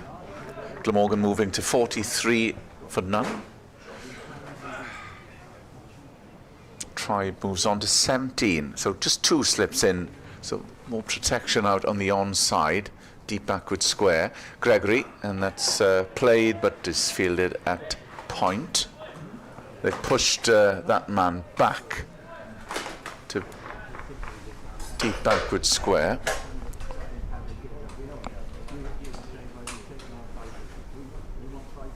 So more than a decent start for Glamorgan as they target 283 to win this game.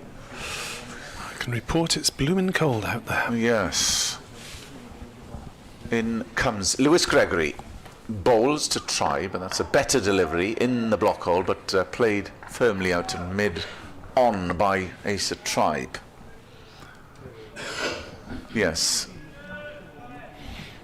I'm trying to spot for Anthony a maroon floppy sun hat, but there isn't one. There's a couple of maroon hats. There's a few maroon hoodies. And hoodies, yes. There's certainly Somerset folk in evidence, but nearest maroon hat I can see is some distance away.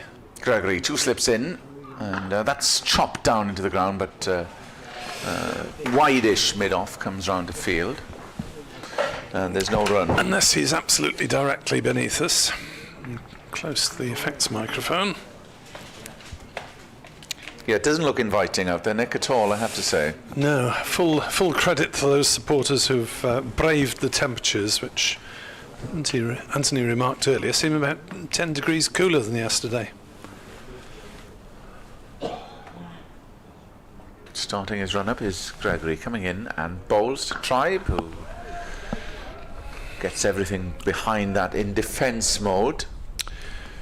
Glamorgan women, well done to them. They've hit a new team record score. This is, of course, only their second season under the Glamorgan banner, but 354 for 7 against Kent at Beckenham, with 110 from Somerset product Daisy Jeans opening the batting, and 111 not out for Megan McColl, Scotland international, playing only his second game for Glammy. Gregory in and bowls, and that's short bouncer from, and it's been called a wide. Yeah, banged in, took off, not with any particular danger. Haven't been on song yet, the Somerset bowlers. But they still have probably a good hour to play with in terms of the immediate danger from the newish ball.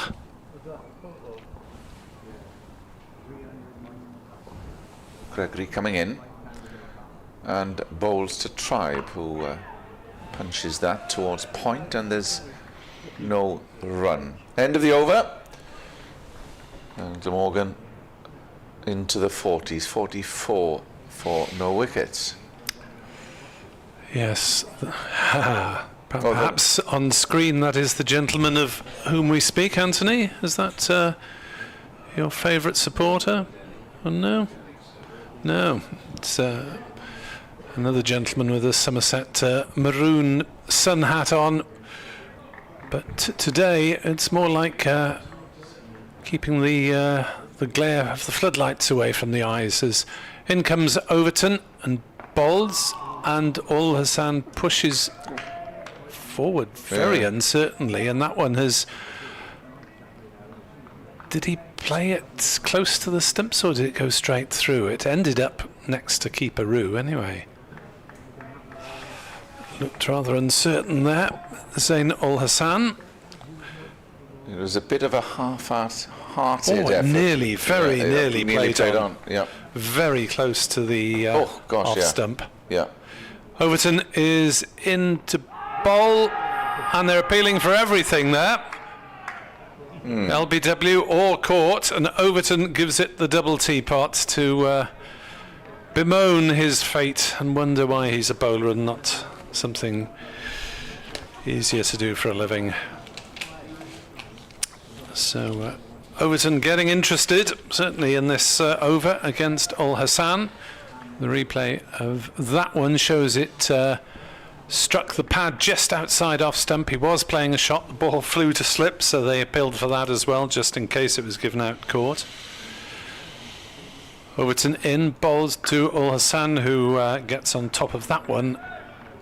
Good over this though. Third attempt, and plays it defensively on the offside.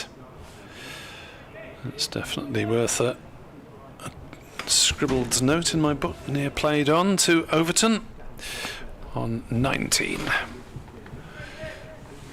Yes, the floodlights definitely needed this afternoon, as Overton bowls and Ul Hassan defends on the offside. And it's difficult to tell. They might just be on without them, but certainly it's lighter than it would be without the philosophical question of when does the light take over, floodlight take over from the artificial light rather than supplant it, which is a question of existential dread for commentators. Overton bowls. Ul Hassan plays no shot, gets his bat well out of the way. He has been dismissed trying to leave earlier on this season. Can Ul Hassan do anything to match or give us echoes of his fine performance down at Southampton when he made 143, more than doubling his previous career best? Out for 16 in the first innings, caught behind. Overton is in to bowl, and Ul Hassan leaves that one, which came back a bit but bounced high as well, well over the stumps, and Glamorgan remain 44 without loss after a very promising, from the Somerset point of view, maiden over from Overton. Yes, but his judgment is far better. Yes. Ul Hassan. There's a change of bowling at the river end. Coming on to bowl for Somerset is Miguel Pretorius. Miguel Pretorius coming on in place of Lewis Gregory. 3 wickets for him in the first innings. First change at the taff end. Taking the wickets of Carlson for 21, Ingram first ball, and Dixon for 6. His first ball then of his first spell, and coming forward is Tribe to the pitch of the ball and played firmly towards point. There's no run. 283 the target for Glamorgan.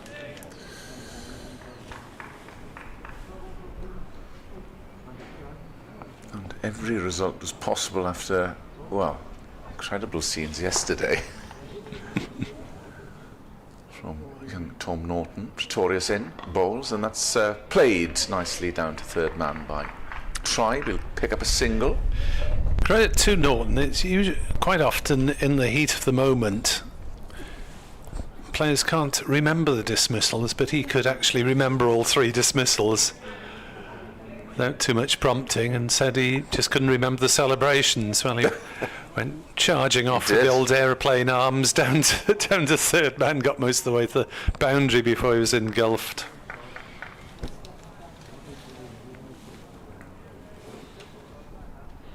Coming around is Pretorius to the left-hander, Ul Hassan.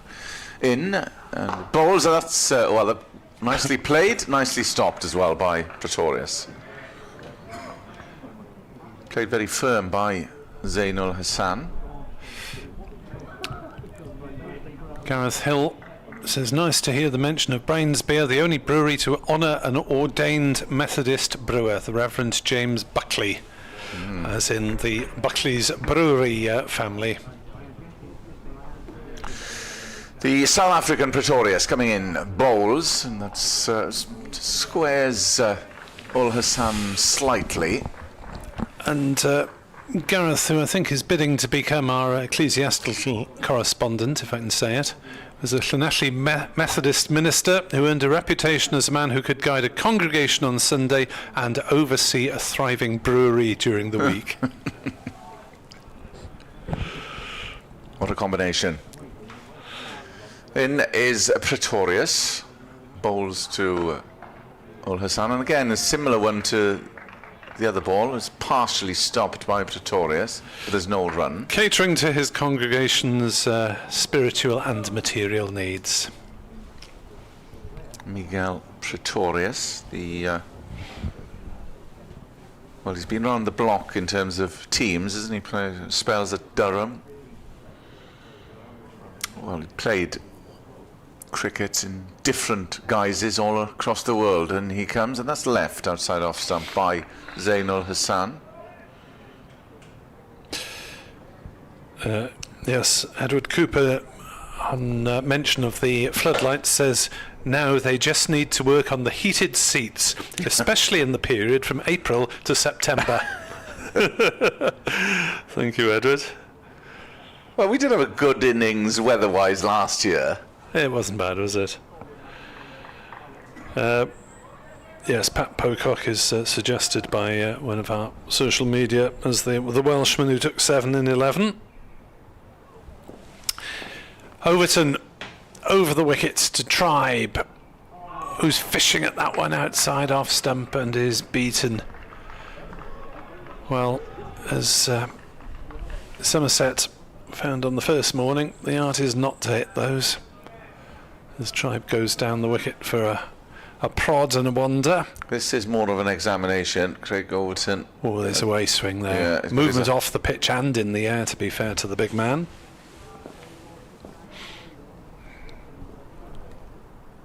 Overton, past umpire Pollard, bowls, Tribe pushes into the offside, goes through for a quick single. I didn't think that Zainul Hassan heard the call initially. He was a bit slow to back up. Well, that was an extremely sharp single. And it's a good way to keep the scoring rate ticking, and there is a little bit of a gap in the covers there, but it was tighter than Glamorgan supporters would have liked, and not helped by the fact that Tribe had to run round Overton, who is probably as large as the average roundabout, broad-shouldered and 6'5" of him. It's 46 for naught. Overton round the wicket to Ul Hassan, who punches that one through the offside and will get 4 runs, and that is the Glamorgan 50 for the first wicket. So they have made a good strong start in pursuit of an unlikely 282 to win. They're 50 for naught as Ul Hassan jabbed that one ferociously through cover point. Yeah, anything wide, he's been on it, and there was, for the first time, too much width on that from Craig Overton. His previous over to Ul Hassan was very testing indeed, and almost played on. The nearest Somerset have come to a wicket so far as Overton bowls again, and he's past the outside edge, and somehow Ul Hassan manages not to get a feather on it. Well, the 14th over of the innings, Glamorgan have got a while to go before conditions potentially ease. It's been reasonable for the tail enders so far in this match. Overton in, bowls to Ul Hassan, who's forward defending. Rhys Jenkins, watching from a chilly Gateshead, asks about overseas availability for Gleamorgan for the June games. Nathan McAndrew will be the overseas bowler for those 2 championship matches in June. The former Sussex player is set to play against Sussex, so you should know that ground well. Overton bowls, Ul Hassan is forward. Not sure what deal's currently in place. Well, Colin Ingram is available through the season as the overseas batter, and McAndrew is slated to play as the overseas bowler in those championship matches, and then they have the choice of 3 for the T20 between Ingram, McAndrew and the Afghan left armer Fazl Haq Faruqi, who is also available for the T20 Blast. So it's Perm 2 from 3. So there'll be horses for courses. Yes, it might give McAndrew a rest in T20 terms either side of the 2 championships. This is Pretorius, right arm over to Tribe, and that's clipped into the onside for a single. At Chelmsford, Essex need 177 to beat Hampshire, who were bowled out for 214. Surrey against Notts is heading for a stalemate. Surrey 396 for 7, 19 behind, but they're still on first innings there. And obviously we're halfway through day 3 almost. Or just over, actually. Pretorius coming around to Zainul Hassan. Oh, and that's a flash. That wasn't a great stroke. And he turns away in disgust at himself. Yeah, that's Went not for the drive. Yeah, and it wasn't there to be driven. It wasn't there to the pitch of the ball and lulled into a false stroke.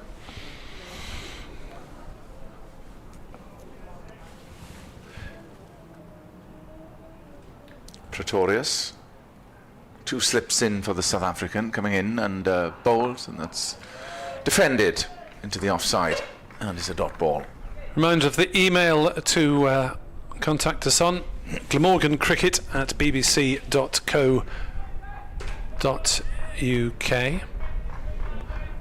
If you could use that one rather than my personal one, which is still around, but I tend not to check that during the course of play.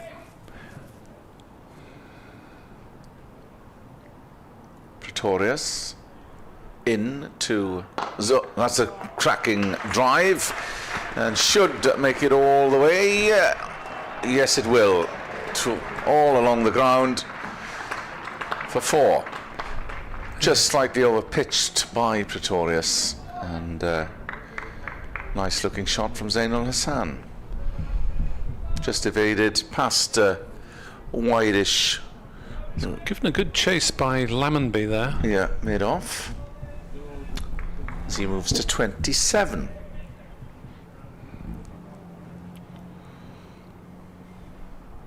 Pretorius round to Zainul Hassan. That's better ball, and it's defended.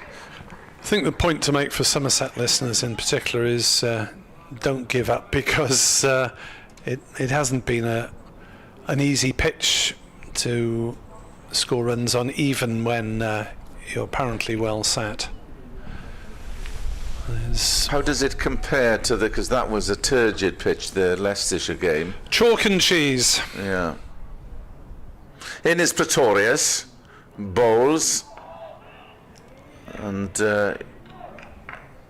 is the end of the over. There wasn't much on offer for the bowlers in that game. No, and it was quite difficult for most of the batters to score at any sort of rate. Run rate does not matter for Glamorgan. They have all the time in the world potentially available. Overton's 3 overs 0 for 5, Pretorius 2 overs 0 for 6. 41 overs remain of today's play, and starting to look as though we will probably be back tomorrow. 227 Glamorgan behind, 228 to win. You have to remember to add 1 to the number on the board as Tribe steers the first ball of the Overton over into the mid-wicket area, and there is no run. Other first division scores: Leicestershire 118 for 4 in their second innings, but that's only 16 ahead of Sussex. Rishi Patel made 56, but he's gone. And Warwickshire just past 500, 502 for 5 after the first innings yielded less than 300 between them.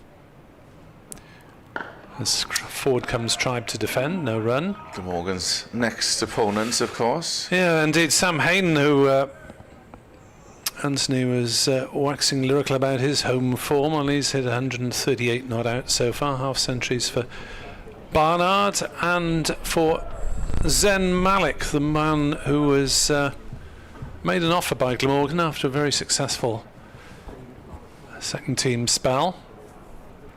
Overton in, bowls to Tribe, who defends to point, no run. But Malik got at about the same time an offer from Warwickshire, which was closer to his home area and probably more lucrative, so chose to go there instead. In Division 2, Middlesex beat Lancashire by 6 wickets, reaching 117 for 4, with Ben Geddes, the opener, 73 not out, getting most of the runs. Overton bowls, and Tribe edges and is dropped. I think that one carried. It looked as if that did carry, because most of them have died on the keeper. It was low down. I think Rue got underneath it, but couldn't quite hold on. Diving to his right, went very fast, as you might imagine, with a bowler of Overton's pace. But that, I'm pretty sure, was a drop with the naked eye. With the replay, yeah, the keeper's gone in front of first slip. It might have carried to slip. Overton bowls, and Tribe runs that one down to third man for a single to add insult to injury. Yeah, unlucky, because this is a good spell by Craig Overton, who might have had both openers on another day. Al Hassan nearly played on 19, and now Tribe dropped on 20 by Rue behind the stumps. 56 without loss. 227 to win. Al Hassan defends back to the bowler, who mocks a shy at the stumps in his follow through. Al Hassan is asking for a change of possibly gloves from one of Glamorgan's 12thers. In the One Day International, New Zealand women were bowled out for 210, which was something of a late collapse, with Maddie Green top scoring with 88. There's also a half century from Melly Kerr, the skipper, but England striking back well with the ball. 2 wickets for Bell, Courtine Coleman and Dean, and a run out to end proceedings. And England in reply, chasing 211, 30 for 1 in the 7th over, with Jodie Grucott going early for 3. This is Pretorius, and that squares up Tribe slightly, and it runs down to third man for a single.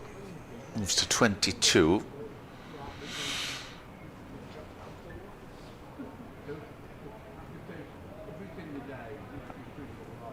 Two slips in for Pretorius, mid off, mid on, mid wicket, point protection at third man and deep fine leg, as Miguel Pretorius comes around to the left-hander. That played on the onside. There's no run. In the women's game, Kent have just started their pursuit of 355 to beat Gleamorgan. Well, they made a brightish start. They're 19 without loss in the 3rd over. The lonely Amy Wheeler opening the bowling alongside Eve Jackson there. Pretorius, who took 3 in the first innings, comes in, bowls, and that's left. Well left by Zainul Hassan outside off stump, who's on 27 from 59 balls. Tribe is there 22 from 41. Yeah, it's, I mean, Al Hassan's faced more, but it's relatively rare that Al Hassan outscores Tribe.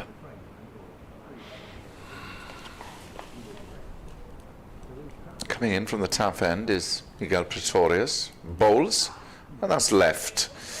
Just climbs a bit as Rue takes it behind the stumps. If you're just joining us, Somerset making 157 all out. Fight back thanks to Tom Abel, who was last out for 71, and Lewis Gregory batting at 10, who made a lively 45. 283 the victory target. Pretorius to Zainul Hassan, that's a good line. Probing, asking questions here is Pretorius. Very good over. Glamorgan wicket takers today. Tim van der Hoogten took 7, 8 and 9, and then Hadley with his second got rid of Abel finally after a late lunch here at Sapphire Gardens. Yeah. The indignity of it all. There were 9 down at 1 o'clock, in other words. in is Pretorius, and that's again good line. Very good over from Miguel Pretorius. Just the one coming off it. 57 for none. Yeah, late lunch, and then it was done in 2 balls. Indeed. Yeah, that was a frustrating time for Glamorgan. Not sure if they got their tactics right with the field during that period, as they tried to get Jake Ball on strike. As Overton bowls and Tribe prods it along on the offside. Bumpy Fender claims the Welsh bowler who took 7 wickets in 11 balls was Tommy Tweaker Jones from Bessemer Road Gasworks against Newport Smelting, brackets non-first class. Thank you for that contribution, Bumpy. It was Pat Pocock was the answer. As Overton bowls up in the block hole, and Tribe drives through mid-on for 4 runs to move on to 26 not out, and Glamorgan on to 61 without loss, slightly over pitch by Overton, a rarity. Bumpy Fender also claiming that Jack Leach is wearing the same sweater as I wore playing for Old Carthusians against Gentlemen of Dorset. Yeah. Overton in bowls on the legs of Tribe and flicked away for 4 runs. So Overton suddenly, having been ever so accurate and hostile early on, has lost his radar for a minute. Anything over-pitched, straying down leg, and Tribe isn't going to miss out. He's so strong there. Yeah, there's that arc on the leg side from mid-wicket to backward square is not the place to bowl to Asa Tribe. 65 for naught. Glamorgan need 218 runs for a historic victory. As Overton bowls, much better delivery. Tribe treats it with due respect. I say historic because Glamorgan, bizarrely, have never won a First Division match at home. They've won 4 in all in 2 and a bit seasons, and they've all been away from home. Brief forays in the First Division in the early noughties. 2 seasons didn't stay up in either. Overton in bowls, Tribe on the back foot defends. So Glamorgan have never won a First Division match here or anywhere else in Wales. Yeah, well, 21 years since they were last in the top flight. Yes, some difficult seasons during that time, some times when they flirted with promotion but couldn't quite get over the line. As Overton bowls, Tribe drives back to him, no run. A couple of occasions on which Glamorgan have been in the hunt going to the last day or 2 of the season in my spell in the last dozen years, but couldn't quite get there until last year, when bizarrely they were promoted while on the motorway because their match at Derby was abandoned on the final day, as Craig Overton, hoping for a switcheroo of the bails, will bring a switch of luck, Labuschagne style. Pretorius continuing from the River Taff end. 2 slips in for the South African. Coming in past the umpire round to Zainul Hassan. Well, that's flashed but fielded at point.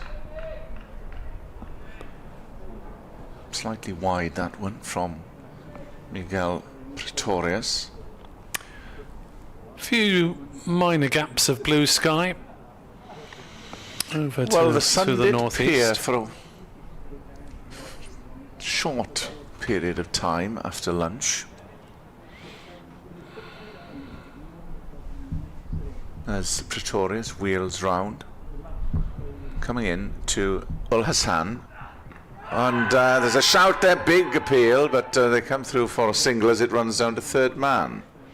Was there a hint of inside edge? Yeah, there was a separate sound. No, what's the umpire given? He's given a run, so there we are. That's why that was an LBW. As we have a look at the replay, it must have been a nick somewhere. Yeah, I think it hit outside off as well. Probably hit outside off. Not quite sure why Pretorius got overexcited about that one. How long we got till tea? 5.4 overs. 66 for none in the 19th over. Pretorius coming over to Tribe. That's chopped into the ground and it evades backward point. They'll run the first one quickly, but only a single on offer as third man comes in. I did have a small plate of broccoli and carrots to augment my lunch. There were a few greens out there to accompany the chicken. You hadn't eaten up your greens.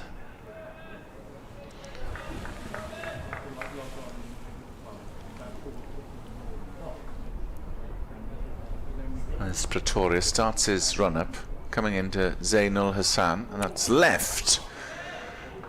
He has left well. Strange, isn't it? It's meant to be impossible in physical terms to hit a cricket ball, and to decide not to hit a cricket ball is probably an equally instinctive judgment as well. Run rate required 1.62. 96 overs tomorrow, of course, available, but game should be over long before then. It is Pretorius to Ul Hassan.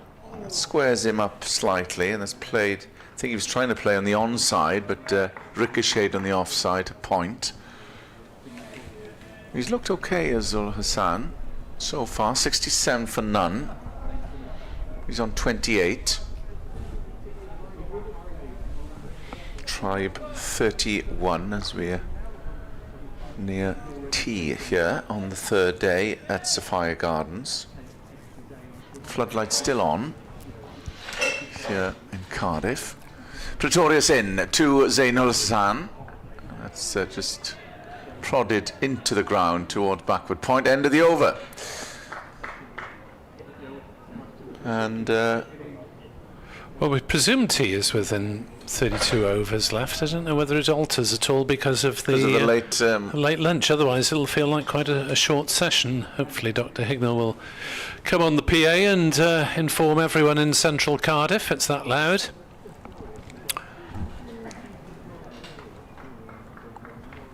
But if it is 32 overs left, then we've got 5 to go. First of which will be delivered by Overton's Tribe, who's fiddling at that one and misses outside. He by far has looked the more likely to take a wicket is Craig Overton. Yeah, it's a decent spell, this. A couple of maidens. 0 for 14. He's getting movement outside off stump. Ball has moved consistently, really, off the pitch and a little bit in the air. Overton to Tribe, who defends, no run. So it has never been a batsman's paradise, with Somerset's first innings surge. 133 for the second wicket. Has been an outlier, really, as Tribe defends that one outside off stump, and there is no run. I was trying to work out why we had a relatively small number of commentary stints in the afternoon, possibly, so if they do go off with 32 overs on the board, that'll be why.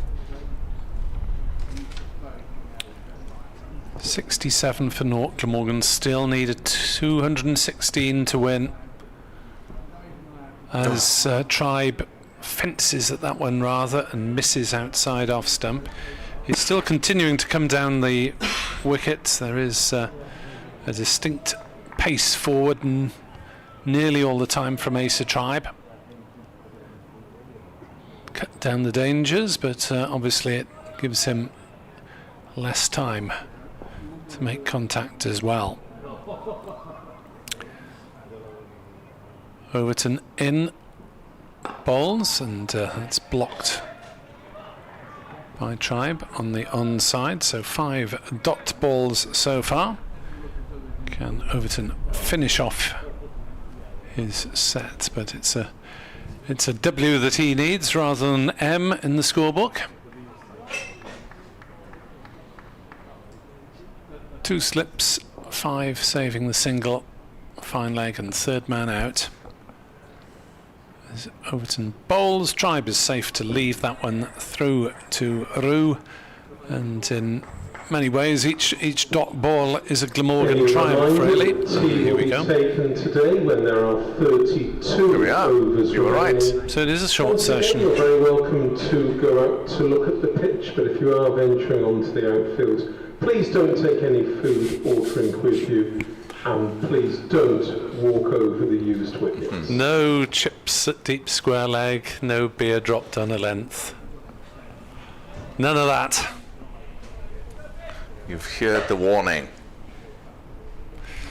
Pretorius continuing from the River Taff end. 2 slips in for the bowler. Coming in to Zainul Hassan, and that is left taken by a diving James Rue.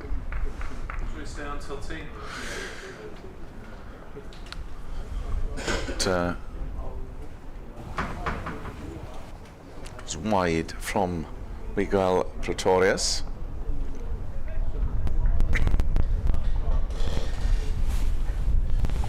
Mid off, mid on, mid wicket.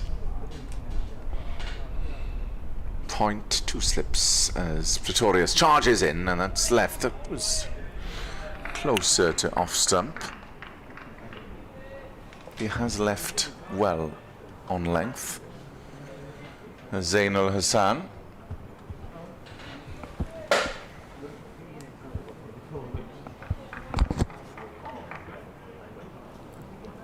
So 3 overs to go before tea after this one. 4 balls remaining in this over. Pretorius in, and that's squirted towards third man, who comes around, and they take just a single. Wasn't as convincing that time. 68 for none. No, we're into the sort of familiar territory for Zainul Hassan. There have been numerous occasions as he tried to establish himself in the team. Well, it's been him and Byram juggling, trying to nail that place down. As Pretorius comes right arm over, and that's good delivery. Yeah, the former Somerset man Eddie Byram, again, as last season, dropping out of the team after A couple of games. 3 games. Yeah, exactly the same as last season. I think last season he was quite unlucky because he was averaging 29, which isn't too bad at the time. This season only got out of single figures once in 6 attempts, so hasn't lived up to his ability. Tribe, good shot from Tribe, straight down the ground past mid-off, who scampers after this one, but the ball is going to win the race for 4. Thought Pretorius got a finger on that one, but obviously Don't think not it was quite enough. completely timed by Tribe, but he got enough on it, and it's sped away to the far boundary. And Gleamorgan are into the 70s, 72 for none.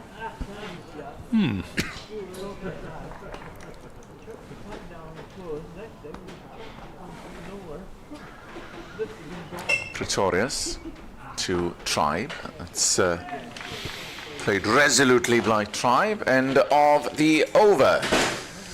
Well, so far it's been a repeat of the story of the first morning of the match when the Glamorgan bowlers put quite a lot of deliveries past the edge of Somerset bats, and now it's the other way around.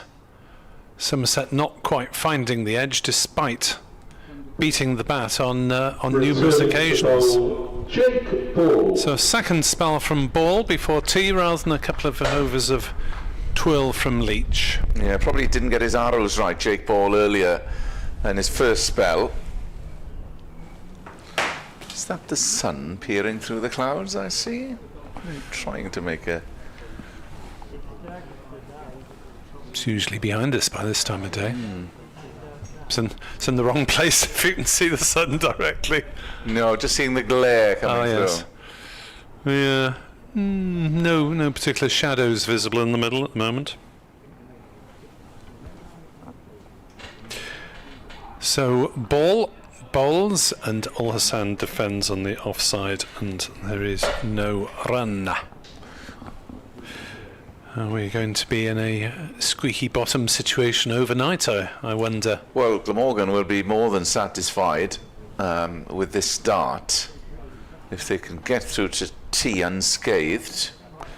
Yeah, that would be a huge session for Glamorgan, shortened session, but Ball is in to bowl. Ul Hassan defends, and there is no run. So Ul Hassan has 29 off 72 deliveries. At one point, had at 62 for 8. You were thinking, Nick, that the game might have been over today. Yeah, I mean, I really was expecting that when I rocked up this morning. Ball is in to bowl, and there's no shot offered by Ul Hassan, but we had that stand of 64 for the 10th wicket, led by Lewis Gregory's 45. Then Tom Abel digging some more runs painstakingly out of the last wicket, 30 more runs there, with last man Jake Ball contributing his presence, but nothing tangible on the board. Ball with the ball in hand has hit Ul Hassan somewhere around the midriff. Ball runs out on the onside, and Ul Hassan goes for a little wander to compose his thoughts.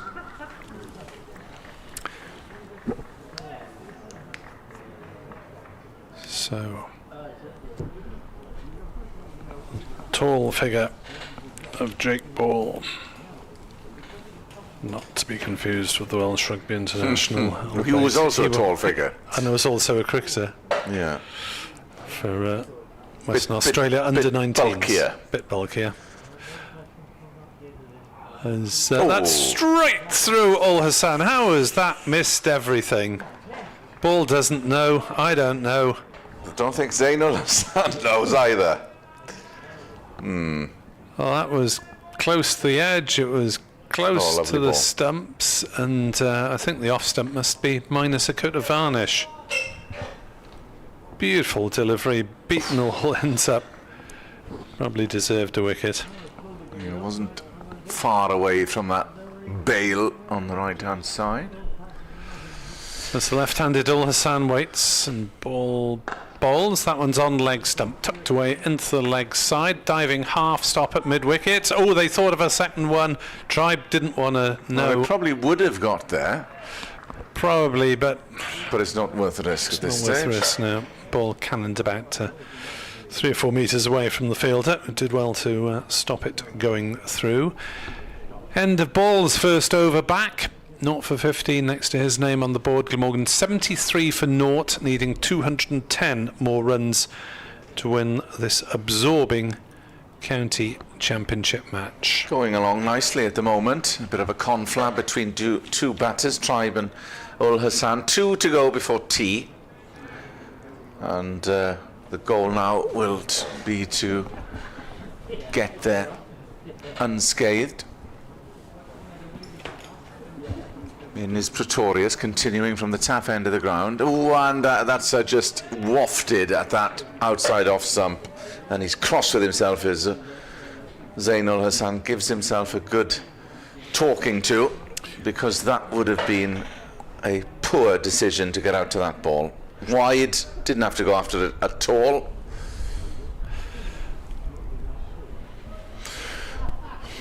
Well, I suppose you have to flash out if you're going to flash at all.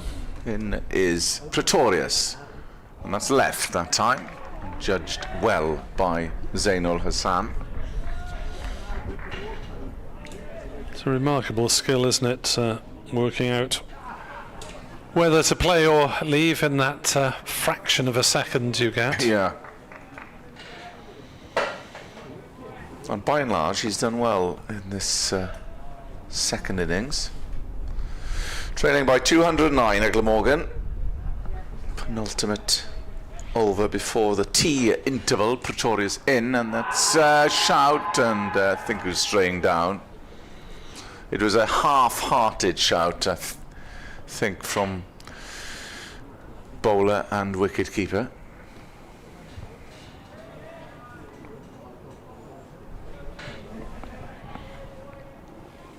As we look at the replay, Pretorius coming and yeah, going way down.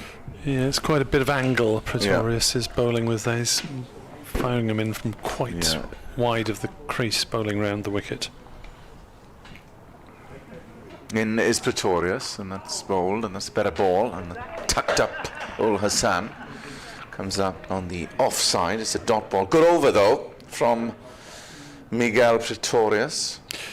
England women have slipped to 42 for 3, chasing to 11 in the ODI at Chester Street.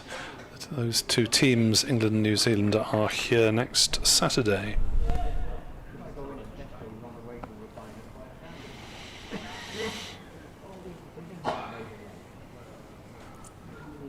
Bit of a false start from Pretorius, just rearranging the field as deep cover comes in. Point is moving to a gully, or and deep cover comes to point. Pretorius is in and bowls, and that's tucked away round the corner for a single. It's a leg by,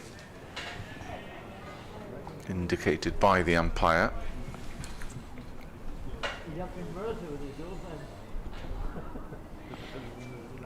Yeah, Mr. Newell down at the far end, we've worked out. This is the last ball of Miguel Pretorius' over. Coming right arm over to Asa Tribe, and takes evasive action and ducks under the ball. Bouncer to finish the over. Just the one leg by coming off it is 74 for none. Yeah, we've seen relatively few short balls so far in this innings. There's enough sort of natural bounce on the pitch to keep the bowlers interested, with the movement as well. And Glamorgan are by no means out of those early hostile woods. Albeit we're into the 24th over. Ball in, bowls. Ul Hassan plays into a gap on the offside, which will disturb the pigeons on the used pitch. And there is a comfortable single, since the cover fielder was sweeping out on the boundary on the grandstand side of the field. The almost unused grandstand. The first 8 or so rows are open to the public, but it's miles away, so why would you watch from that side? And few people are doing so. 75 for naught, Glamorgan. 208 needed. Ball into Tribe. Hit on the pad, ball runs down to third man for a leg by. 76 for naught. Is it a leg by? Yes, it is, umpire Pollard. Thank you. Eventually. Doesn't matter. Glamorgan will take them any old way they come.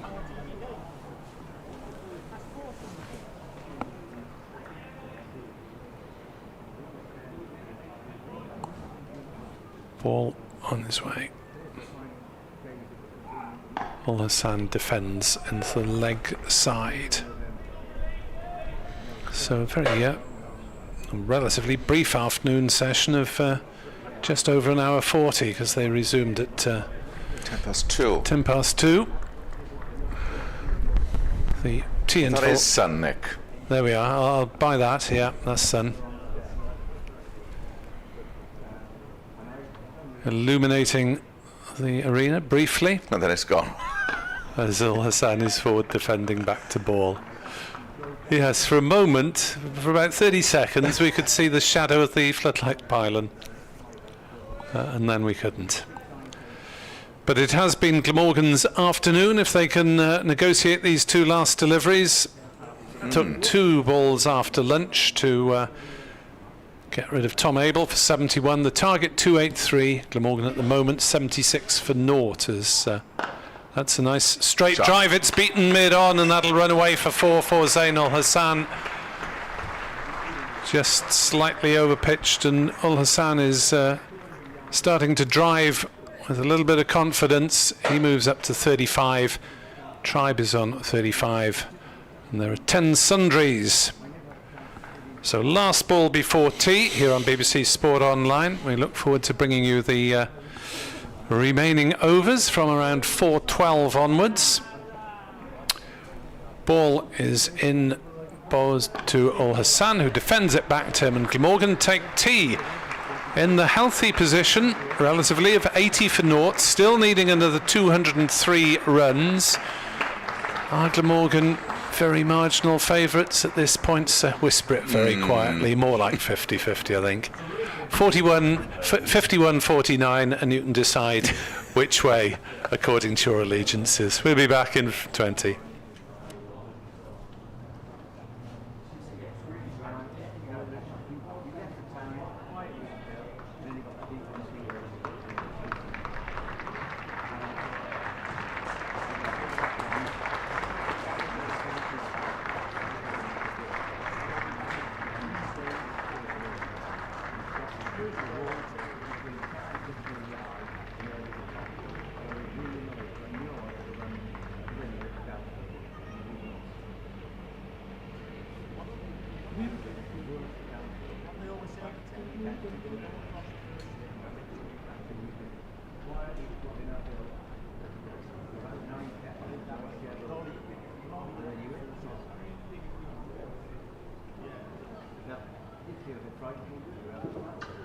I've got some latest scores from the other games. We'll start once again at Beckenham, the Metrobank One Day Cup match between the Glamorgan women and Kent women. Well, we had records here yesterday. There have been records at Beckenham today because the Glamorgan women's team have posted their highest ever total in a 50 over contest. They made 354 for 7. Daisy Jeans making 110, and Megan McCall unbeaten on 111. And in the 9th over in reply, Kent are 39 for 1. In the other games in the Rothesay County Championship, starting at Edgbaston, where Warwickshire in their second innings are 553 for 6. Leading Yorkshire by 548 runs. At Hove, Leicester in their second innings are 135 for 4, leading Sussex by 33 runs. Tea time at Chelmsford, where Hampshire were dismissed in their second innings for 214. Essex have a target of 177 to win. And at tea they're 30 for 1. At New Road, Worcestershire are 102 for 9, leading Durham by 142 runs. At Bristol in their second innings, Gloucestershire are 135 for 4, leading Kent by 133 runs. At Derby, Northamptonshire are following on against Northamptonshire are following on against Derby. Northants dismissed for 200 and 28. And batting again, Northampton 2 without loss, still 374 runs in arrears. And at Trent Bridge, Surrey are now 407 for 8 in their first innings, 2 runs ahead of Nottinghamshire. Don't forget, you can collect your complimentary score sheet for this game. They're available free of charge from reception, situated on the ground floor of the Thatcher's Pavilion. That's where you can also purchase a copy of the 2026 Glamorgan Yearbook. If you're seeking refreshments, a full range of food and drink can be purchased in the Pyramid Cafe on the ground floor of the Thatcher's Pavilion. Don't forget, Gleamorgan members and season ticket holders get a 10% discount on all food sales. Hot and cold drinks, as well as snacks, can be purchased from the mobile unit beneath the Castell Powell stand at the Cathedral Road end of the stadium, and snacks can also be purchased from the vending machine at the rear of the indoor school. The Museum of Welsh Cricket will be closing shortly after the end of the tea interval. If you haven't been there already, there are plenty of new displays, information panels and interactive terminals to use. There's also a display in memory of our late Chief Executive Hugh Morris. A special brochure called Hugh Morris, A Life in Cricket has also been produced, and it's available for purchase either in the museum or from reception. It costs just £10, with all proceeds going to the Lindra Cancer Hospital. But there's nothing in it for Crane, was there? So there shouldn't be anything in it for Leeds, but you never know. Yeah. Still yet. 4:30. We haven't started yet.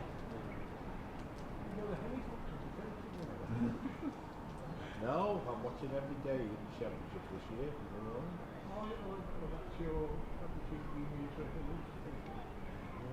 Hopefully, every home out. And away. England. Oh my God, they're clapping. 56-3. England. You still with me? Oh, say it. I don't know what the hell you're on about there. So what they were chasing 210, Especially if we're in the first division.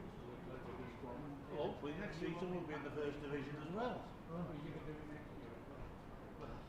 what happens this season first. Long way to go yet. And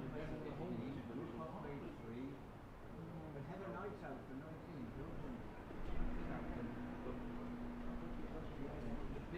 She's got a nightmare day in the field. This one, I've got an absolute dolly now. Whether it's when it got to take the ball and it bounced over her shoulder, not really her fault. It was a completely unexpected bounce.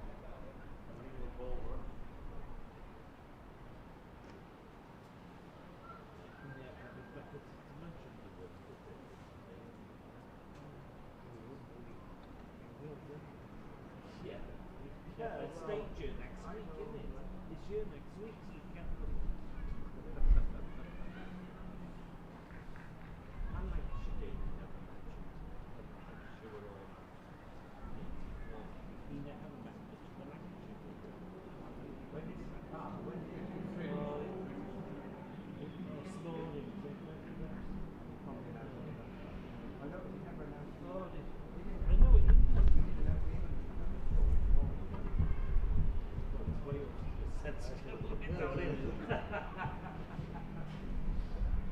Newcastle drawn.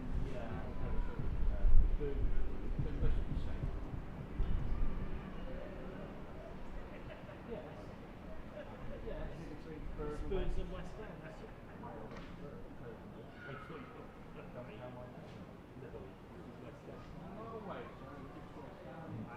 If they got a very good deal with that stadium, and then they can play. Don't like you, do they? No, and basically we're paying them to use it.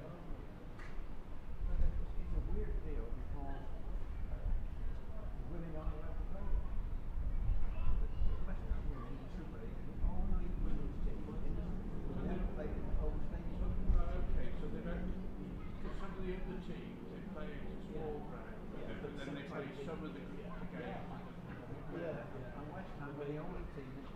It's not that the club don't want it, something to do with, I don't understand, it's something to do with the ground use conditions, but they can't not have to play there. No, Everton, little ground, that's the thing used for the women. Well, the bowl. Berlin ground. Everton Park. Yeah, for some reason it used to be Upton Park, and then it started calling it the bowling It was ground. always the Berlin ground. But then, B-O-L-E-Y-N. oh. But then people. But because it was in Upton Park, it got called Upton Park. Everton features Berlin ground for the women. Okay, so they haven't sold it for houses. No, they're giving it for the women on the, for the what's it? And the Academy team. Yeah. Oh, I We're thought in second. I thought it had been sold. No, it's going apparently. They got horrible people running this thing, I think. But Karen Brady's gone now, hasn't he? Right. That's And they've got other blokes making money from Paul. Oh, yeah. Well, she had The Penarth guy, Is he looking out? David Sullivan's new. Well, wasn't she married to a footballer? Yes. Aston Villa, Around yeah. sports. When he Aston Villa, West Brom. I don't know. He certainly played for Birmingham City. No, but he used to sell. Because when she was chairman or chairperson of Birmingham City, whoever was the manager of Birmingham City released him and probably got sacked by that. Paul Pochettino, Canadian international. And apparently, she was on the bus, you know. Glamorgan have made a good start in their pursuit of an improbable target of 283 to win on a tricky pitch. They're 80 for naught at tee with Zainul Hassan and Asa Tribe on 35 not out apiece, although they have both had their near misses. Somerset's persistent second innings lasted just 2 balls after the lunch interval before Ryan Hadley claimed the last wicket. Tom Abel for 71. Glamorgan needing 283 to win at 80 for naught, and play resumes in around 10 minutes. I've seen us play Wigan with different clubs, like the Wigan Trophy, and we did 22 finals. So far, Wigan have won 22. Oh dear. Oh dear. And Wigan have got to Wembley, haven't they? So we are due to beat them. Yes.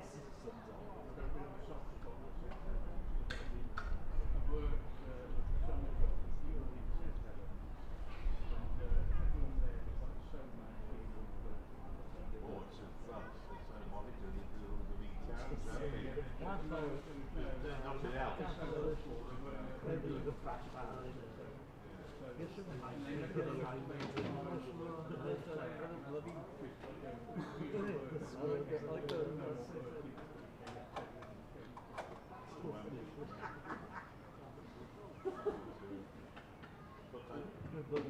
I was shocked with being up for the Union I didn't know it would win yesterday.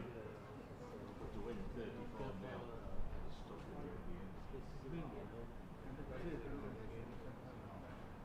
And I was just wanting to neutral venue semis, and semi-finals were in neutral. We're playing at Doncaster's football ground today. It's an old one, 14, it's not selling. It's not, 14,000, 13,000. It's not that big, is it? But it's just a new stadium, like the Northern. Yeah, it's okay, I've been there. It's not a bad little stadium, but it's not. But it's a continuous. What I don't like about stadiums is you don't really go around the corners, and if you're sitting on that sort of bend, it's. Well, the old stadium, which I've been to, the old pitch. Oh, Bellevue. Yeah. I went there when I've been up to. I was next to the race course, wasn't it? I don't know. From Dartmouth, I've been up. My sister's married up near us. I've been up to Shetland on the Drain and visited friends, and I've driven up. I planned it because Swindon were playing the other Tuesday night. So on the way back, I called in to see the game. We lost 1-0, played Cardiff, and then a long drive home. We got this weekend, this magic weekend in the European a few weeks in June. Playing at Everton, the new stadium. Oh, We're going to go there. They used to play. Only 2 years we played down there. A lot of them from Newcastle. I worked with a bloke who for many years was a senior non-full-time steward in the Millennium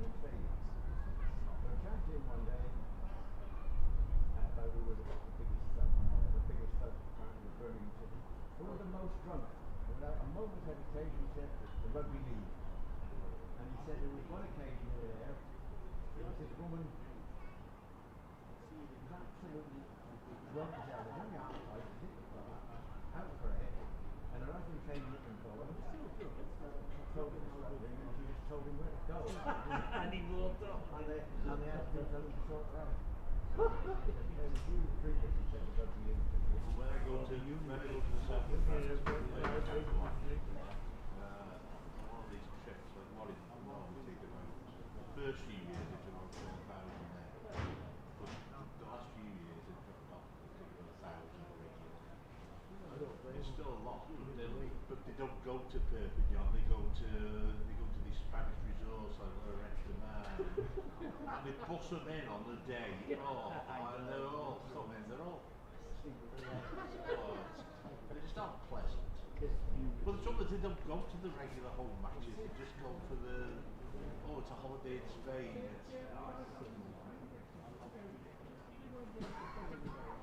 I don't got no interest in the game really.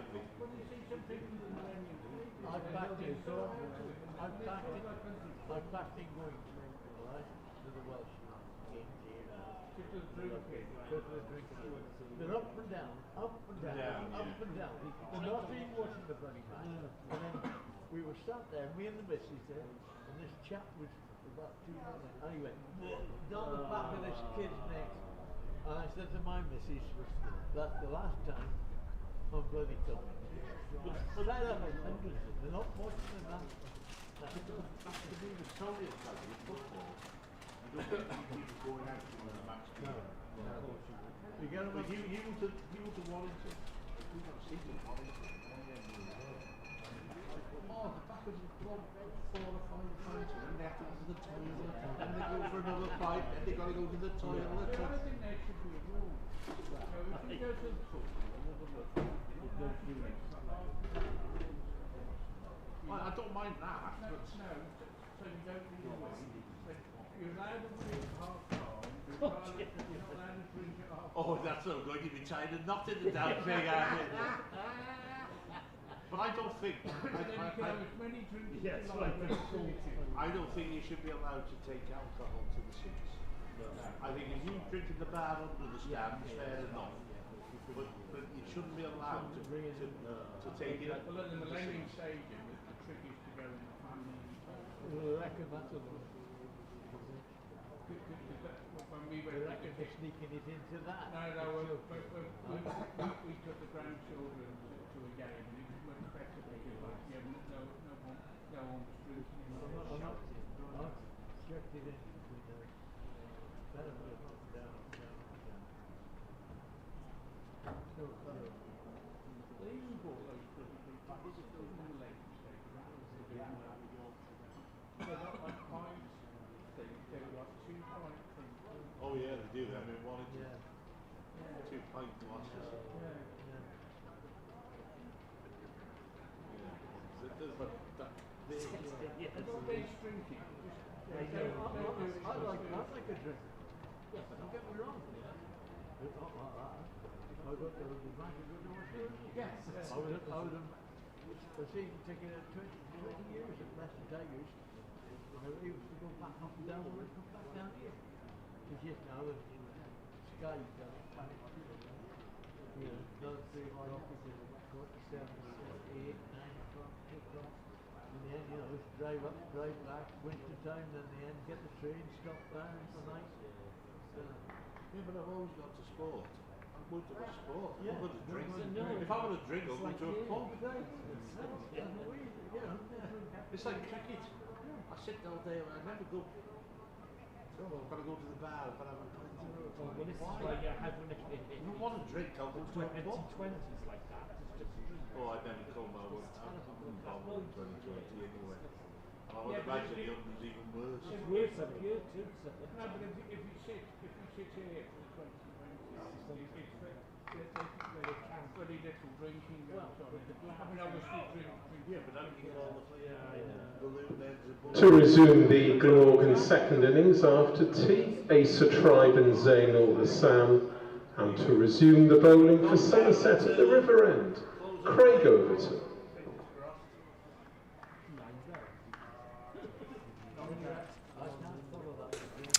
A very warm welcome back to Sophia Gardens. Very encouraging second session for Glamorgan. 80 for none as they target 283 for victory.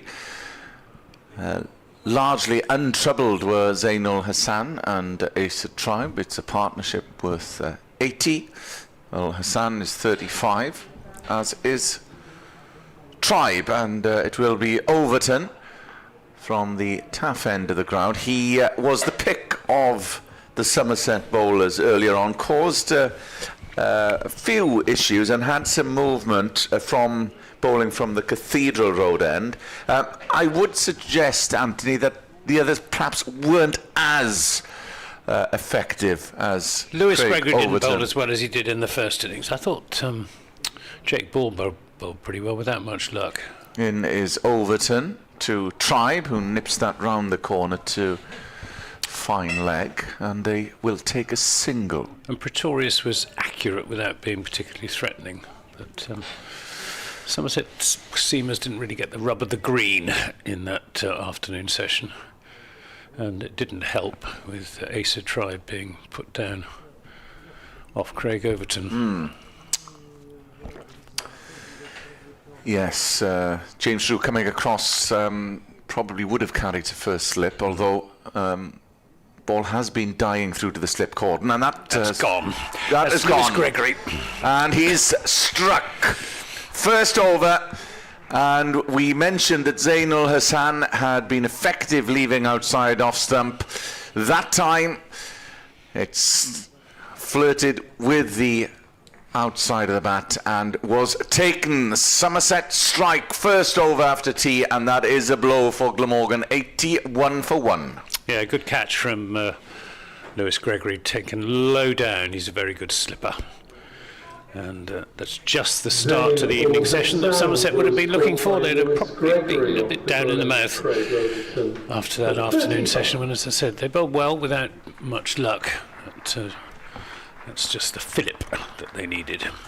And well batted Zain ul Hassan as well. Yeah, he'll be disappointed that he hasn't kicked on like he did down in Southampton. Trudges off, dejected, and that brings Captain Kieran Carlson out to the field. Being coming batter for Glamorgan, the captain, Kieran Carlson. And Glamorgan need a captain's innings from Carlson.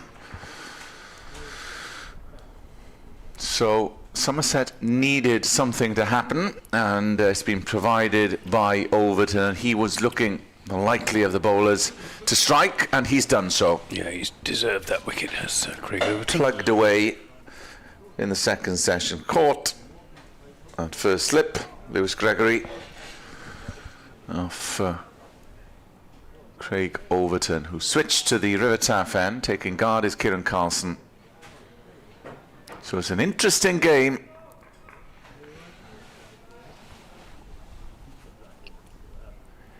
In comes Overton to Kieran Carlson, and that's taken by James Drew.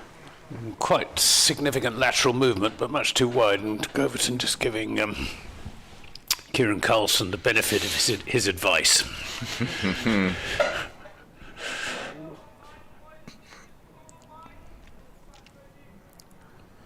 Still difficult to foresee how this one is going to go at the moment. This a big session for both sides. Is speeding in is Overton, and that equally left outside off stump by Carlson. It's just a fraction too wide again. He is getting the ball to go away from the right-hander though, Craig Overton. Trailing by 201 on the home side.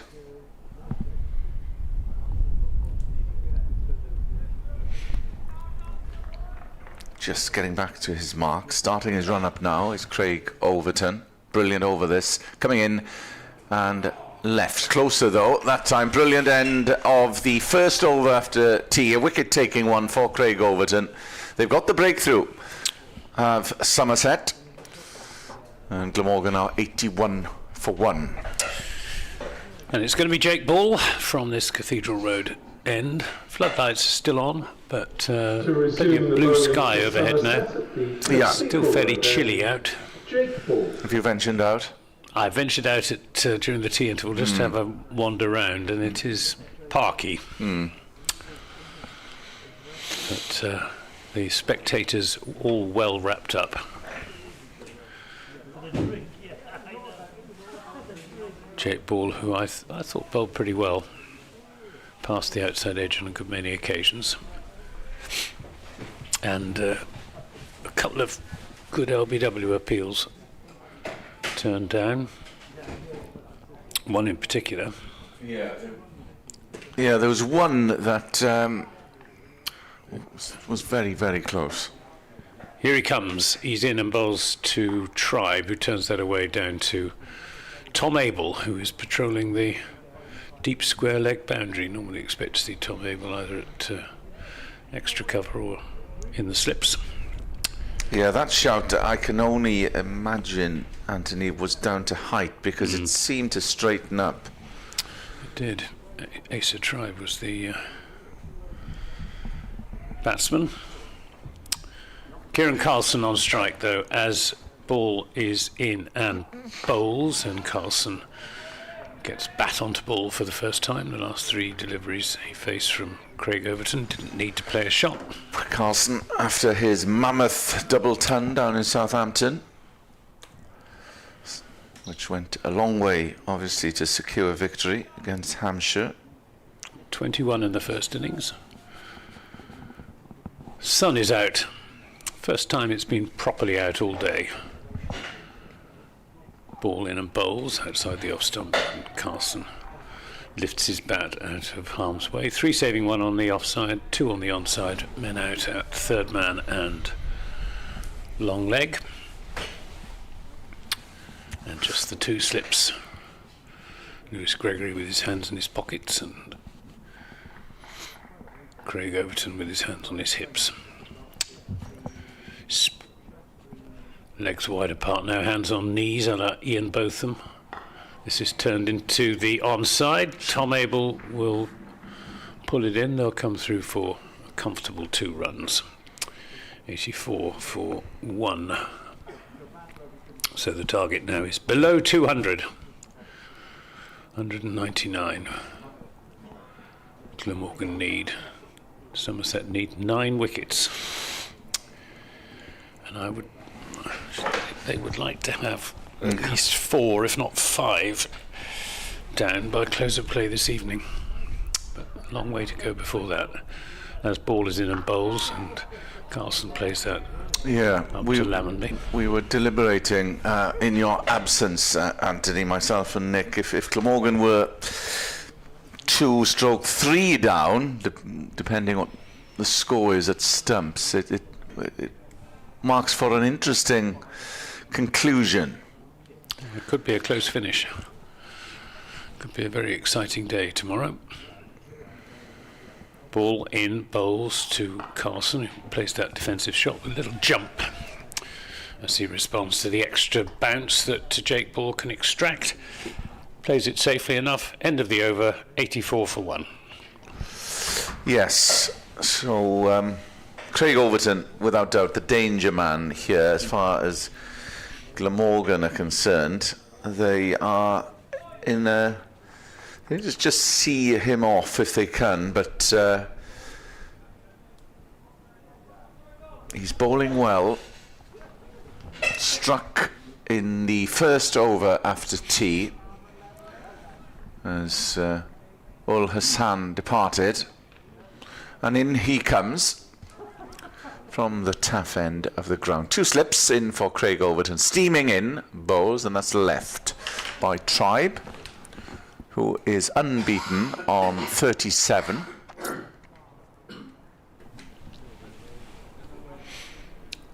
Just under 30 overs remaining of the day.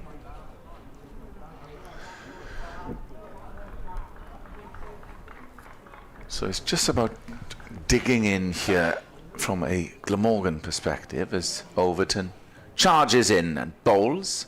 That's played in defensive mode by Tribe, and it's fielded by Overton. Mid-off, mid-on. Extra cover and point. Third man. deep fine. Somerset coaches just trudging along the outer perimeter. Just beneath us here, as Overton comes in to Tribe, who just drops that in defensively, and it's another dot ball. It's Mark Stoneman down there, nearest to us. Right. Who is batting consultant. Is he? Shane Berger was batting coach, but he's gone to Hampshire. Just making a loop of the ground. Below us here in the media centre. Tribe facing Overton. Oh, one flirted with that. That's a good line from Craig Overton. Yeah, he's got his eye in here. He's getting it to go, isn't he? Yeah. He had a bit of movement from this Cathedral Road end, bit of shape. Yeah, just a bit of movement. Yeah, you could see clearly. A bit more bounce with the bowling from the river end.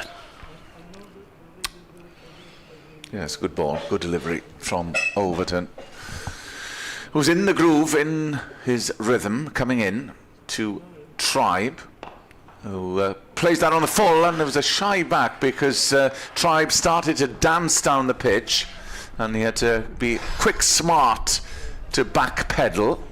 Good bit of cricket from Craig Overton, who is a fine athlete.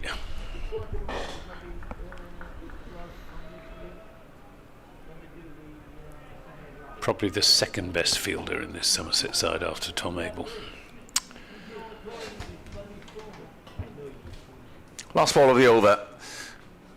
In is Overton, and that's defended to mid-on. Very good over. Maiden one at that. He's started well. He's picked up where he left off prior to tea. And Glamorgan 84 for 1. Yeah, Craig Overton, 8 overs, 4 maidens, 1 for 15. He's yet to concede a run post tea, and has picked up the wicket of Ul Hassan, caught at first slip by Lewis Gregory.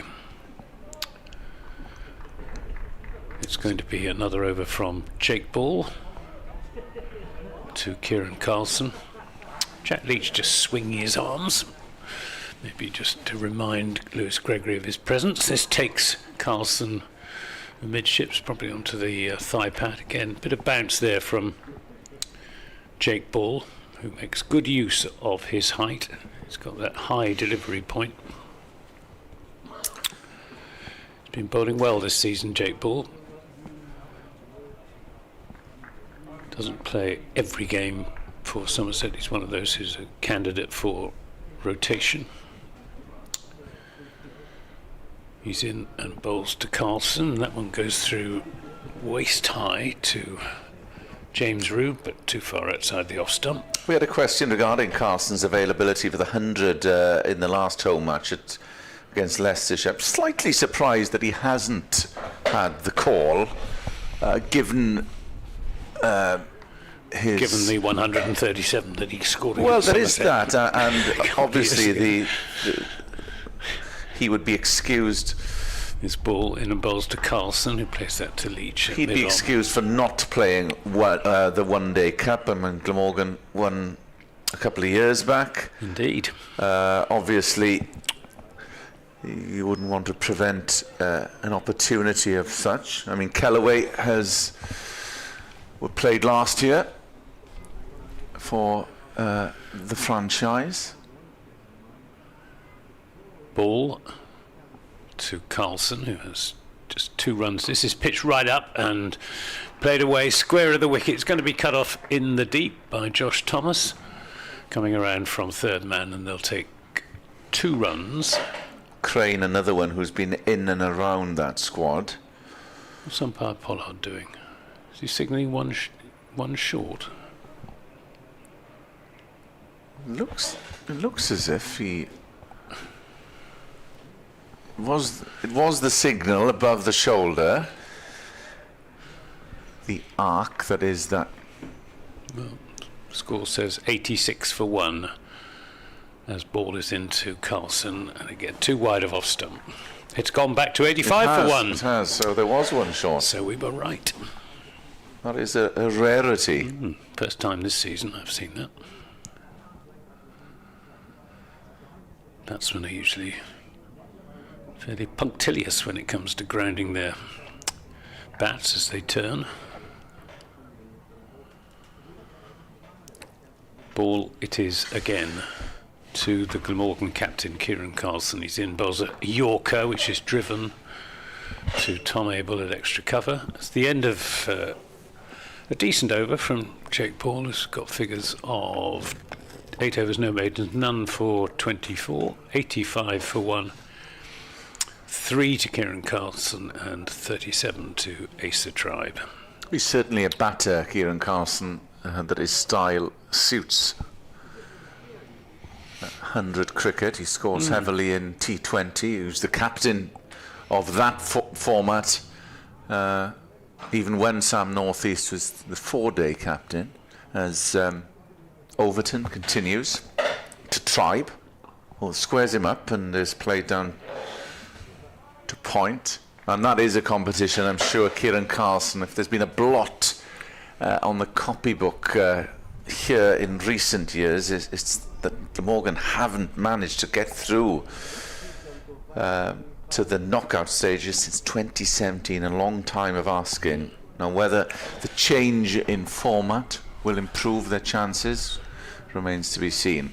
Overton to Tribe, who plays that firmly, too firmly to take a run to mid-on. Are there any Welshmen in Welsh fire this season? Well, the Kellaway will be. The Chepstow product.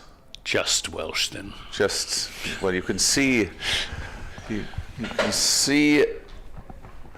Bristol from afar.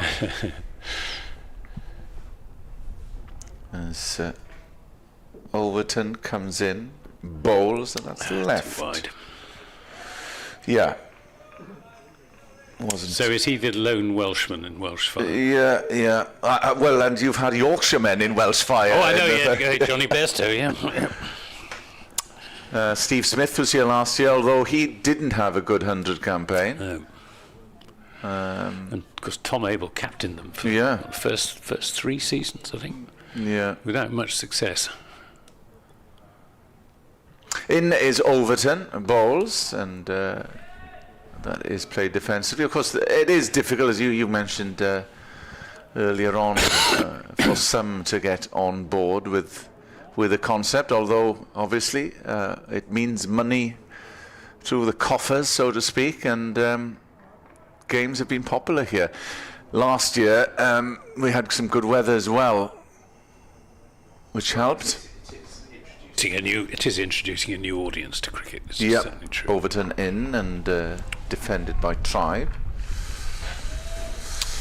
Well, money is ploughed at it marketing-wise as well, which helps. Yeah. Yes, I'm afraid there's all too little promotion of 4-day county cricket.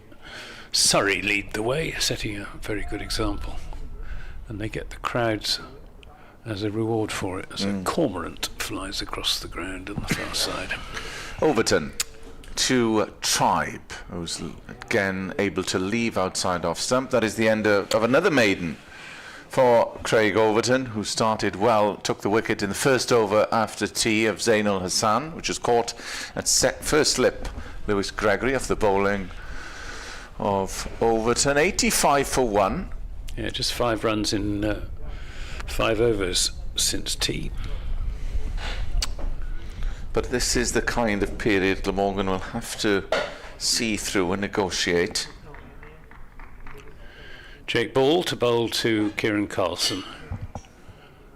He's there and bowls. Carlson turns. Just straying down. That's gone down for 4 leg byes to fine leg. He lost his line there, Jake Ball. Again, Jack Leach just swinging his arms at mid-on.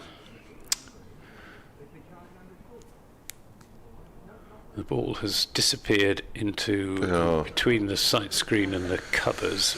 It's like the Bermuda Triangle down there. It's gone underneath the big cover. It's been retrieved. Well done. Yeah, we might see a bit of spin from Leach in due course. Yes, it'd be interesting to see how he goes. Yeah, Crane didn't have much to work with earlier. Here's ball to Carlson, and that one bounces on him and gets his gloves well out of the way of it. As it takes him thigh pad, I think, probably somewhere around there. He's not rubbing any part of his anatomy to give us an indication as to where it might have hit him. But Jake Ball is getting some bounce from this Cathedral Road end. Light is good as Ball bowls to Carlson, who gets a good ball and plays it defensively into the offside. They're rather redundant at the moment, the floodlights. Jet Leach going through some practice bowling actions now, so his advent is getting nearer, one suspects. Yeah. Which end of the spinner's favour here? Crane has played both sides. His ball bowls and goes past the outside edge of Carlson into the gloves of James. He usually favours the tough end. Jack Leach much prefers bowling from the river end at Taunton. Right. So might be that he'll bowl from the river end here. Two rivers. Both of 4 letters, both beginning with T. Yeah. The Tone and the Taff. Ball bowls, and another good ball from Jake Ball, who is getting the ball to bounce. That one left Carlson. Not sure whether he actually played at it or just held his bat inside the line. Poor start to the over, but it's got better as it's gone on. 89 for 1. Somerset pressing for a second breakthrough.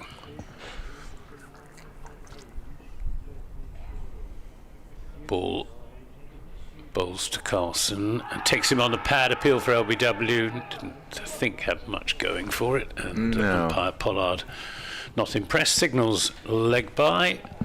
Take another run. Score moves on to 90 for 1. Let's just have a look at that replay. I just hit him outside the off stump.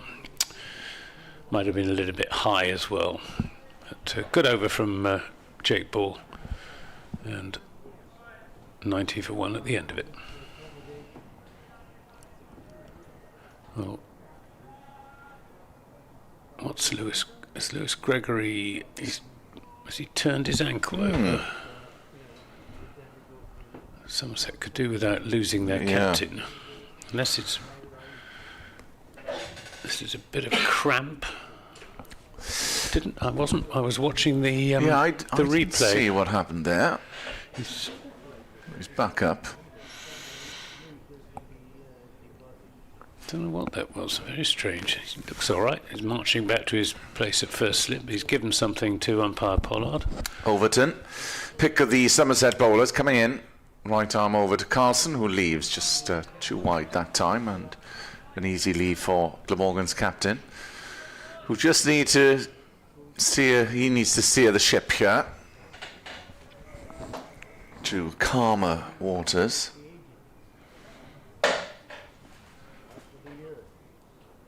With just under 26 overs to go on the third day.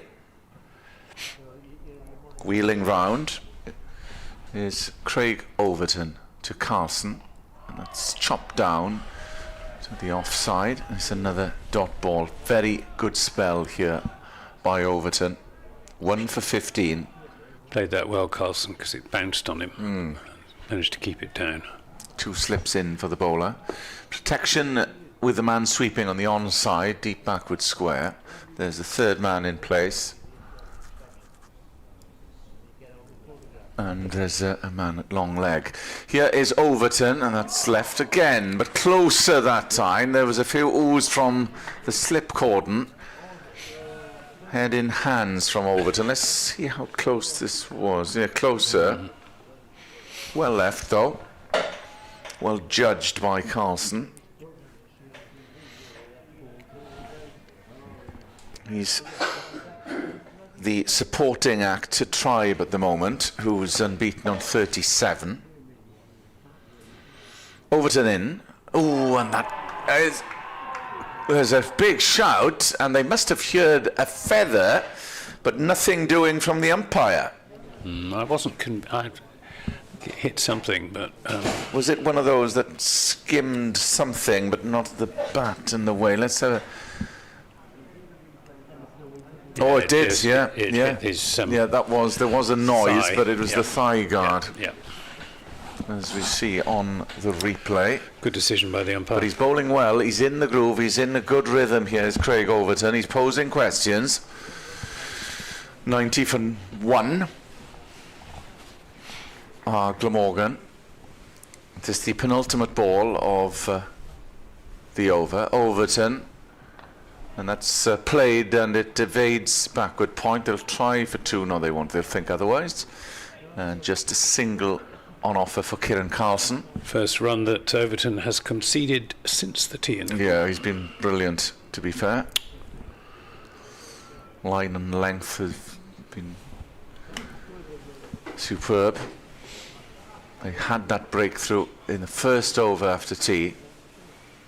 Zain ul Hassan to depart. It brings Tribe on strike. Oh, he tried to pull, but it ricocheted on the offside. Didn't time it at all. That is the end of the over. Glamorgan 91 for 1. It'll be Anthony Gibson, followed by Nick Webb. Yes, and over in the IPL, Craig's twin brother Jamie has just picked up 3 wickets. So, good afternoon for the Overton twins. No change in the bowling. It's going to be Jake Ball to bowl another over from this Cathedral Road end. Pigeons are having a nice afternoon tea on grass seed away on the practice pitches. As Ball is in and bowls, and this is a caught behind. It was a big slash at that from Kieran Carlson. He didn't need to play at it. It was short and wide from Jake Ball. He threw the kitchen sink at it, did Carlson, and managed only a thin edge, which was gratefully pouched by James Rue behind the stumps. 91 for 2. Yes, it's a horrible way to get out, isn't it? But Glamorgan needs some runs from somewhere, and that one could and should have been dispatched to the boundary. Short and wide, and he's managed to get a little edge, and I think Somerset are back in favourites territory now. Well, I think it's going to be close.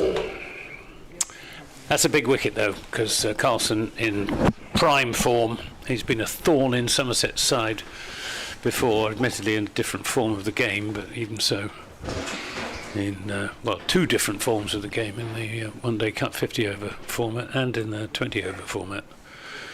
But he's gone and really only has himself to blame. Yep, should have put it away, couldn't do so.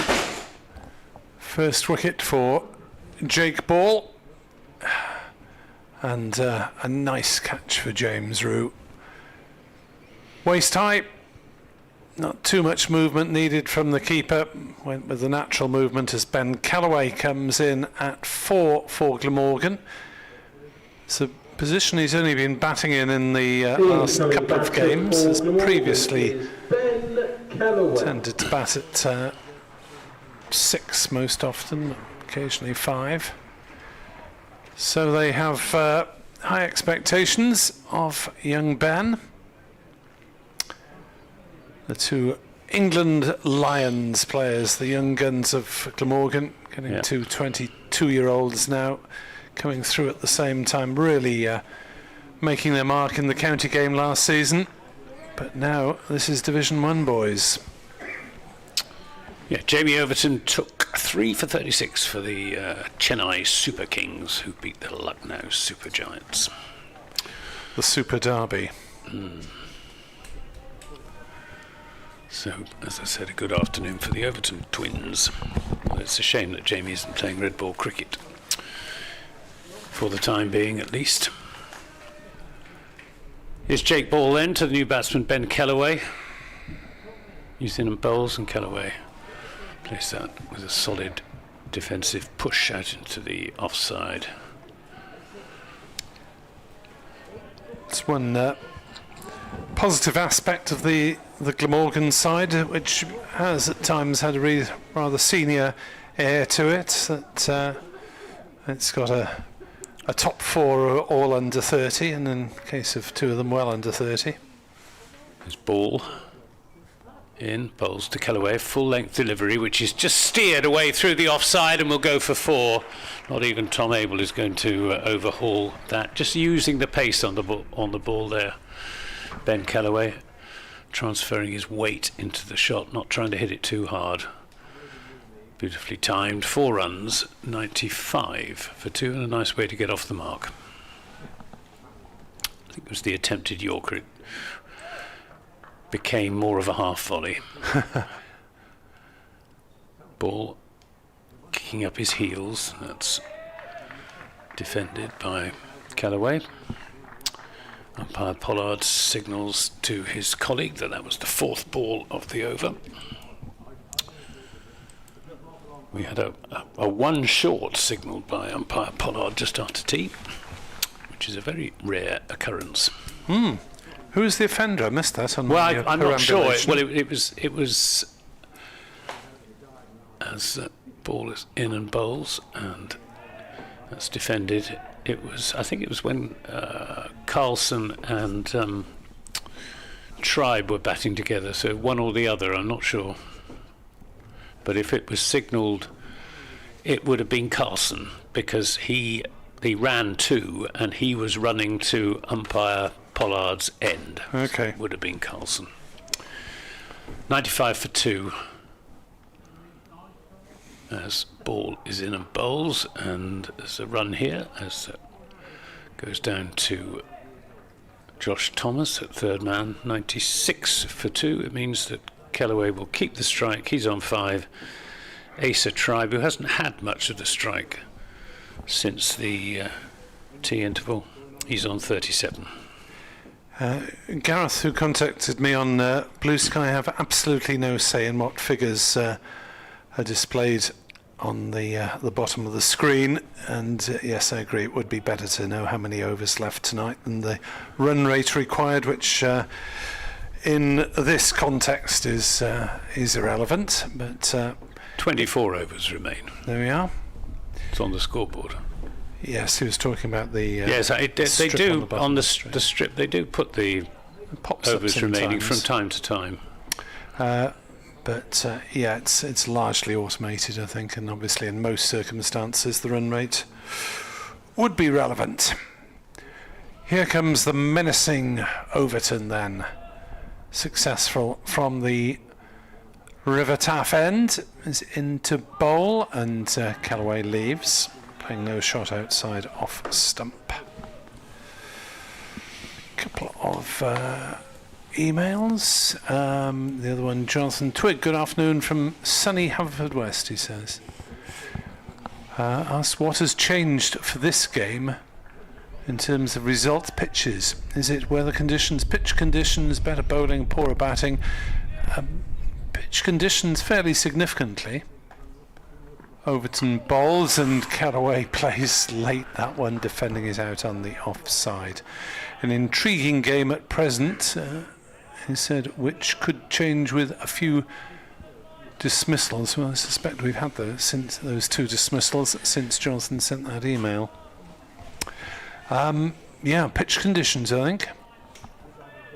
We don't talk to the ground staff directly, no, Jonathan. Get the coach's verdict on the pitch at the end. Overton bowls through outside off stump. No shot played. I suspect it'll be a reasonably favourable verdict from the coaches on this surface, because although it's been slightly on the low scoring side as a game, it has given both batters and bowlers a chance if they execute their skills well. Pretty good balance between bat and ball, I think. Overton is in and bowls a short pitch ball. Will that be called wide? No. Should have been. I don't see how a batsman is expected to get a bat onto that. sailing over his head. Dr. Jamie Lewis pointing out Phil Salt, another Welshman in the Welsh Fire Squad this year. We were talking about it at some point. Along with Glamorgan's Ben Callaway, who's Welsh, and Asa Tribe, who's a Jerseyman. As Callaway drives on the leg side, there's not quite a single there, up to mid-on.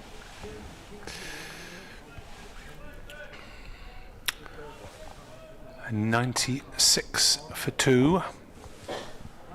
187 needed to win. A further 187, that is, if you're just joining us. Maybe Somerset slight favourites as things stand. As Callaway drives nicely into the offside, but won't get a run for it as it's stopped the second attempt at mid-off. That's Tom Lammonby. Good stop. Good tumbling stop. Going to his good side, his left side. Shot that probably deserved some runs. As the rather chilly spectators that remain brave the cold. He's bowled 5 overs since tea, Craig Overton, conceded just 1 run and taken 1 wicket, but whether he can go on for much longer, I'm not sure. Returning to bowl at the Cathedral Road end, Lewis Gregory. There we are, Lewis Gregory coming back into the attack. He bowled his opening spell from the River Taff end. 6 overs for 25, not quite at his best. He's bowling to Ben Callaway. He's there and bowls short, and that's his tucked away down to long leg where Pretorius will field. And they take the single 97 for 2. Callaway on to 5. Not quite on it first ball, Lewis Gregory, just letting that one drift onto leg stump. He's rubbing his back, which has been a constant source of trouble to him over the years. But he looks as fit as I've seen him recently. At the moment, as he's in and bowls out, a long way outside the off stump, and it's a no ball. Oh dear. Well, he was plagued by that in the first innings, Lewis Gregory, wasn't he? Yeah. No ballitis. I haven't got Steve Pittard's latest assessment of how many balls, no balls he bowls in relation to the number of legal deliveries, but it's around about 1 no ball for every 30 legal deliveries, which is not good. He's in and bowls to Callaway, and that's a long way outside the off stump, and he's just not really into it yet. Lewis Gregory not holding his back this time as he walks back. Jack Leach going through the motions as his captain walks back past him, just to remind Lewis of his presence.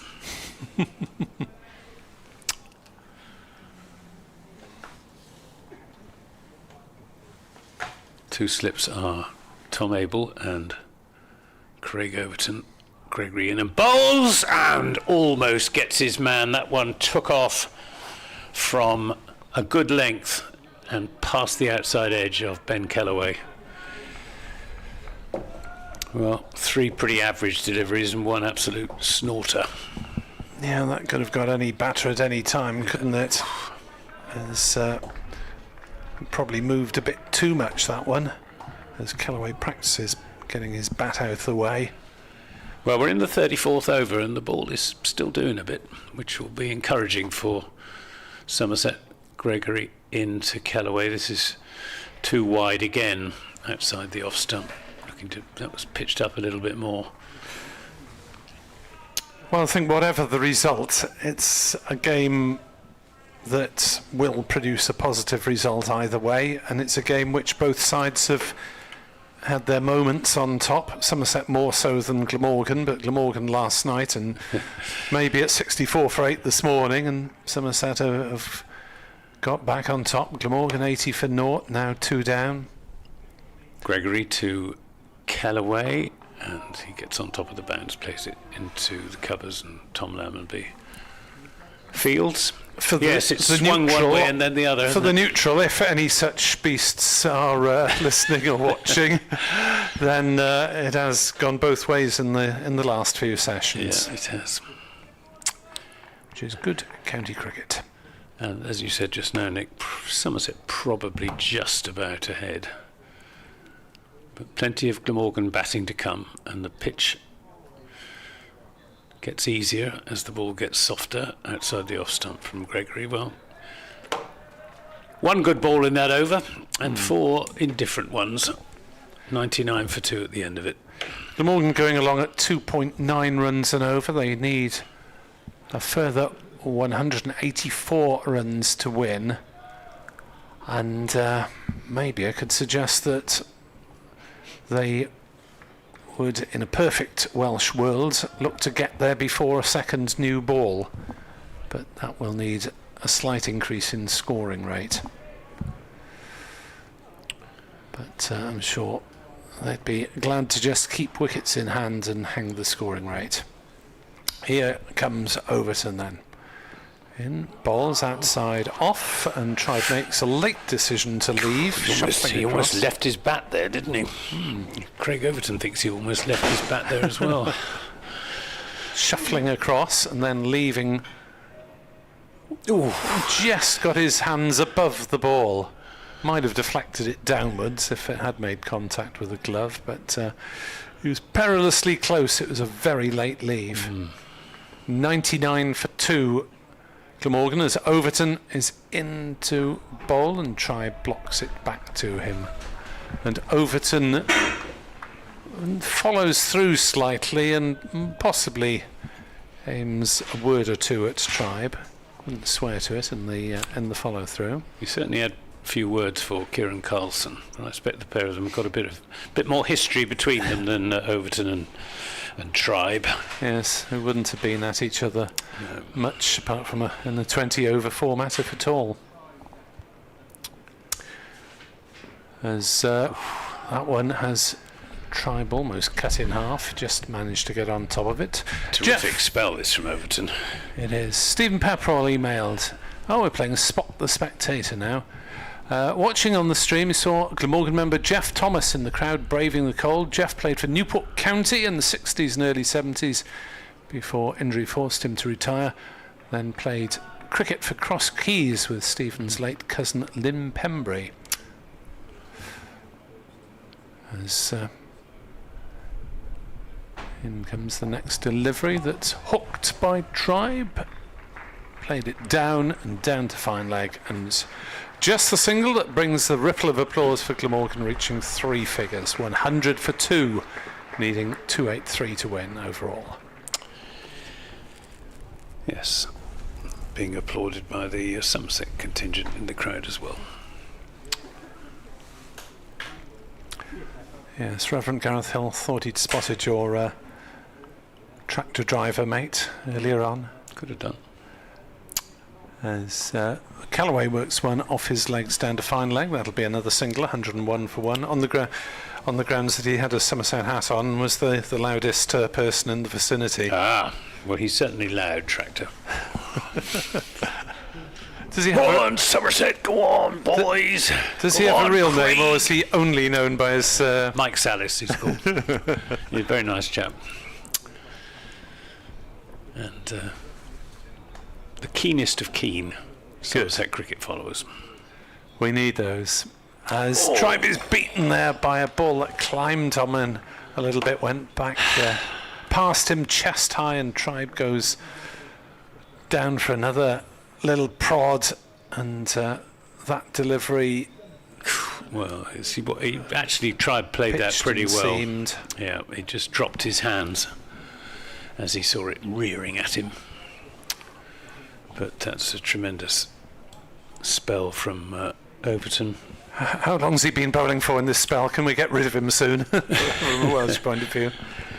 Well, we had 24 overs at TS11. He's bowled 6 overs. And I think time for rest. I think he's gone for either 3 or 4 runs and picked up a wicket. Yeah.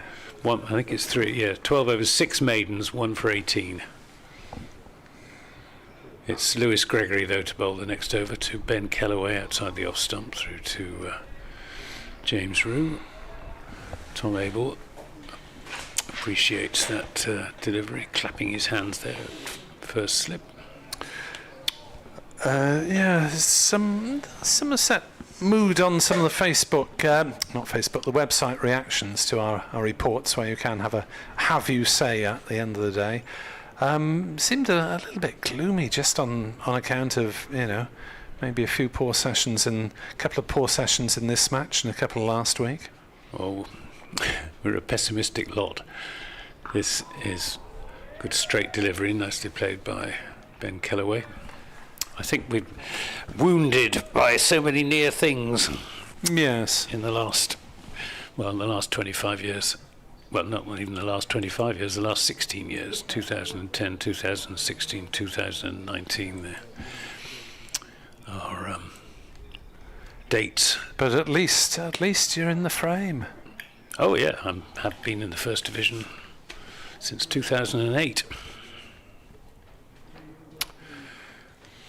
Gregory to Kellaway, who goes for a big off drive, and fortunately for Kellaway doesn't get anything on it, through to James Rue. It's good bowling this from Somerset there. They've succeeded in pretty much drying up the runs, and it is producing just the occasional indiscretion. Well, you have, if you're getting 5 tight balls and over and you get 1 wide one, then you have to try and smack it for 4 to some extent. Gregory tries again. He's there and bowls, and this one is defended up to mid-off by Kellaway. Which was Kieran Carlson's downfall. Yes, Carlson is naturally an aggressive player, isn't he? Yeah, I mean, if he's going to score significant runs, they'll usually come fairly quickly. Today his dismissal came fairly quickly, though. He faced 20-odd balls for his 4. Gregory to Kellaway, plays that off the back foot, or plays it from the crease really. Just lets it hit the bat and run out into the onside. 20 overs to go. How many more wickets would be acceptable to Somerset? A couple more? 3 more? 3 for preference. Yeah, I mean, obviously as many as possible, but reasonably satisfied with 2 more? Yeah. Gregory in bowls, and another good ball, well played. End of the over. A maiden for Lewis Gregory, 8 overs. 2 maidens, none for 28. So runs have dried up since the tea interval. We've had 12 overs since tea and just 21 runs. Yeah, so I suspect Glamorgan would settle for another maybe 50 runs if the wickets were 1 or 0. But we don't always get what we want. In the women's match, Kent are making a good go of it. They're not going to beat Glamorgan, but they're 161 for 3 in 30 overs. And Coco Streets is the 82 not out, as Tribe defends the first ball of Overton's over. Glamorgan women's wickets, 1 apiece to Amy Wheelows on loan from Blaze, and open the bowling. Katie Cobb, the young Irish left-arm spinner, and Gemma Porter, who so often in the past has opened the bowling with her spin, but doesn't appear to be doing so as regularly this season. England women in a little trouble, as Overton is in and bowls. Tribe works it away off his hip for a single down to fine leg. England women are 125 for 5 after 29 overs. They need a further 86 off 21 to beat New Zealand, so that game interestingly in the balance. Maya Bouchier is 42 not out. And a reminder that those two teams play here next Saturday. Overton bowls and Callaway works one off his legs. They'll run the first one quickly, they'll turn and have a look, and being young fit chaps, they're back comfortably for the second run. 104 for 2, Callaway to 8 not out. Looking like it's going to be a draw at Trent Bridge. Surrey 449 all out. Notts after their 415, 8 for no wicket. Heavyweight slugging it out to stalemate. Well, other counties won't be too distressed if that's a draw. Overton bowls, Callaway leaves outside off. Indeed, Somerset starting this round in 3rd place. Glamorgan in 5th place in the table. Yorkshire in trouble against Warwickshire, who declared at 553 for 6 and Yorkshire 20 for 3. Needing another 529 runs to win. Good luck. That was a generous declaration, wasn't it? In comes Overton, bowls, and Callaway prods it up to mid-on. No run. Remarkable turnaround there at Edgbaston after the two low-scoring first innings. And I look forward to being at Edgbaston on Friday. Do you really look forward to being at Edgbaston? Yes, I do. It's one of my least favourite grounds. Not particularly because it's Edgbaston, but because it's my first away trip of the season. Yeah. Fair enough. As Overton bowls and Callaway leaves, it is 104 for 2. Gleamorgan need a further 179. Somerset need a further 8 wickets, and one of those will happen. I like Birmingham as a city, but Edgbaston, with hardly anyone there, is a soulless place to play cricket. Yes, well, I've only been there once for a 4-day game when there was no one there in terms of public, because it was in one of the COVID affected seasons. Been there a number of times for T20 and once or twice for one day cup or league. Cups, yeah. I saw Jacob Bethel actually in the one day cup at Edgbaston. Here's Gregory to Tribe, pitches this one up, driven nicely by Asa Tribe.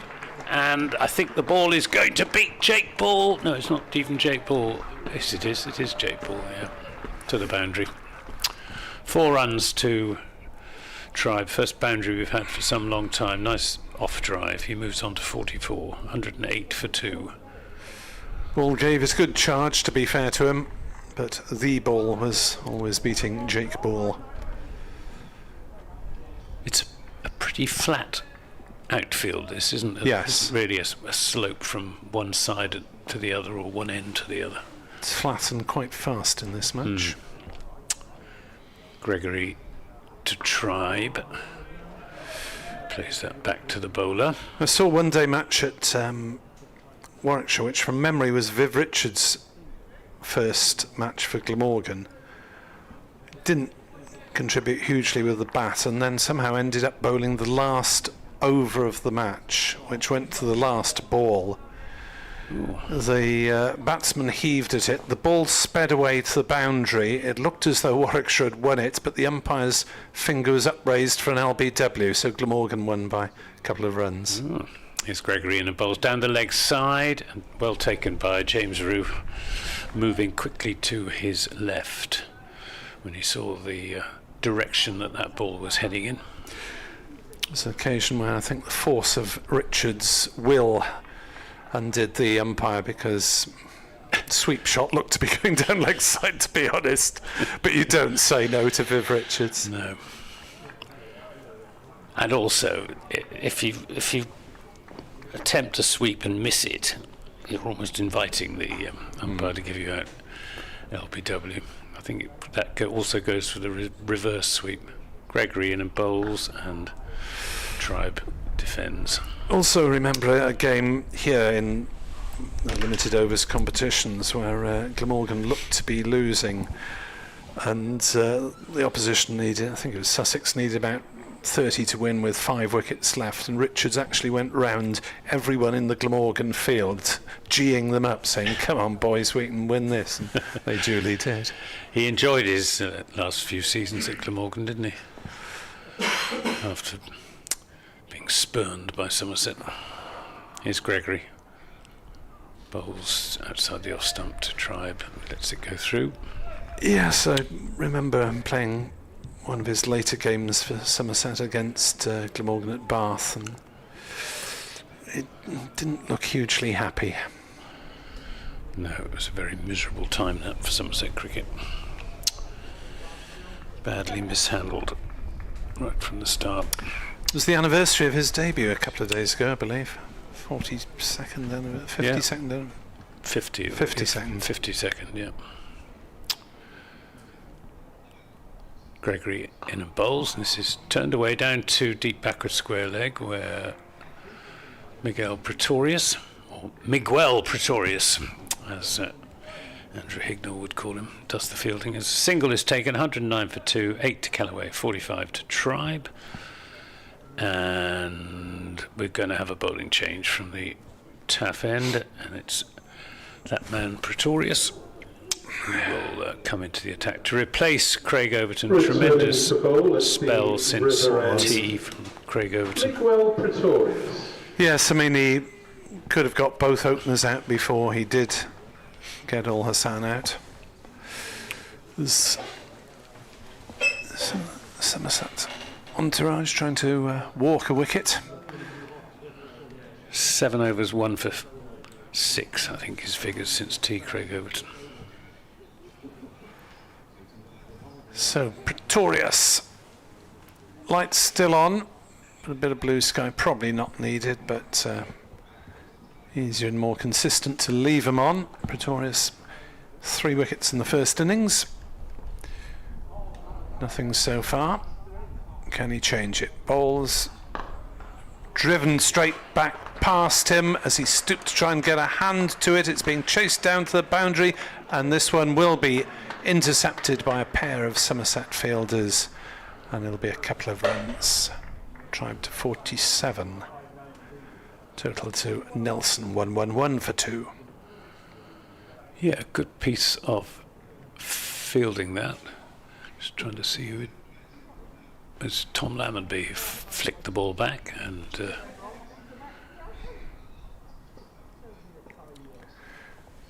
Pretorius on his way. Balls to Tribe, leaves outside off. 39th over of the innings, so it's getting a little middle-aged. Run rate 2.9.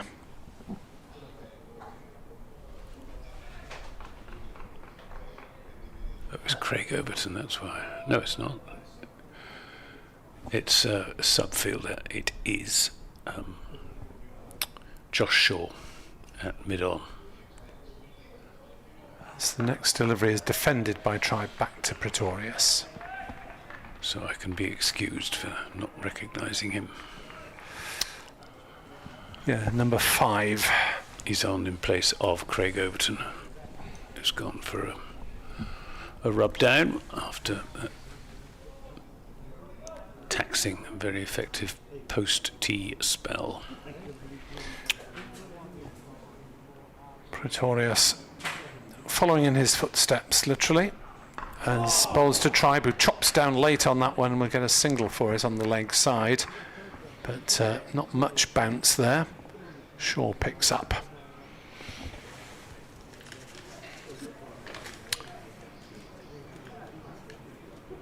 So just the one match so far for Somerset? Yeah, he played against Essex up at Chelmsford. I think he was signed mainly as a white ball bowler from Gloucestershire. Doesn't have a great red ball record. 112 for 2 as Callaway pushes gently on the offside. Ben Callaway biding his time, 8 from 29 deliveries. Yes, young man still learning in cricketing terms. Second full season in the first team. Played it a little bit at the end of the 24 season in the Championship, having been a one-day player, I think, a little bit before that. As Kellaway up on his toes, defending that one out on the offside. 3 runs off the first over of Pretorius's spell, 112 for 2, 171 runs needed by Glamorgan for victory. Shall I do one more over and then can this come in? Why not? It's going to be bowled by Lewis Gregory. Light is not as good as it was, although there's plenty of blue sky overhead, but the clouds getting in the way of the sun at the moment. How inconvenient of them. We've got 2 subfielders out there because there's Alfie Ogborn as well. Going to backward point. Not sure who the other absentee is. Jack Leach, I suspect. Can't see him out there. It's Gregory, though, to Tribe, who nicks this down to third man. Played it with soft hands, moves on to 49, 113 for 2, very valuable innings for his side. He was put down by James Rue off Craig Overton early in his innings. Difficult chance with Rue plunging across in front of Tom Abel at first slip. Or it might have been Lewis Gregory at first slip, actually. As Gregory normally fields first slip, other of course than when he's bowling, as he is now. He's bowling to Kellaway, and this comes off a thick inside edge out into the onside, and there is no run. Glamorgan women have claimed the key wicket of Cocoa Street. It's bowled by Bethan Ellis for 89, and with the required run rate now about 10, 11 runs and over, I suspect that'll be the end of the real contest at Beckenham. Glamorgan having piled up 354 for 7. Kate Kent 181 for 4 after 34. Gregory to Kellaway, and he fences at that, and Gregory appeals.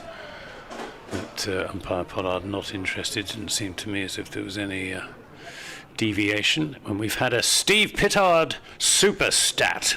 Dun-dun-dun-dun-dun. Lewis Gregory has equalled his personal best, or worst, Oh dear. for no balls in a first class, in a championship match. Oh dear. Which was 10 against Kent in 2024. He's bowled 10 no balls. Ouch. Not good.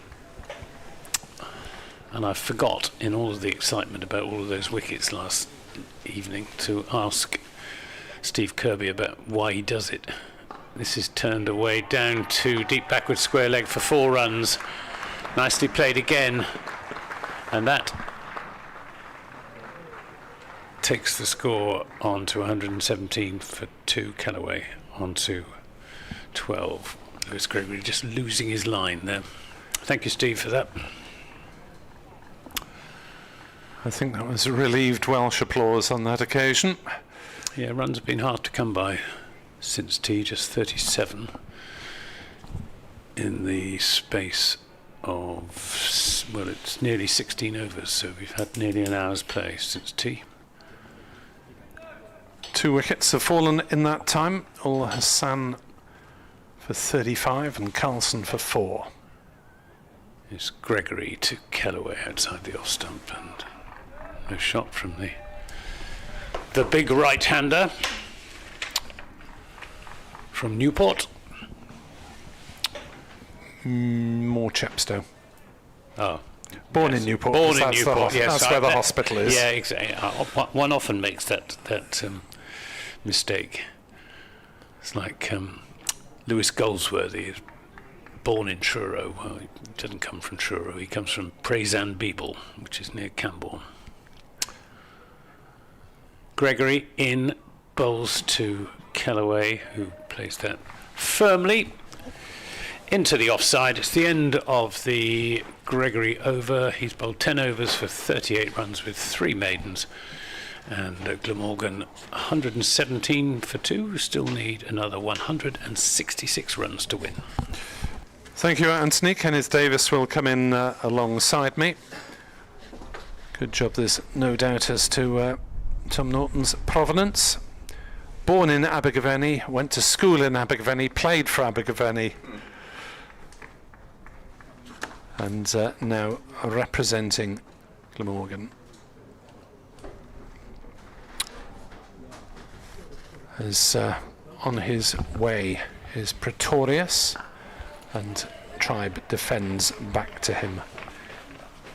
King Henry School, like Ben Morris, 17 bowler. Yeah, he had a couple of chances over the years in the one-day cup at Ben Morris. Hasn't quite made the breakthrough to Championship cricket. Remember him taking a few wickets down in Essex a few seasons ago. I think that was the cup-winning campaign. As Tribe works that one nicely into the leg side, he's found a little bit of a gap, and a single is taken, and that brings up Asa Tribe's 50, and it's come off 96 balls. As Tribe acknowledges the applause of the crowd, which is enthusiastic, and he's hit 7 fours. Follows the knock he had at against last couple of games. Yeah, 50s. Okay, yeah, his third 50 of the season for Asa Tribe. Top score of 85, 67 not out, and now he's 50 not out here. Pretorius bowls. Callaway drives streakily and will get a single down to third man. Yeah, Abergavenny is a hotbed of for good cricket academy there. Lovely place to play. I wish I'd played there, but I haven't.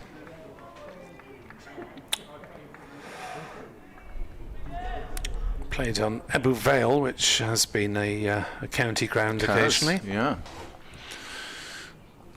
Pretorius bowls. Tribe is forward watchfully. Back in the day when there were many outgrounds. Well, yes. Well, they weren't called outgrounds then, I suppose. Well, there was the one season in the early 90s when they went on the road really with a vengeance for their one-day matches. Pontypridd, Merthyr, Llanelli. Colwyn Bay, of course. All in the same season. Pretorius in to Tribe, who pushes at that one, beaten through to the keeper. Pace bounce, and Tribe rehearses a leave, which he didn't play. The other, of course, was the Cresselly Club. They played there, I think they played Surrey there, and it was the time where this place was getting redeveloped. I missed that game, unfortunately. Would have liked to have ticked that one off. I think, if memory serves me right, Mark Butcher steered Surrey to victory. Jimmy Marr was the overseas player then. Tribe beaten again outside off stump, pushing half forward on the walk that time, and Asa Tribe's 50 came riding his luck. 96 balls and included 7 fours.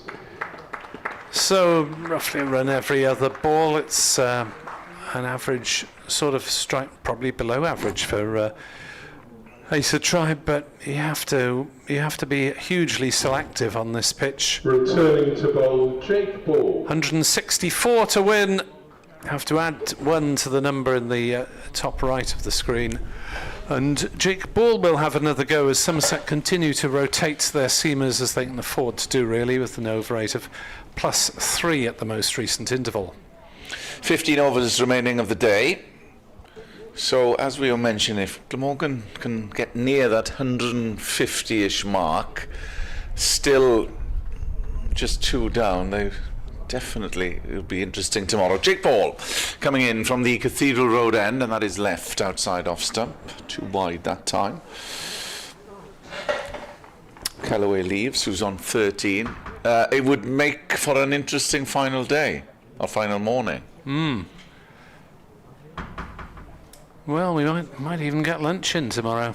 Oh, gosh. Didn't think That'll that be a was gonna bonus. happen. Ball coming in from the Cathedral Road end. Bowls, good length delivery, but that dribbles through to keeper Rue, as has many a ball this afternoon and throughout the course of the day. Reverend Gareth Hill back in touch. Nice to hear Praisden Beeble mentioned. I used to be the Methodist minister there. Barely a mile from Troon, home of his wife Joy's cousin Tony Penberthy. First winners of the village cup. Ball is in, and it's a good ball. It's a snorter from Jake Ball to Ben Kellaway. This is a testing over for Kellaway. That really was unplayable, wasn't it? Let's have a look at it again. Brilliant length and just shaped away. Oh, yes, it did. Oof. Beat the edge, beat the off stump, beat everything. If you get a nick on that, you're in form. Paradoxical, isn't it? In is Ball to Kellaway and gets behind that time.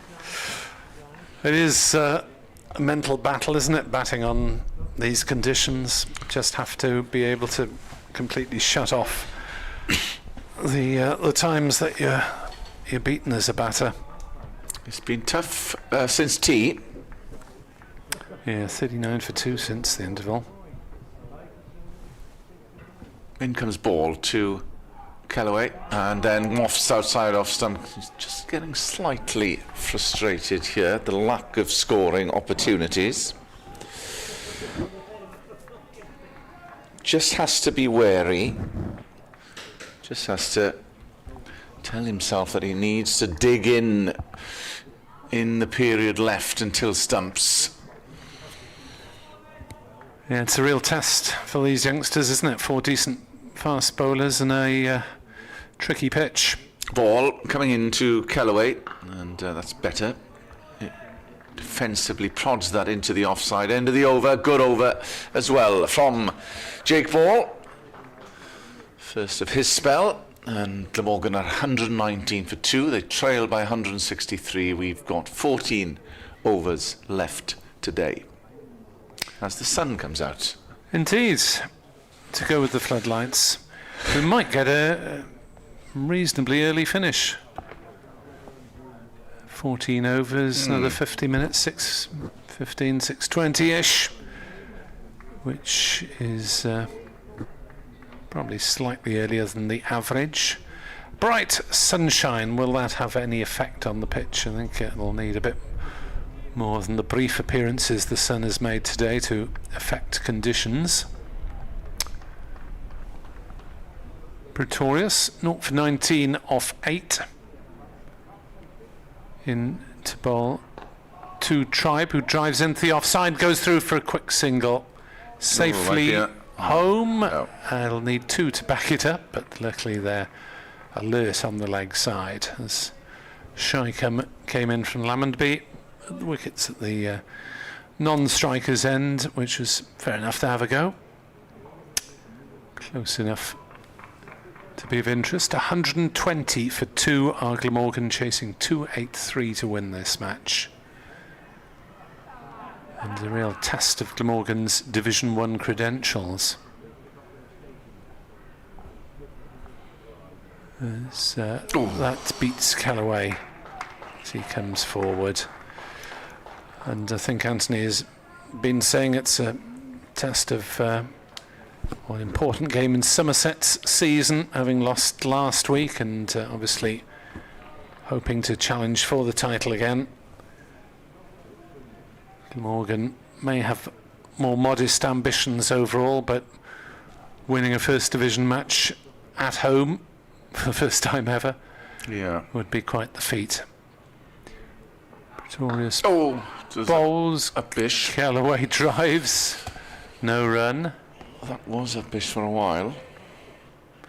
Ended up at mid-off. Well, if there's two things. If they the first home game, but 2 wins in the first block would be a bonus, really, if they can get something out of the final game. Yes, Glamorgan with 50 points to date.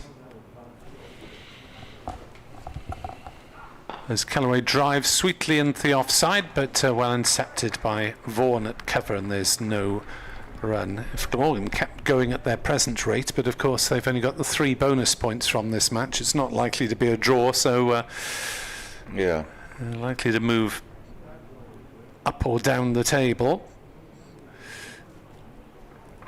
As a result of this, it's either going to be 3 or 19 for Glamorgan. 120 for 2. Pretorius in, bowls down leg side. Taken by Tumbling Roo. Well, that's why the 23 points accumulated last weekend could be oh so crucial. 23 from 24. Well, if they win, say, 2 more games with that big points hauls, then that really would be a big step on the way to survival. Somerset with 6 bonus points, so they'll be either 6 or 22 from this game. As Callaway drives into the offside, he's got that one away. It'll be a couple of runs. It's being chased up to the extra cover boundary, and the ball is going to win. And Ben Callaway gets a boundary away, sweetly struck for the second time in the over. The first one was fielded by Vaughan. That one was between cover and mid-off. And Callaway goes to 17, and the total on to 124 for 2. Just slightly overpitched that time. A bit of work, width for Callaway to work with as well. On the offside, 124 for 2. There's both batters come together for a natter. 13 overs remaining today. Best weather we've had all day at Sophia Gardens.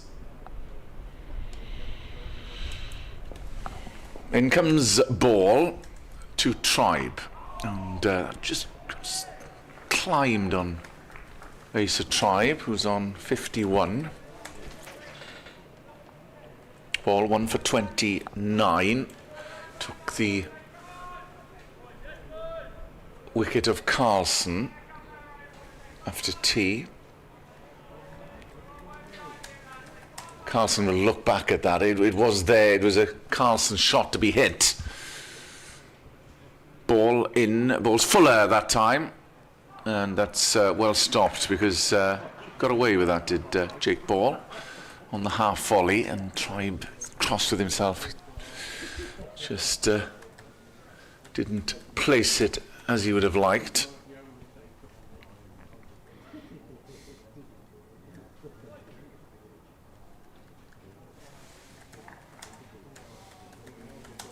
Two slips in for Jake Ball. There is protection on both sides as he comes in past the umpire. Bowls good length delivery, but that's play. There's an easy single through square on the onside. Deep backward, hurls it back to James Rue. Third man and long leg. Deep backward square, mid off, mid on. Backward point. Extra cover. In comes ball to Callaway, and that is left. 125 for 2. So the terms of Glamorgan's targets now just chalking the overs on off survival. If these two can dig in until stumps, get to around the 150, 160, we'll see. In comes ball, full and wide, and too wide to bother Callaway. Yeah, I think Somerset would probably settle for another 2 tonight in this position. But hey, it's a game that can change quickly, as we saw last night. Ebbed and flowed throughout. this morning. At one point, Glamorgan 63 for 8. Somerset rather 63 for 8. Glamorgan going great guns as ball comes in, and that's just straying down leg, and there's a single available. They'll come back quickly for 2, and that is good running by this pair.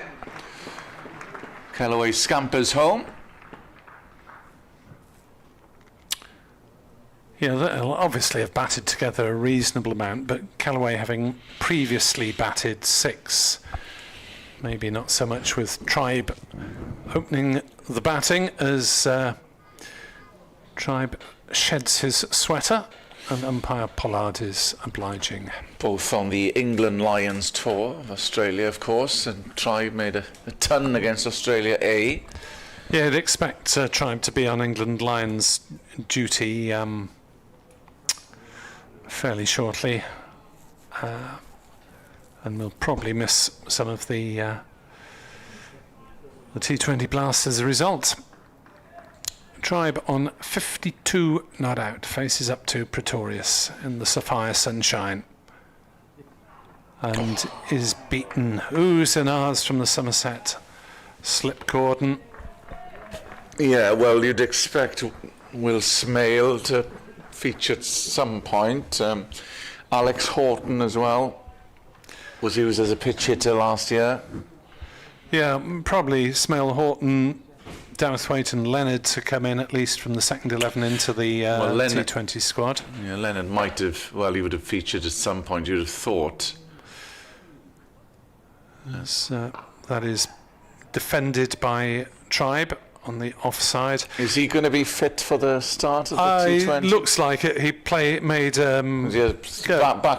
back problem, is it? Yeah, made a tentative reappearance for the seconds against Oxford students on Friday. Wasn't required to do a lot, and has been seen up on the balcony, so he's around. 127 for 2.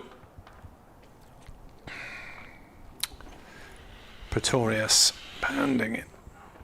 Ball's edged, caught. Tribe has gone. Somerset celebrate. They have a key breakthrough. Pretorius takes the wicket, his first of the innings, and Glamorgan are 127 for 3, and the match turns back again to the visitors. Well, that has been coming, you have to say. Pretorius has been prodding away, and to his credit, yeah, big nick and good catch by James Rue, the keeper, and that is a blow. So yeah, the pendulum swings once more towards Somerset's favour. Sir Tribe was caught by James Rue off the bowling of Miguel Pretorius for 52. 52, he'd be disappointed and would have wanted a kick on. Not so, he goes up to the pavilion having been dismissed, and that is a crucial wicket for Somerset. You have to say it's probably Somerset's session, just 47 runs added. Little partnership of 36 there. But Glamorgan need a bit more than that if they're to win the match. Is Colin Ingram. So Ingram got a first bowler in the first innings. He did get runs in the first match here, where he made 103 and 75 against Yorkshire, but yet to get going since then, really. 32, his highest score in the last 3 games.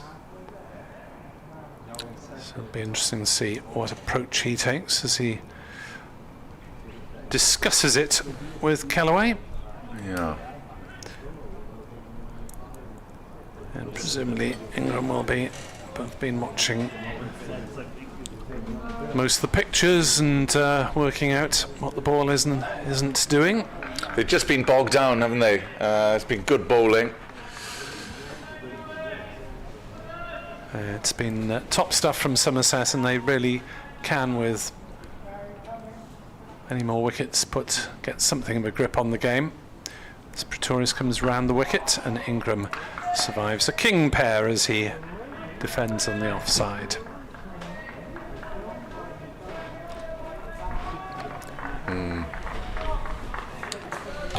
buoyed by that wicket.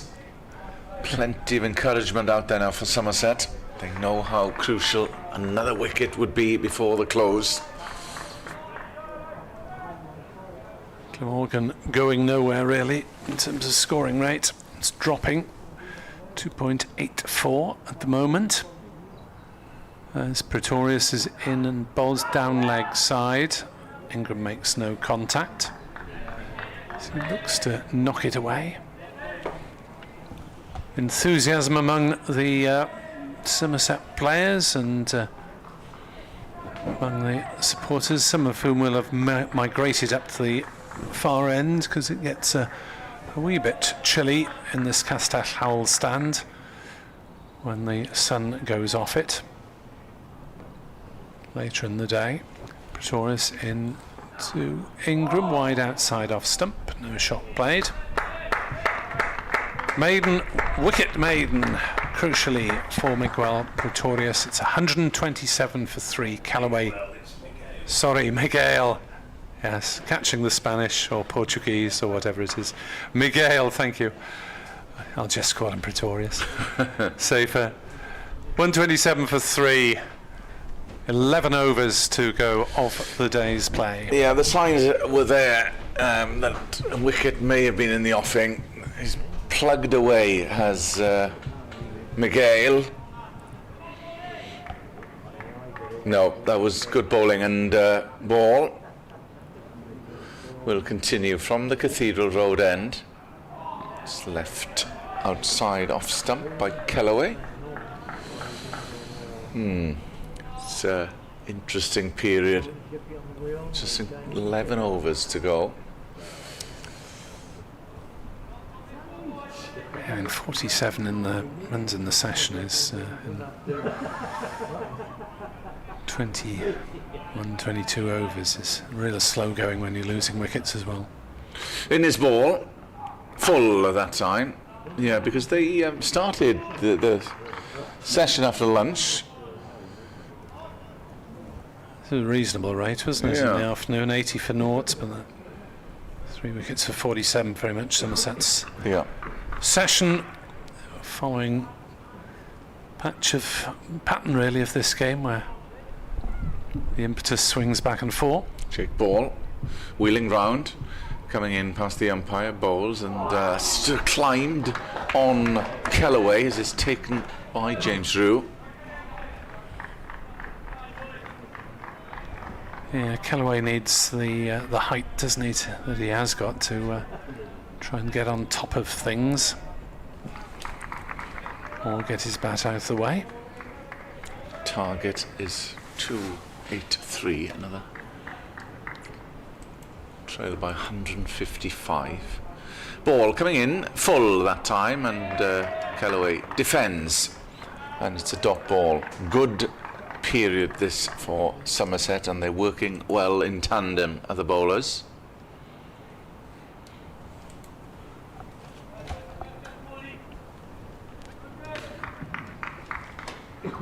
Yeah, you need the old saying, bowling as a unit. Somerset are doing that. They are. And Glamorgan finding life difficult at the moment in his ball. Bowling, and again it's a good ball which leaves Callaway outside off stump. Has a suspicious look down at the wicket and does a bit of customary gardening.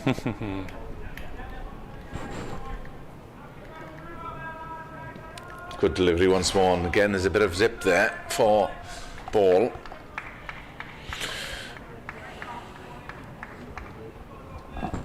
Last ball of very good over. Coming in, bowls full, and that's streakily played. They think about a second, think better of it. Very good over, just the single off the last ball. Kent women are giving Glamorgan a good contest at Beckenham, chasing 355. They're 251 for 4 in the 42nd over, so 104 in 8.3 still looks pretty unlikely. But Glamorgan's bowlers being thoroughly tested there. In the Women's International at Chester Street, England are 170 for 7, needing another 41 to win. in 11 overs with 3 wickets left. So down to the tail to try and get England home there. Division 2, Middlesex beat Lancashire earlier by 6 wickets. As that's beaten the outside edge again, going through lower this time. First ball of Pretorius is over. Good ball. Callaway on strike. A gallop round Division 1. Essex 119 for 3, needing just 58 more to beat Hampshire. Notts 41 for 1 in their second innings, leading Surrey by 7 runs in a high-scoring top of the table battle. Rain at Hove. Pretorius in, bowls to Callaway, who straight drives slightly aerially, pitched well before the bowler, who got a hand to it and prevented any run. Leicestershire 154 for 4 in their second innings, 52 runs ahead of Sussex.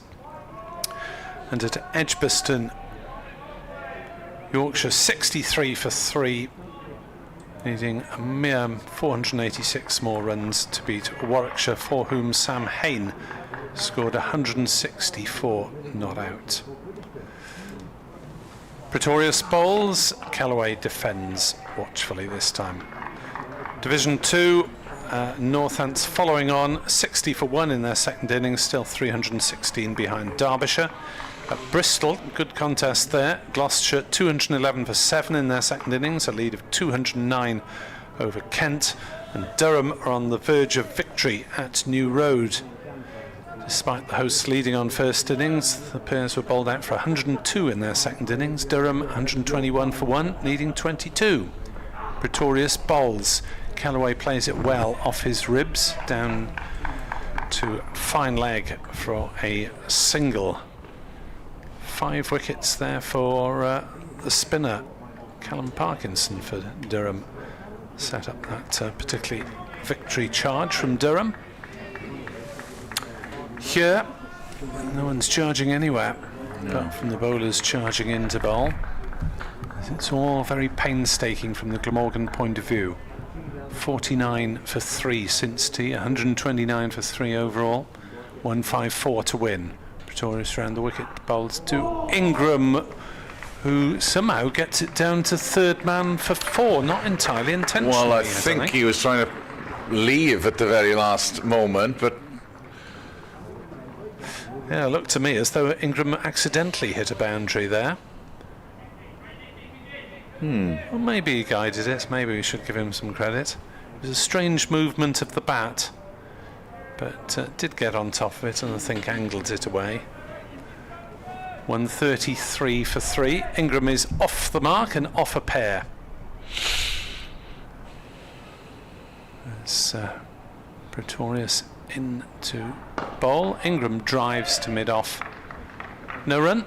End the over. 133 for 3. 150 to win. 9 overs remain tonight here on BBC Sport Online. yeah, still everything possible here at Sophia Gardens.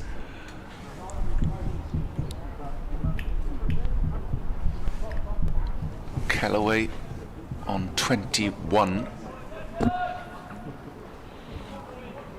Ingram just got off the mark with that boundary.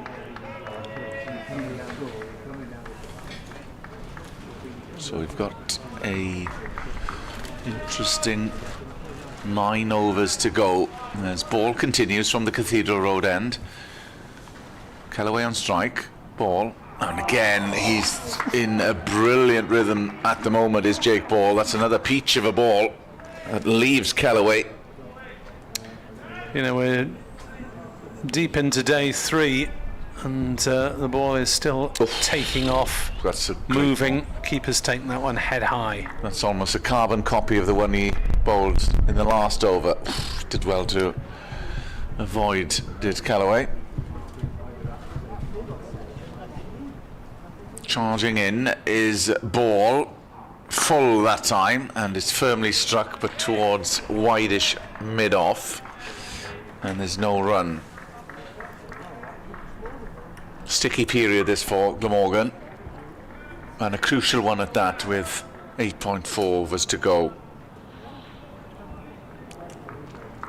Ball and Pretorius bowling well, giving very little away at the moment. 53 for 3 it is since tea, and that's defensively played by Kellaway to mid-off. 150 to win. Topsy-turvy game throughout. Yeah, whatever happens, good county cricket contest.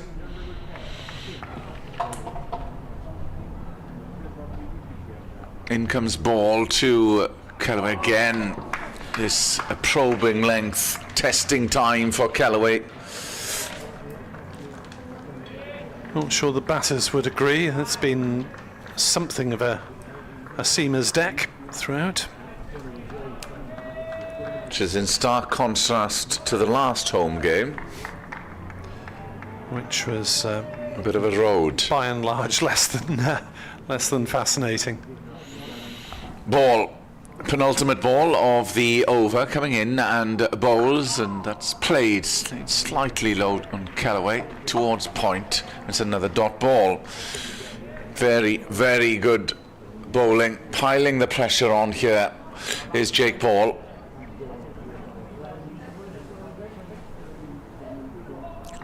And Kellaway going through a thorough examination here. Last ball of the over. Ball in, bowls, and again whizzes past the outside edge of the bat, and Kellaway stares at the pitch, and Jake Ball couldn't have done much more in that over. Brilliant over once more. Bowlers on top here, 133 for 3. Yeah, Ball reminding us why he has international honours across the three formats, albeit not hugely recently, 35 years old, but it's the sort of test that Kellaway needs to deal with if he has pretensions to being a senior England international cricketer. Having just got the 1/2 century on that England visit, but certainly enthused by it all. Pretorius from the River Taff end. Bowls. Ingram drives into the offside. No run.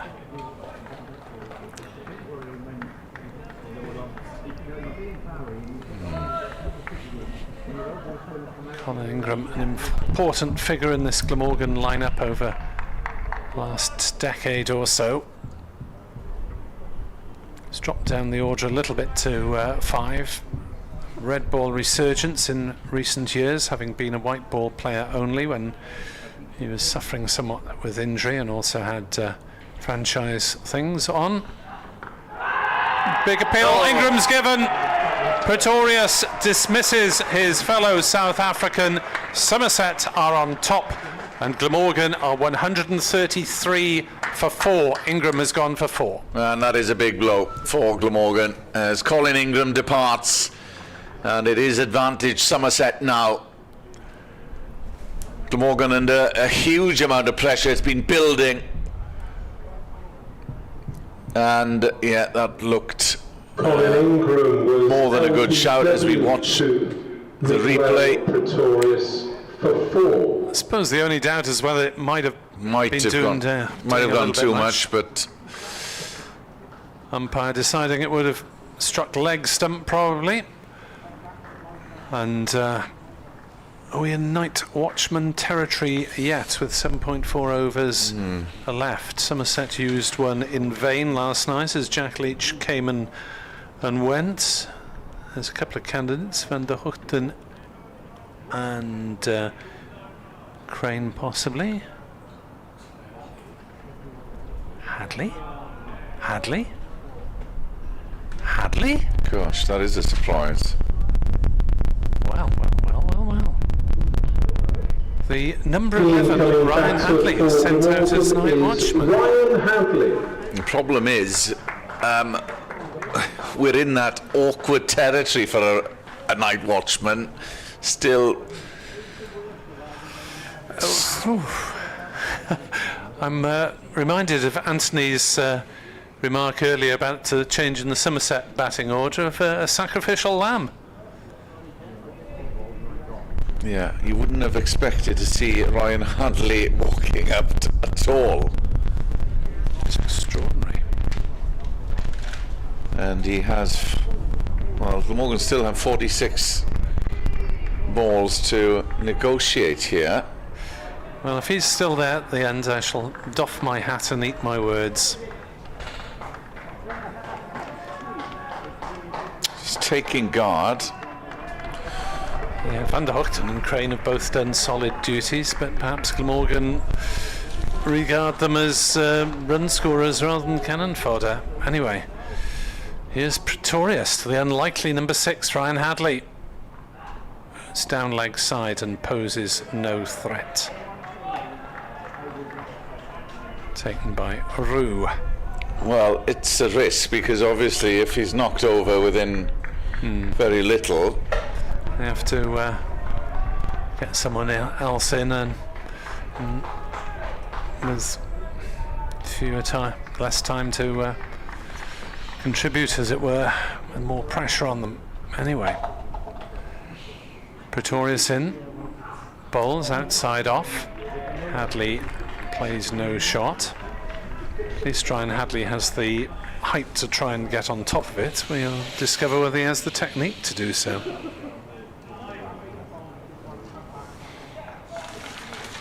Not often you get a number 11 type sent in as a night watcher.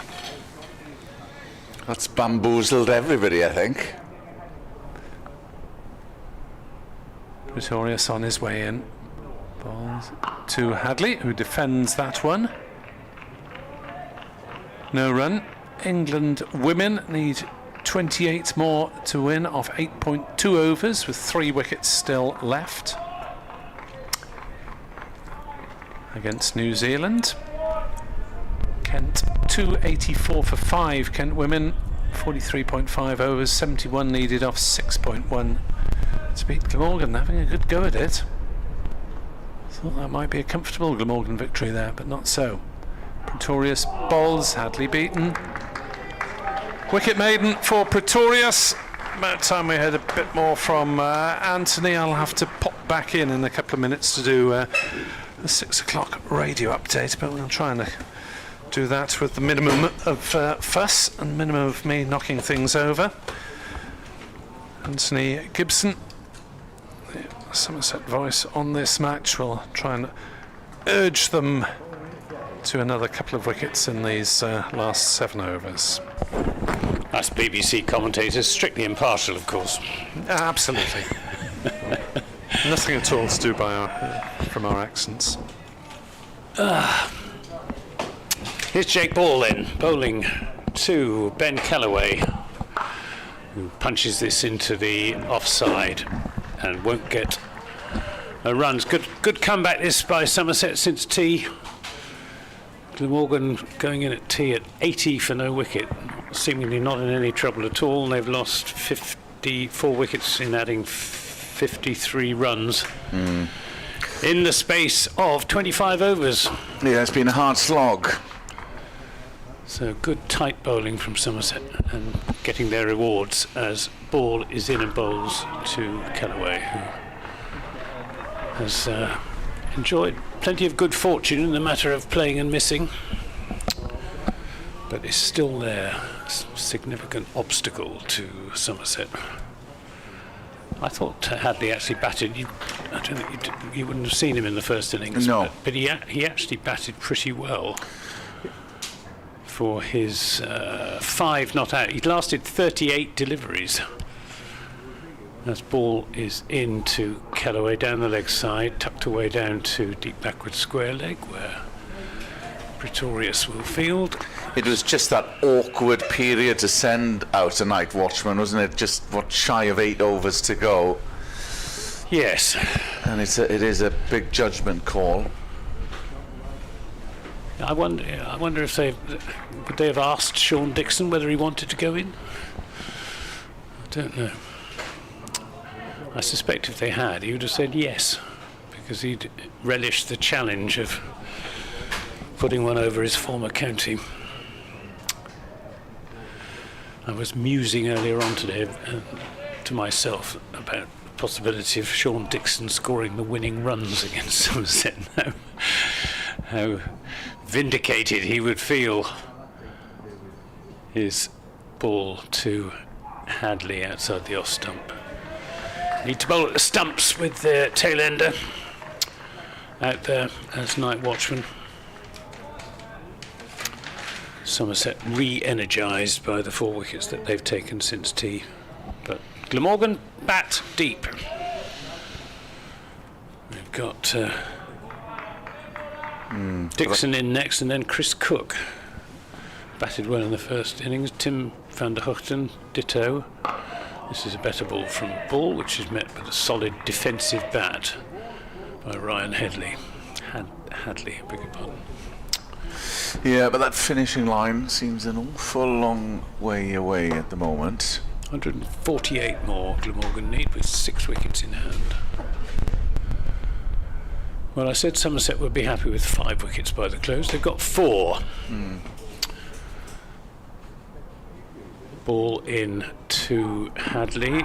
In the air, but well short. I'm not sure there was any bat involved in any case. It was mostly pad, well short of Will Smead, running in from mid-wicket. End of the ball over. It's 134 for 4, 22 to Callaway. Hadley yet to score. And it's going to be another over from Miggy Pretorius. Yeah, good tight bowling has meant that pressure has built. Scoring has been difficult, and it's led to wickets. Yes, I wonder if the Glamorgan batting might have been more effective if they'd been a little bit more proactive. Possibly, because they've been bogged down. I think they may have been influenced by what happened in their first innings, when towards the end of it, Somerset found it very difficult to take the last couple of wickets. Pretorius 2 slips in for the South African. Callaway flirts with that outside off stump. The Glamorgan tailenders weren't really making much of an attempt to score. They were just occupying the crease, using up time. But Somerset found it very difficult. The last 2 wickets added a best part of 100 runs for Glamorgan. They have 35 balls to survive this evening as Pretorius starts his run up from the river end, coming into Callaway, who plays that on the onside, but it's fielded by the bowler. No, it wasn't as many as that, but it was. They were 44 runs for the last 2 wickets, but that occupied. It took Somerset 25 overs to take those last 2 wickets. Yeah. Pretorius charging in to Callaway, who gets everything behind that in defensive mode. Just ticking off every ball now on Glamorgan, trying to consolidate and to come back tomorrow morning. At the start of play, we were unsure if there would be a 4th day. I think, given the scoring rate, the second new ball is going to be a factor. Yeah. We're in the 51st over. In is Pretorius to Callaway, who plays that towards mid-on, and it's cut off and there's no runs. So 29 overs after this for the new ball, 148 runs still needed. Glamorgan going along at 2.6 at the moment, so they won't have scored more than about, they won't be much above 200 if they don't get a shift on.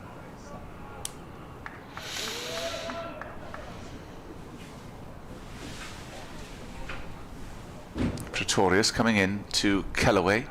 And it's taken, it's out. He's got a feather on it. And that is another big blow as far as Glamorgan are concerned. Kellaway departs. And Nick Webb is about to give his report for BBC Wales. You're all right, Nick. They're not coming yet. Which will be a slightly less than optimistic one given recent events. Ben Kellaway Big wicket. caught by Big James wicket. Room off the He's played and missed a lot. Ben Pretorius. Kellaway, that time he played 22. and nicked and paid the price. Yes, Pretorius is the man of the moment with this 3-wicket burst in the evening session. 5 claimed by Somerset, 5 for 54. And Somerset big favourites as we await to see who will be number 7 in this reorganised Glamorgan batting order. Poor Ben Kellaway. He looks so upset as he makes his slow way up the steps. Rue in business again. Pretorius striking again. The incoming batter for Glamorgan is Sean Dixon. Gleamorgan in trouble at 134 for 5 now, needing 283 to beat Somerset. Asa Tribe made a half century, but Ben Kellaway's just gone for 22, the 3rd wicket for South African paceman Pretorius. So Gleamorgan chasing 283 to win, 134 for 5. Pretorius then to bowl to Sean Dixon, who will be especially keen to do well against his former teammates. Light is just beginning to fade here, but I think we'll get through to the close. It's 5 overs and 1 ball remaining. Over to you, Kenneth. Thank you, Anthony. So it is Pretorius charging in now, buoyed by that Ben Kellaway wicket. Somerset firmly favourites now. Well, they've taken half of the Glamorgan wickets, and Glamorgan are not quite halfway to their target. So on that basis, Somerset are ahead in the game. It looks like we're going to have a bowling change in the shape of Big Craig coming back from Returning to bowl the at Cathedral the Road Cathedral end. Road end, Craig Overton. Well, you can hear what the Somerset faithful think of that from the applause around the ground. And he has bowled exceptionally well, Craig Overton, in this innings. Only taken the 1 wicket, 13 overs, 6 maidens, 1 for 21. Tremendous spell of bowling post-tee, which really turned the tide of this innings when he broke that opening partnership and just opened the door for Somerset. He's bowling to the night watchman, Hadley, with a forward short leg. Josh Thomas under the helmet there, 2 slips. Lots of encouragement from around the ground for Somerset bowlers and fielders. Go on, Craigo,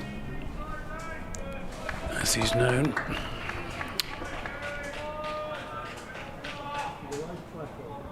Overton then to Hadley.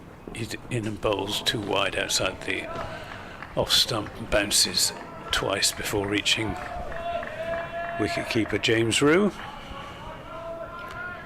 Overton marching back means business. And Ball and Pretorius have worked in unison since Overton's last spell as well. Yes, they both bowled well.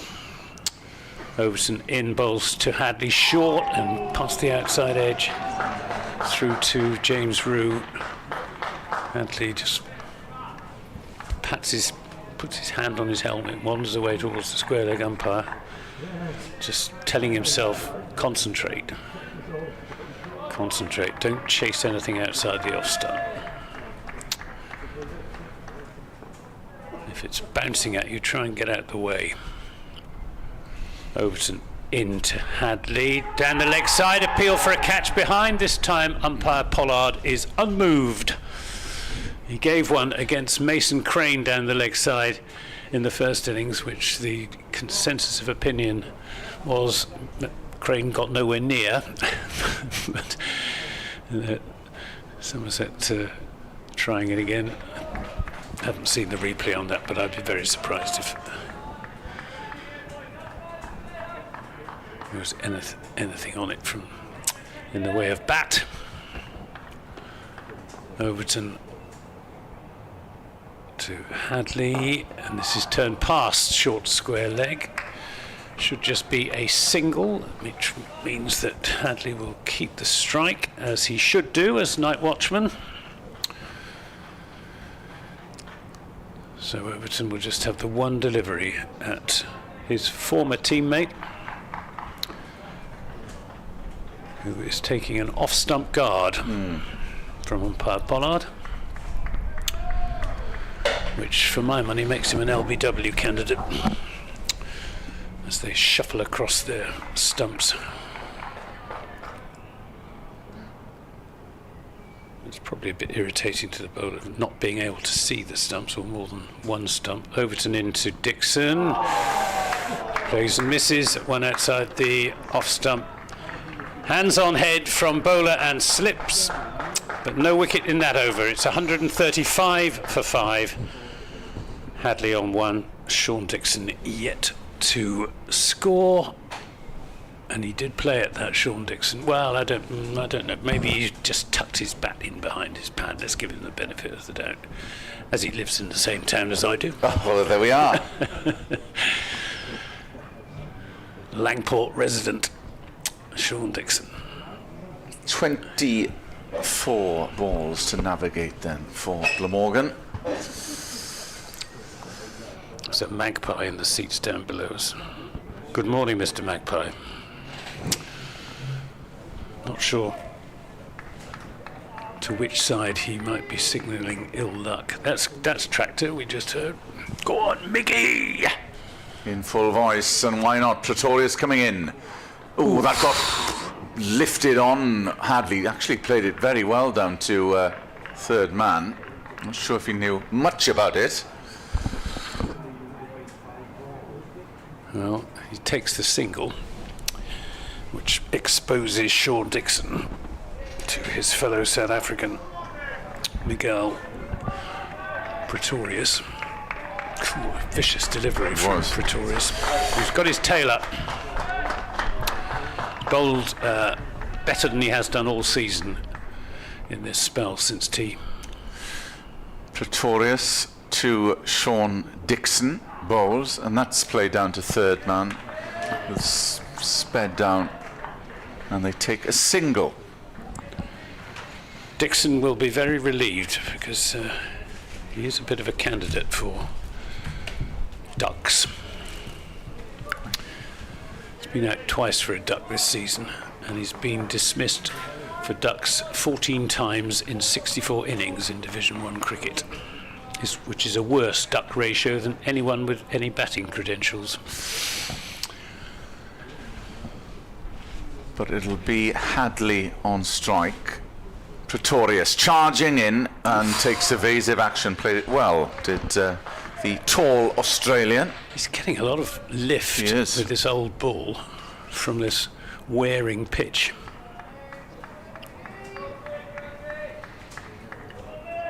Lots of encouragement from the Somerset contingent, who I suspect comprise a majority of the crowd now. And most of them on far side. Hadley facing Pretorius and plays it towards point. That's another dot ball. They've got the short leg in because I suspect, like a lot of tall batsmen, he doesn't play the short ball particularly well. Hadley. Fine spell from Pretorius. 3 for 31. In he comes. Hadley faces. Oh, and that whizzed past the outside edge of Ryan Hadley's bat, taken by James Rue. Final ball then to come in this over as we Have a look at the replay. Fine delivery. Yeah. Didn't miss it by much. No. A whisker away from being caught.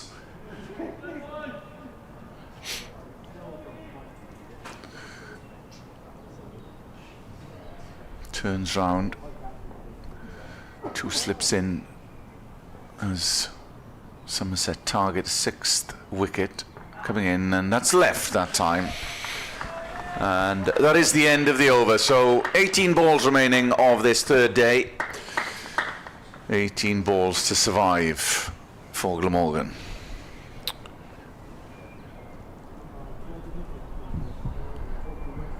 Yes, Somerset would really like to take one more wicket this evening, preferably that of Sean Dixon. Although night watchmen can have a nuisance value if they survive to bat again another day. So Craig Overton's going to bowl the anti-penultimate over of the day. He's bowling to Dixon, gets one that bounces on him, and it runs down to fine leg for a run. There was some bat involved there. Words not being exchanged between former teammates. Sean Dixon just turned his back, not in any rude sense, on Craig Overton. Doesn't want to be distracted. Overton then to Hadley. He's in and bowls outside the off stump, and Hadley. Yeah, I mean, nothing to do with it. You could make the point that Glamorgan haven't been positive enough since tea, but you have to give credit to the disciplined bowling we've seen it in partnerships. Overton being one of them, but I think Ball and Pretorius working together as well. I think Overton sort of set the tone with that spell after tea. He's in to Hadley. Oh, and this one goes past the outside edge, and well taken by James Rue as it died on him. It must be a question mark if he does find the edge as to whether it would carry. There is some inconsistent bounce now from this pitch. That one not bouncing very much, just the odd ball taking off. Tractor in full voice. Overton to Hadley, who plays this into the onside. Fielded by Jack Leach, and there's no run. And umpire Mark Newell going over to the offside because Josh Thomas is in his way at forward short leg.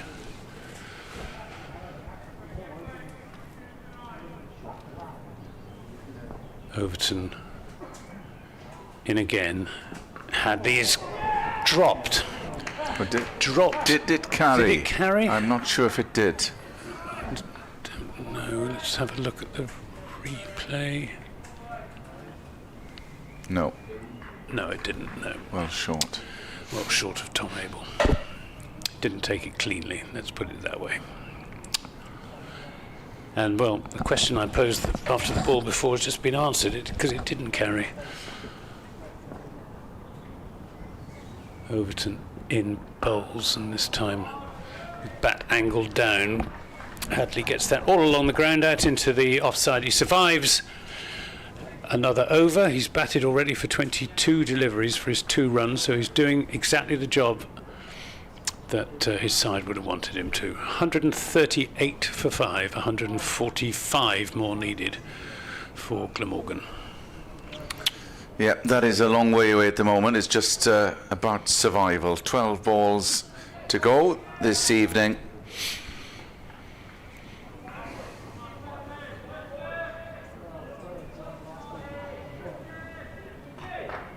And it will be the former Somerset player Sean Dixon on strike, facing his countryman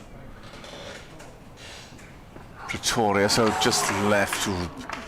Good delivery once more, and there's a glare between bowler and batter.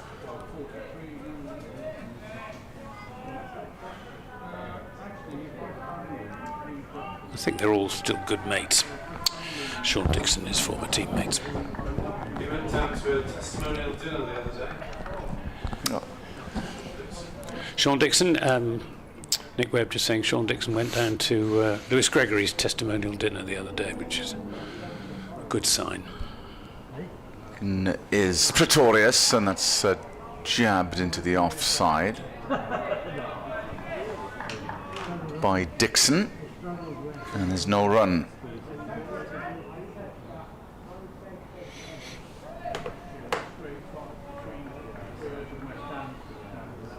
Ten balls to go, and we will be back tomorrow morning with Somerset in the ascendancy.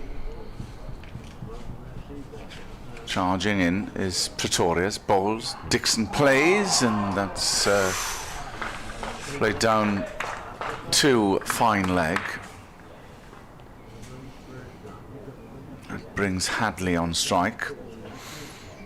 9 to go. Cook still to come. Tim van der Hoogten. Crane can bat a bit. Crane out for 99 in the last home game against Leicestershire. As the sun shines on Sophia Gardens, here comes Pretorius into Hadley, and that is left outside off stump.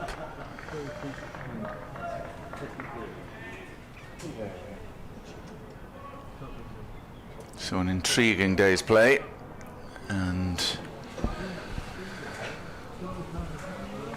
should be again an interesting first session.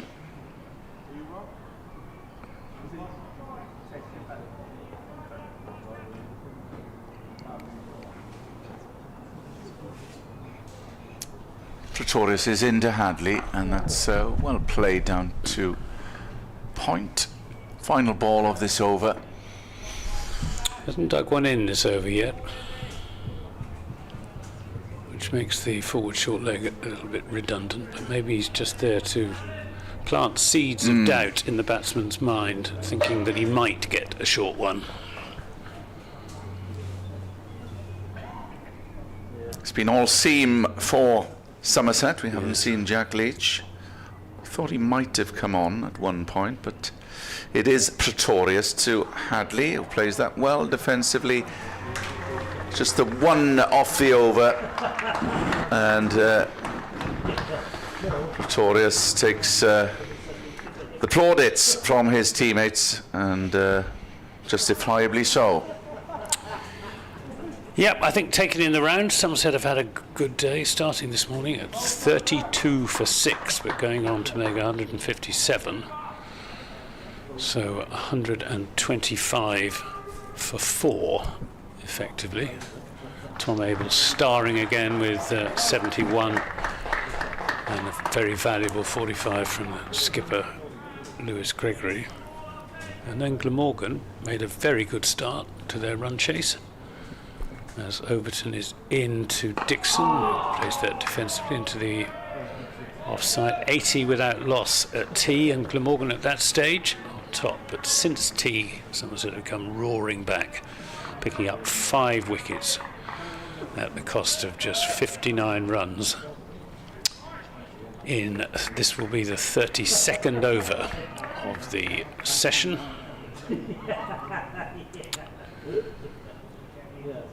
Overton in bowl. Oh, that one comes back quite sharply, but a good leave from Sean Dixon, who, as he's taken an off-stump guard, obviously knows where his off-stump is. Goes down and gives the pitch a bit of a prod.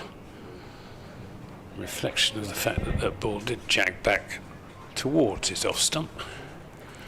Craig Overton with a 2 or 3 days growth of beard makes him look even fiercer. He's in bowls, and this is turned wristily into the onside, but perfectly safely. Lammonby be there to do the fielding. 3 balls remain in what's been a very eventful day's cricket. Who says 4-day county cricket exactly. is boring? Eh? Just about everything. And Of course, yesterday was a remarkable day in a different way, as Overton is in, bowls to Dixon, plays a textbook forward defensive shot.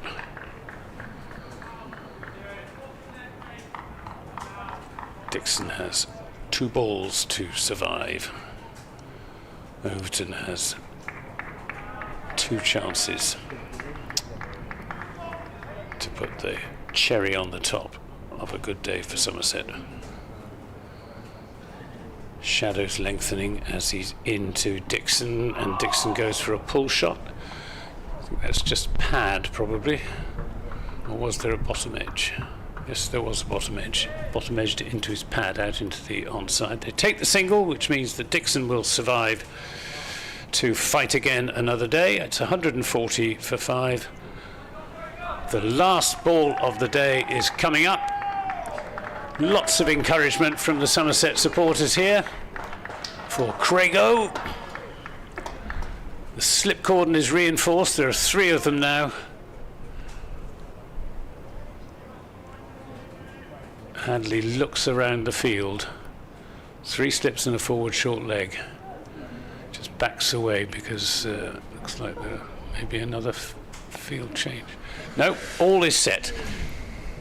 Overton then, last ball of the day to Hadley. He's in bowls, and Hadley comes down hard with a defensive push out into the onside, and that concludes proceedings for the day with Glamorgan on 140 for 5. They need another 142, so they're almost halfway to their target, but they have lost those 5 wickets in the evening session. So that's the close of play. I think Somerset have Thank you everyone for your company. Yes, today. and it was looking positive Please remember to take all of prior your belongings to with tea, you to make your as home Glamorgan put 80, and but safe runs have been hard to come by since then. The Then tide we has will resume turned at 11 certainly in o'clock Somerset's tomorrow. favour. Just 60 runs added for the loss of 5 wickets, and it has been there's been some great bowling from Overton, Pretorius and Jake Ball, working in partnerships, and definitely the tide has turned, and Somerset are favourites at present. But who knows if Glamorgan can get a decent start on the last morning and get some momentum going. We've seen it, the pendulum has swung one way and it's gone the other throughout the course of the 3 days so far. So it's still interestingly poised. Very but Somerset fascinatingly poised. will be favourites to take this one over the finishing line. Could be very exciting tomorrow. Yes, indeed. Let's hope you can join Anthony, myself and Nick Webb on the final day of this Rothesay County Championship Division 1 match between Glamorgan and Somerset. So Glamorgan need, the target is 283. They trail by 142 and are 140 for 5. Hopefully you can join us tomorrow. Until then, a very good evening. Noswaith.